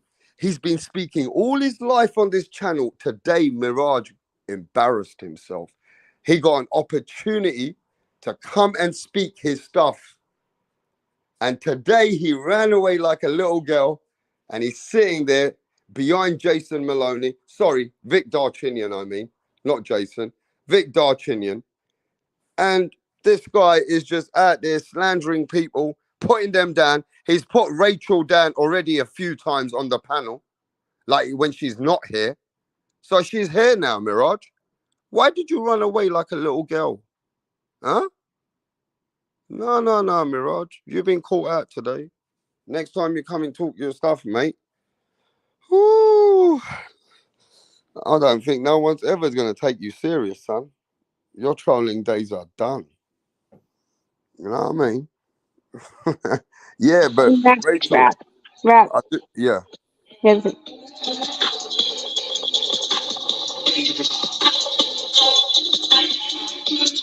So he already started it. Yeah, I'm hearing it. Yeah, did you hear a little bit of it? Yeah, I did. All right, we gave him enough right now. We're not going to give him all the exclusive right No, now. but I'm just happy my son actually was working on it. That's why I pulled No. his stuff. I'm like, let me see if he's working on it. And let me tell you, I'm going to promote him. I'm going to say that if you want a video or you want any graphics or anything, you need to go and I'm going to put it in the back of my channel where they know where to find if they want anything done. You know what I'm saying? Yeah. At the end of the day, you know, it's really good to see your son's very creative and he takes this and he does this. He's done your own channel. and your channel's got good graphics. I like the way that he got you and Nanito Donna in the middle, going round and stuff. And you know, there were certain videos he's put on there, and I've seen the videos he's put you on there. Yeah, man, he made a little movie out of you guys, looking like Hollywood, bigger than Hollywood in the movies in there, man. I like the way you made those clips. Okay, so what I need from you is I need whatever fights or knockouts you really want in the video. You got to email me that, and then I'll have Yeah, them I pull it. will. I'll email you that. But obviously, there's a couple more things you need to feel out from me before you totally launch it. So I'll have to do that with you behind the scenes. Yeah. Right now, we're giving these people too much. I need to make it something a little bit different so that they don't even know what's coming. Maybe That's like I'm thinking. 10 seconds, if that. And that was like just a part of him like layering. That's not even anywhere near it. Yeah, I'm gonna get one with Mirage getting knocked out. Hey, this has been funny with Mirage, Rachel. Honestly, this guy comes every day. Every day he's got a big mouth. Today he's shut. He don't want to hit the link. He got scared. Oh my god. Oh man, this is funny for the people in the chat because they have to listen to his stuff when I'm not in the channel, and I leave the channel and he's talking to others. He talks like a big shot, like he's James Bond 007 of boxing sometimes. This guy talks the talk, but he ain't got the walk. He's a funny troll. Oh man, it's been funny with him. But Rachel, what you looking to do now then? You still gonna wait for the news? You gotta wait for Richard to talk to you, or anyhow, if I can find out from the WBC if this news is for real. Because if WBC confirmed for me, then I already know what I need to know. I don't need to Yeah. ask. You know? Yeah, if You they waiting already. on Richard? Are you waiting on Richard? Yeah, I'll probably won't call him until I land in Philly, because if I call him in the morning, then he's freaking calls me on my flight. Then I can't talk to him. So I land at like 10 over there, which is only 7 on the West Coast. So that should be good for me to call him and figure out like, hey, so it's been a couple days now. Don't know if you talked to Mauricio, because last time Mauricio was like in Thailand like a week ago. So Somebody's here to see you. Yo, Rap Star, bro. I put that question in for like the last 30 minutes, bro. And you what ain't asked the question? question for me, bro. Well, then at least you're here to ask it. Anyway, And Rachel, how you there's a doing, reason Rachel? why I Yeah, don't ask your let me get questions. my Why are you question not off, here? man. Let me get Why my are you not question here off. asking about it? Because I wanted to ask Rachel her opinion. And that's why it's good that you came here to ask yourself. How you doing, Rachel? Good evening. Good evening. Hi. So I wanted to ask you 2 questions.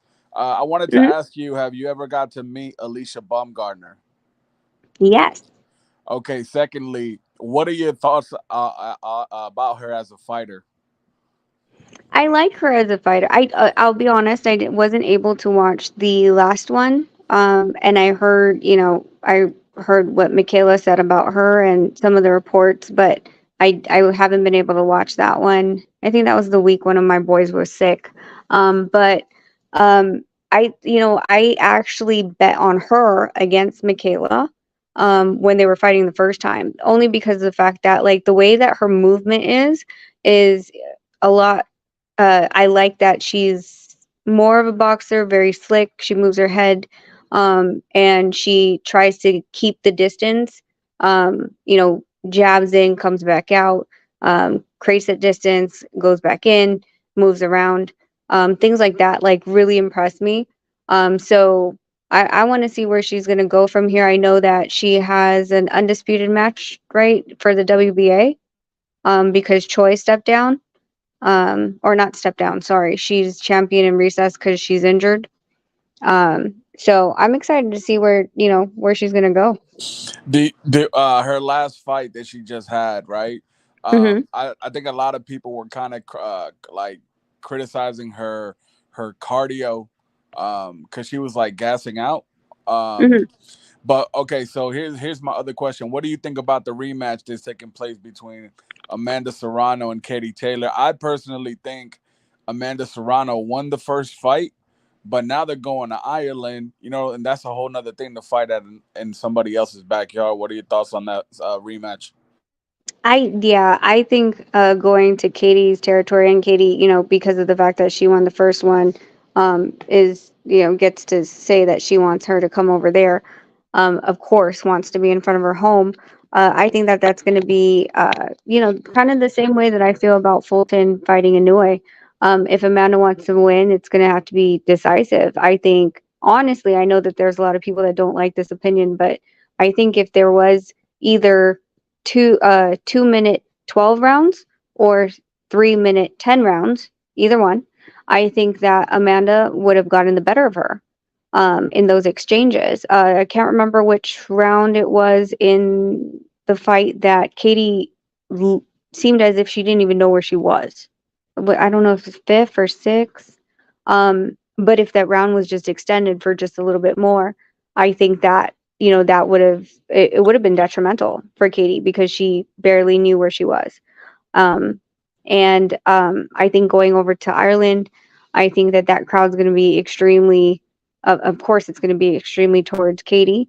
And I think it's going to be a lot harder for her to get the win there unless it's completely decisive or a knockout. Yeah, yeah, I'm a little I mean, this fight that Amanda Serrano just had with that with the Mexican fighter Cruz, that Hmm. I've never seen.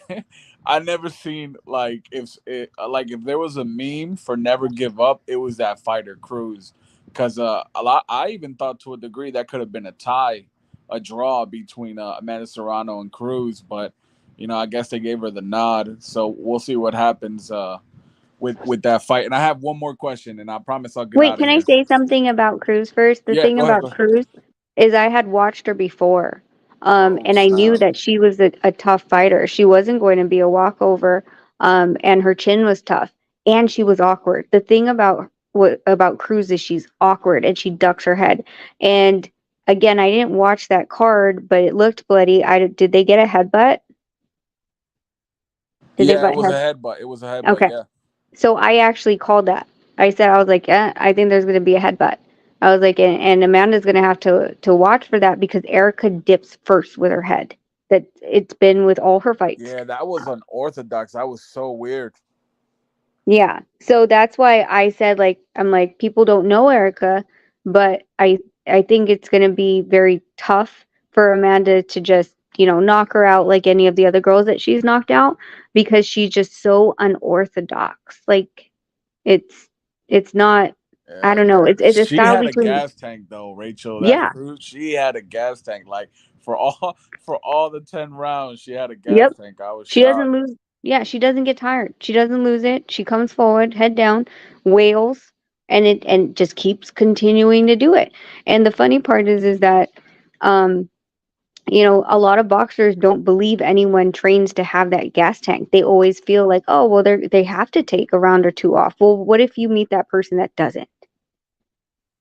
Yeah. By the way, Rachel, there's a guy out here that everybody's telling Rego Trill off in the chat. They're Who? saying he's being What? very, very stupid. He's saying that, Rachel, when are you releasing and launching your 2023 calendar? And people are saying, shut the fuck up and be a man. You would say that to Rachel if Nanito Donaire was there and all these things. Hey, listen, he fantasizes about you. He wants a calendar, this stupid pervert.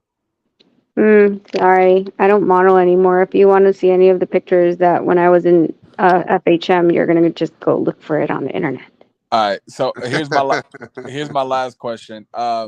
We've been talking on this channel like this week about Berlanga, and I'm a Canelo fan, but I'm not a Canelo fanboy, so I still hold him to a certain criteria. I told people on this channel that if Canelo fights Berlanga before he does his WBC mandatory, that I'll stop talking about Canelo. What are your thoughts about the rumors that Berlanga could have a shot to fight Canelo? I think it's just that. I think it's a rumor. I think that it's, of course, it sounds good. Everybody being in the same, um, outfit. But, like I've stated before, if you can lead a fighter all the way to supposedly, having that shot at Canelo, like perfectly aligning his career, rating him the exact way that he should be, having the notoriety behind him on those said wins. But at the end of the day, unless Canelo countersigned an agreement that I agree to fight Berlanga if he fights these three people, you can't that's it's not going to be ever written in stone. To have something guaranteed that way would have to have the signature of Canelo Alvarez. And for me, I think at this point Canelo is picking who he wants to fight, when he wants to fight them, and that's it. Like he's just that person right now that, Yeah, but whether or not the that's Benavidez Plant winner goes through, like, are we going to see even those winners, even though it's sanctioned by the WBC, are we going to see that winner fight Canelo? I don't really believe. I'm not holding my breath. Let's yeah. put that way. Okay. And just because you did mention it, if you had to bet today who would win between Plant and Benavides, who are you picking today currently? Oh, okay. So I've said Benavides before. I'm going to stick with it.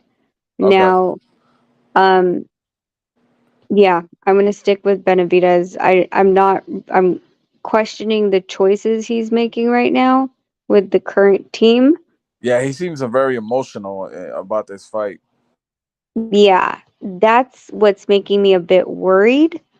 Some fighters, I mean, there's two people, right? Positive reinforcement people that are really good with positive reinforcement. There's ones that love the negative reinforcement. They love, like starting hype and that makes them believe they're gonna win. If he needs that, then that makes me scared.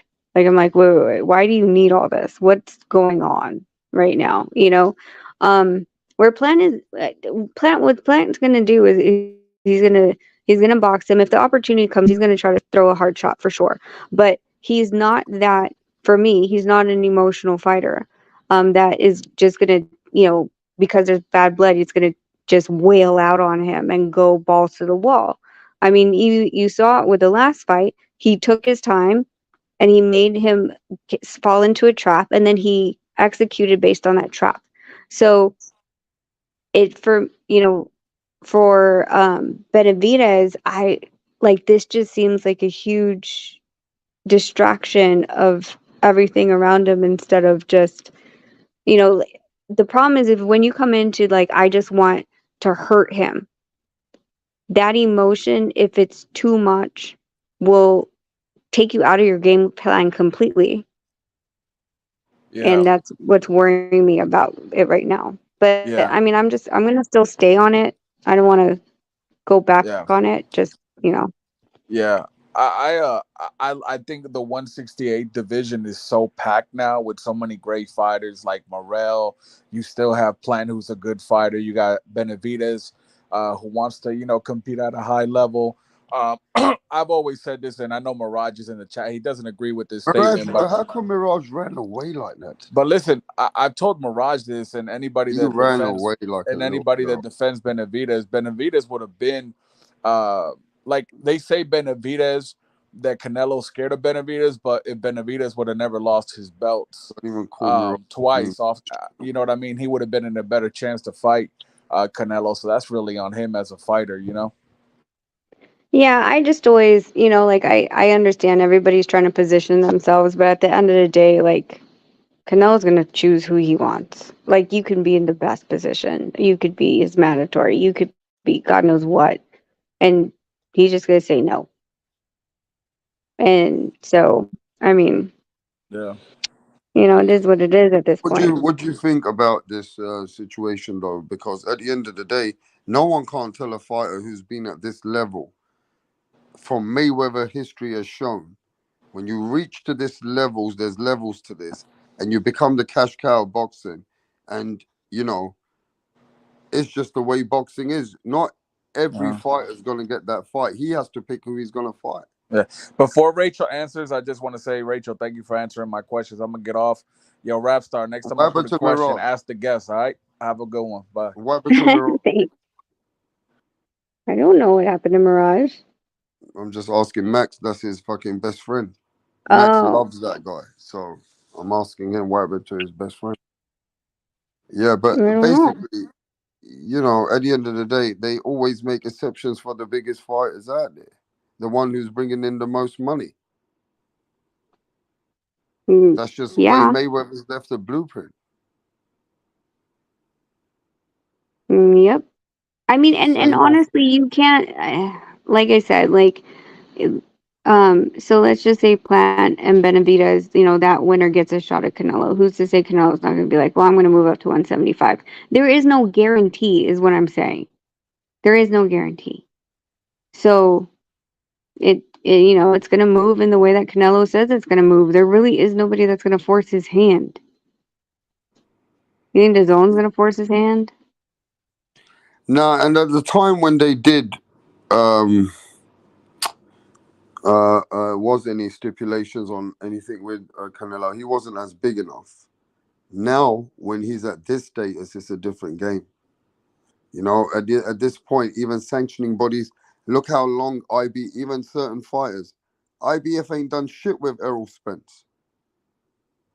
We don't even know if anybody's sanctioning any fucking mandatories for Errol Spence. If he's in talks with Crawford or now he's fighting Keith Thurman, we don't even know what the fuck's going on there. But you know, how long was Errol Spence able to fight people in I ain't never heard nothing about his IBF. No, didn't Boots fight for the interim? But what is Errol Spence done about his IBF for these years? I don't know, but correct me, right? Like Boots did fight for the interim IBF, so that means to say if Spence, I understand what you're saying, but if Spence Yeah. vacates, then Boots will be elevated, right? My He is the thing is interim. this. I'm thinking to myself, can Al Heyman present a case with all sanctioning bodies to keep showing to sanctioning bodies that they're going for the biggest fights? And that their sanctioning bodies know that these are the biggest multi-million-dollar fights that they're making with another big fighter, that they make exceptions to make their 3%? Or is it that, you know, he's a big fighter and I'm not saying everybody gets 18 months or you get time to be able to be mandated, but is there exception between the relationship with the advisor, manager, or promoter and the sanctioning bodies for those fighters? I mean, exceptions. If you read a lot of the what do you call it? The rules and regulations of a lot of sanctioning bodies, it leaves there's a gray line, that is like basically we can do what we want. Like, so for example, if they have Is an there 18 those month, loopholes? Yeah, that's what I mean. yeah, Is there those loopholes that can yeah, be played? there is, Yeah, there is. that's it then. That's it then. And you were There's explaining, easy. sorry, I didn't mean it. Yeah, no, there's just there's a regulation where basically if they deem it fit, there's really no rule, there's no explanation on how they deem it fit. They just deem it fit to extend um their mandatory or their defense, what is it called, to have them order the mandatory, Mm. right? Like that's a gray line for them to, well, you have to deem this fit because this is a bigger fight. He has to do this, and you can't put it on him because you have the BC and the BA also, and we have to all play nice together. You don't want to be the one that's going to ruin everything, right? So narratives and stories, just it's how do you present your argument? As long as you present a very well thought out argument, how do they say no?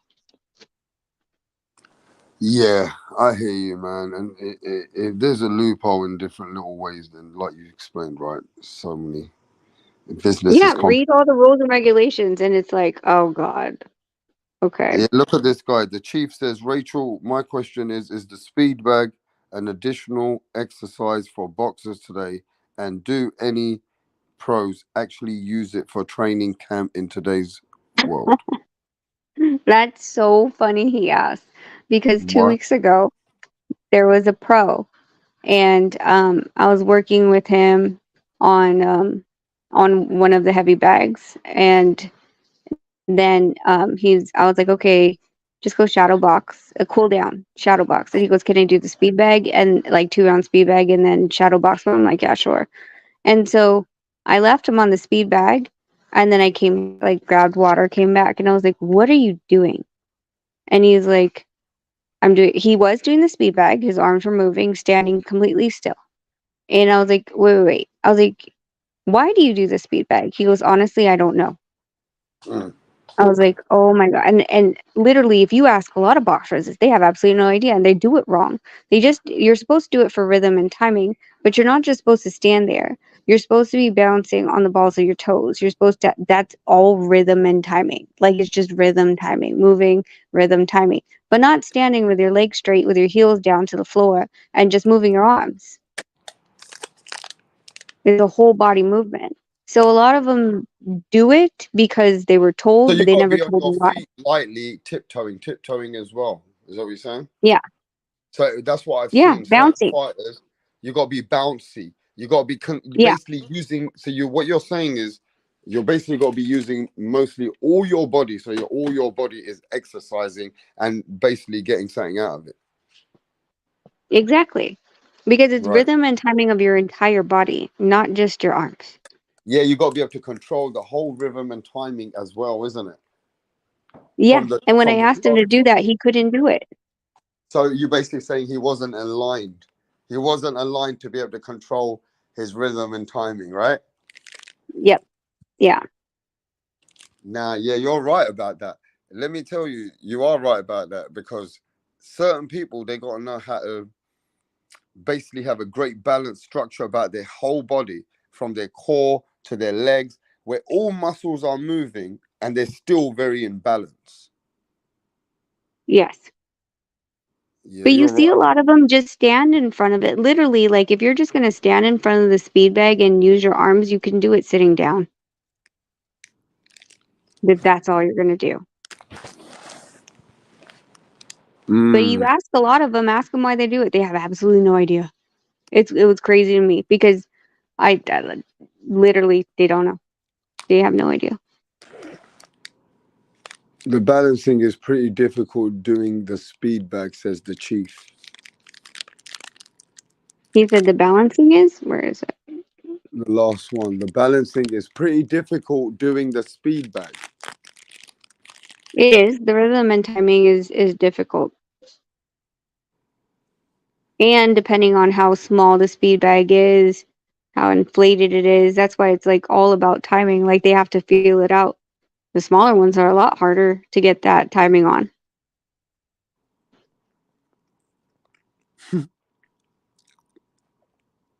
So what Dude, is I the don't think whole Mirage. idea?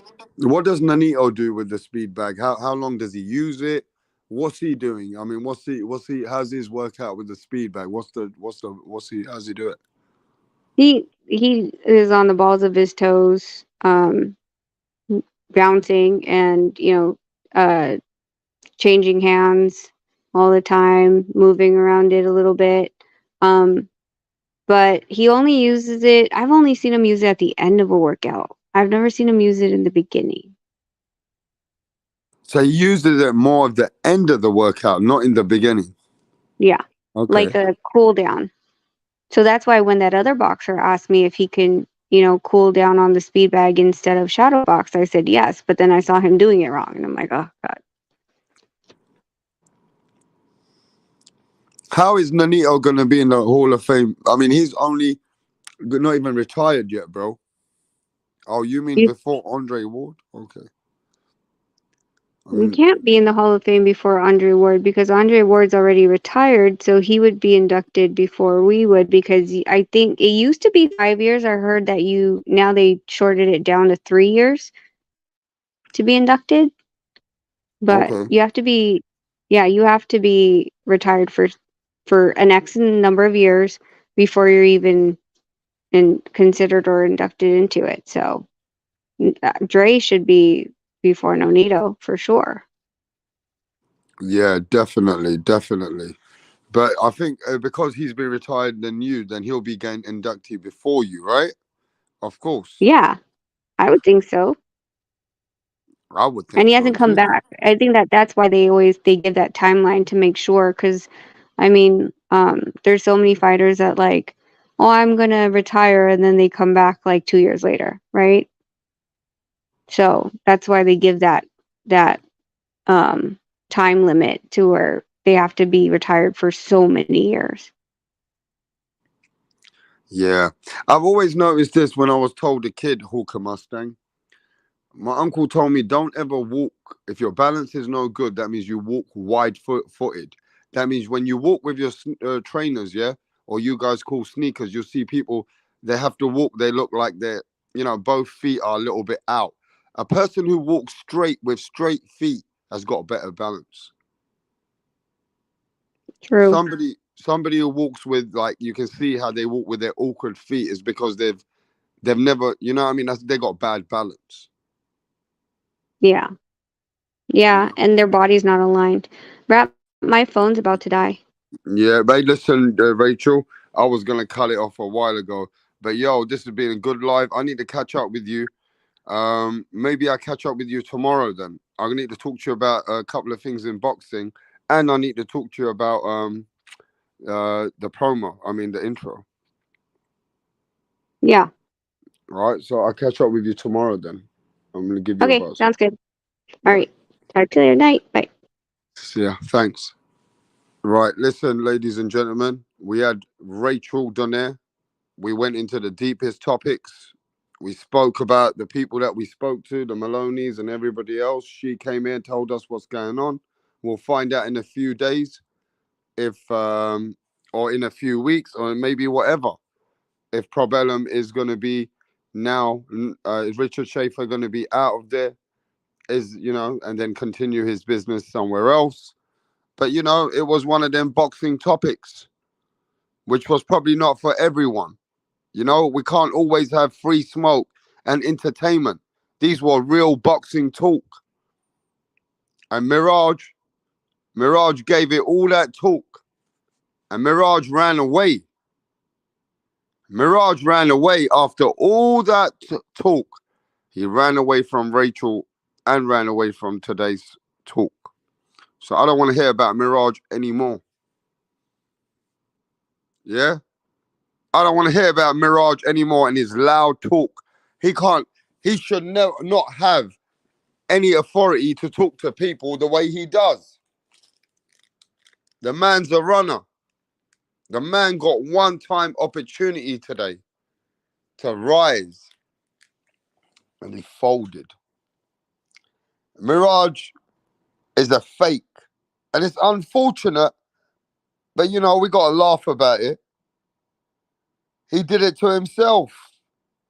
What a wanker. What a dosser. And what a plonker. After all that fake talk, the man ran away. Mirage, you better just always put respect on your daddy. And that's Rapstar Boxing knowledge. The only place that gave you a voice and you ran away from the voice. So from now on, don't you ever come here and talk to me or debate me and try and tell me anything. I will eat you alive. You can talk to whoever else wants to talk to you. But I don't take you serious. Oh my God, Mirage. You are guilty like Tank Davis, bro. Mirage, you are guilty like Tank Davis. You have been caught out today, bro. To the max. Today, your true colors came out, bro. Mirage, you the biggest ducker of 2023. I don't want to hear it anymore, bro. Don't you ever try to ever debate me. Don't come here and tell me anything. You had your chance. So from now on, don't call my name. Put some respect. on Rap Star Boxing Knowledge. All right? Put some respect on Rap Star Boxing Knowledge. But Rick Glazier's coming here on Monday. So we're going to have Rick Glazier coming over here on Monday. But that's another story. But yeah, mate, Mirage ducked, man. What a duck Mirage was, bro. But yo, I'm going to let you guys go, bro. What a great live we had today. Peace out.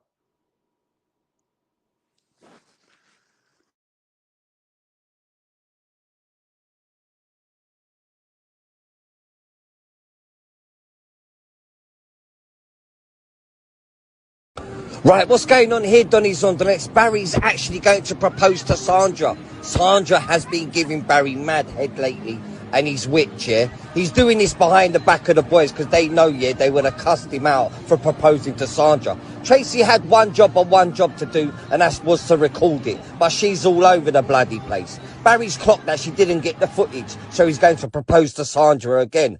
Oh, for fuck's sake, Tracy! What's going on?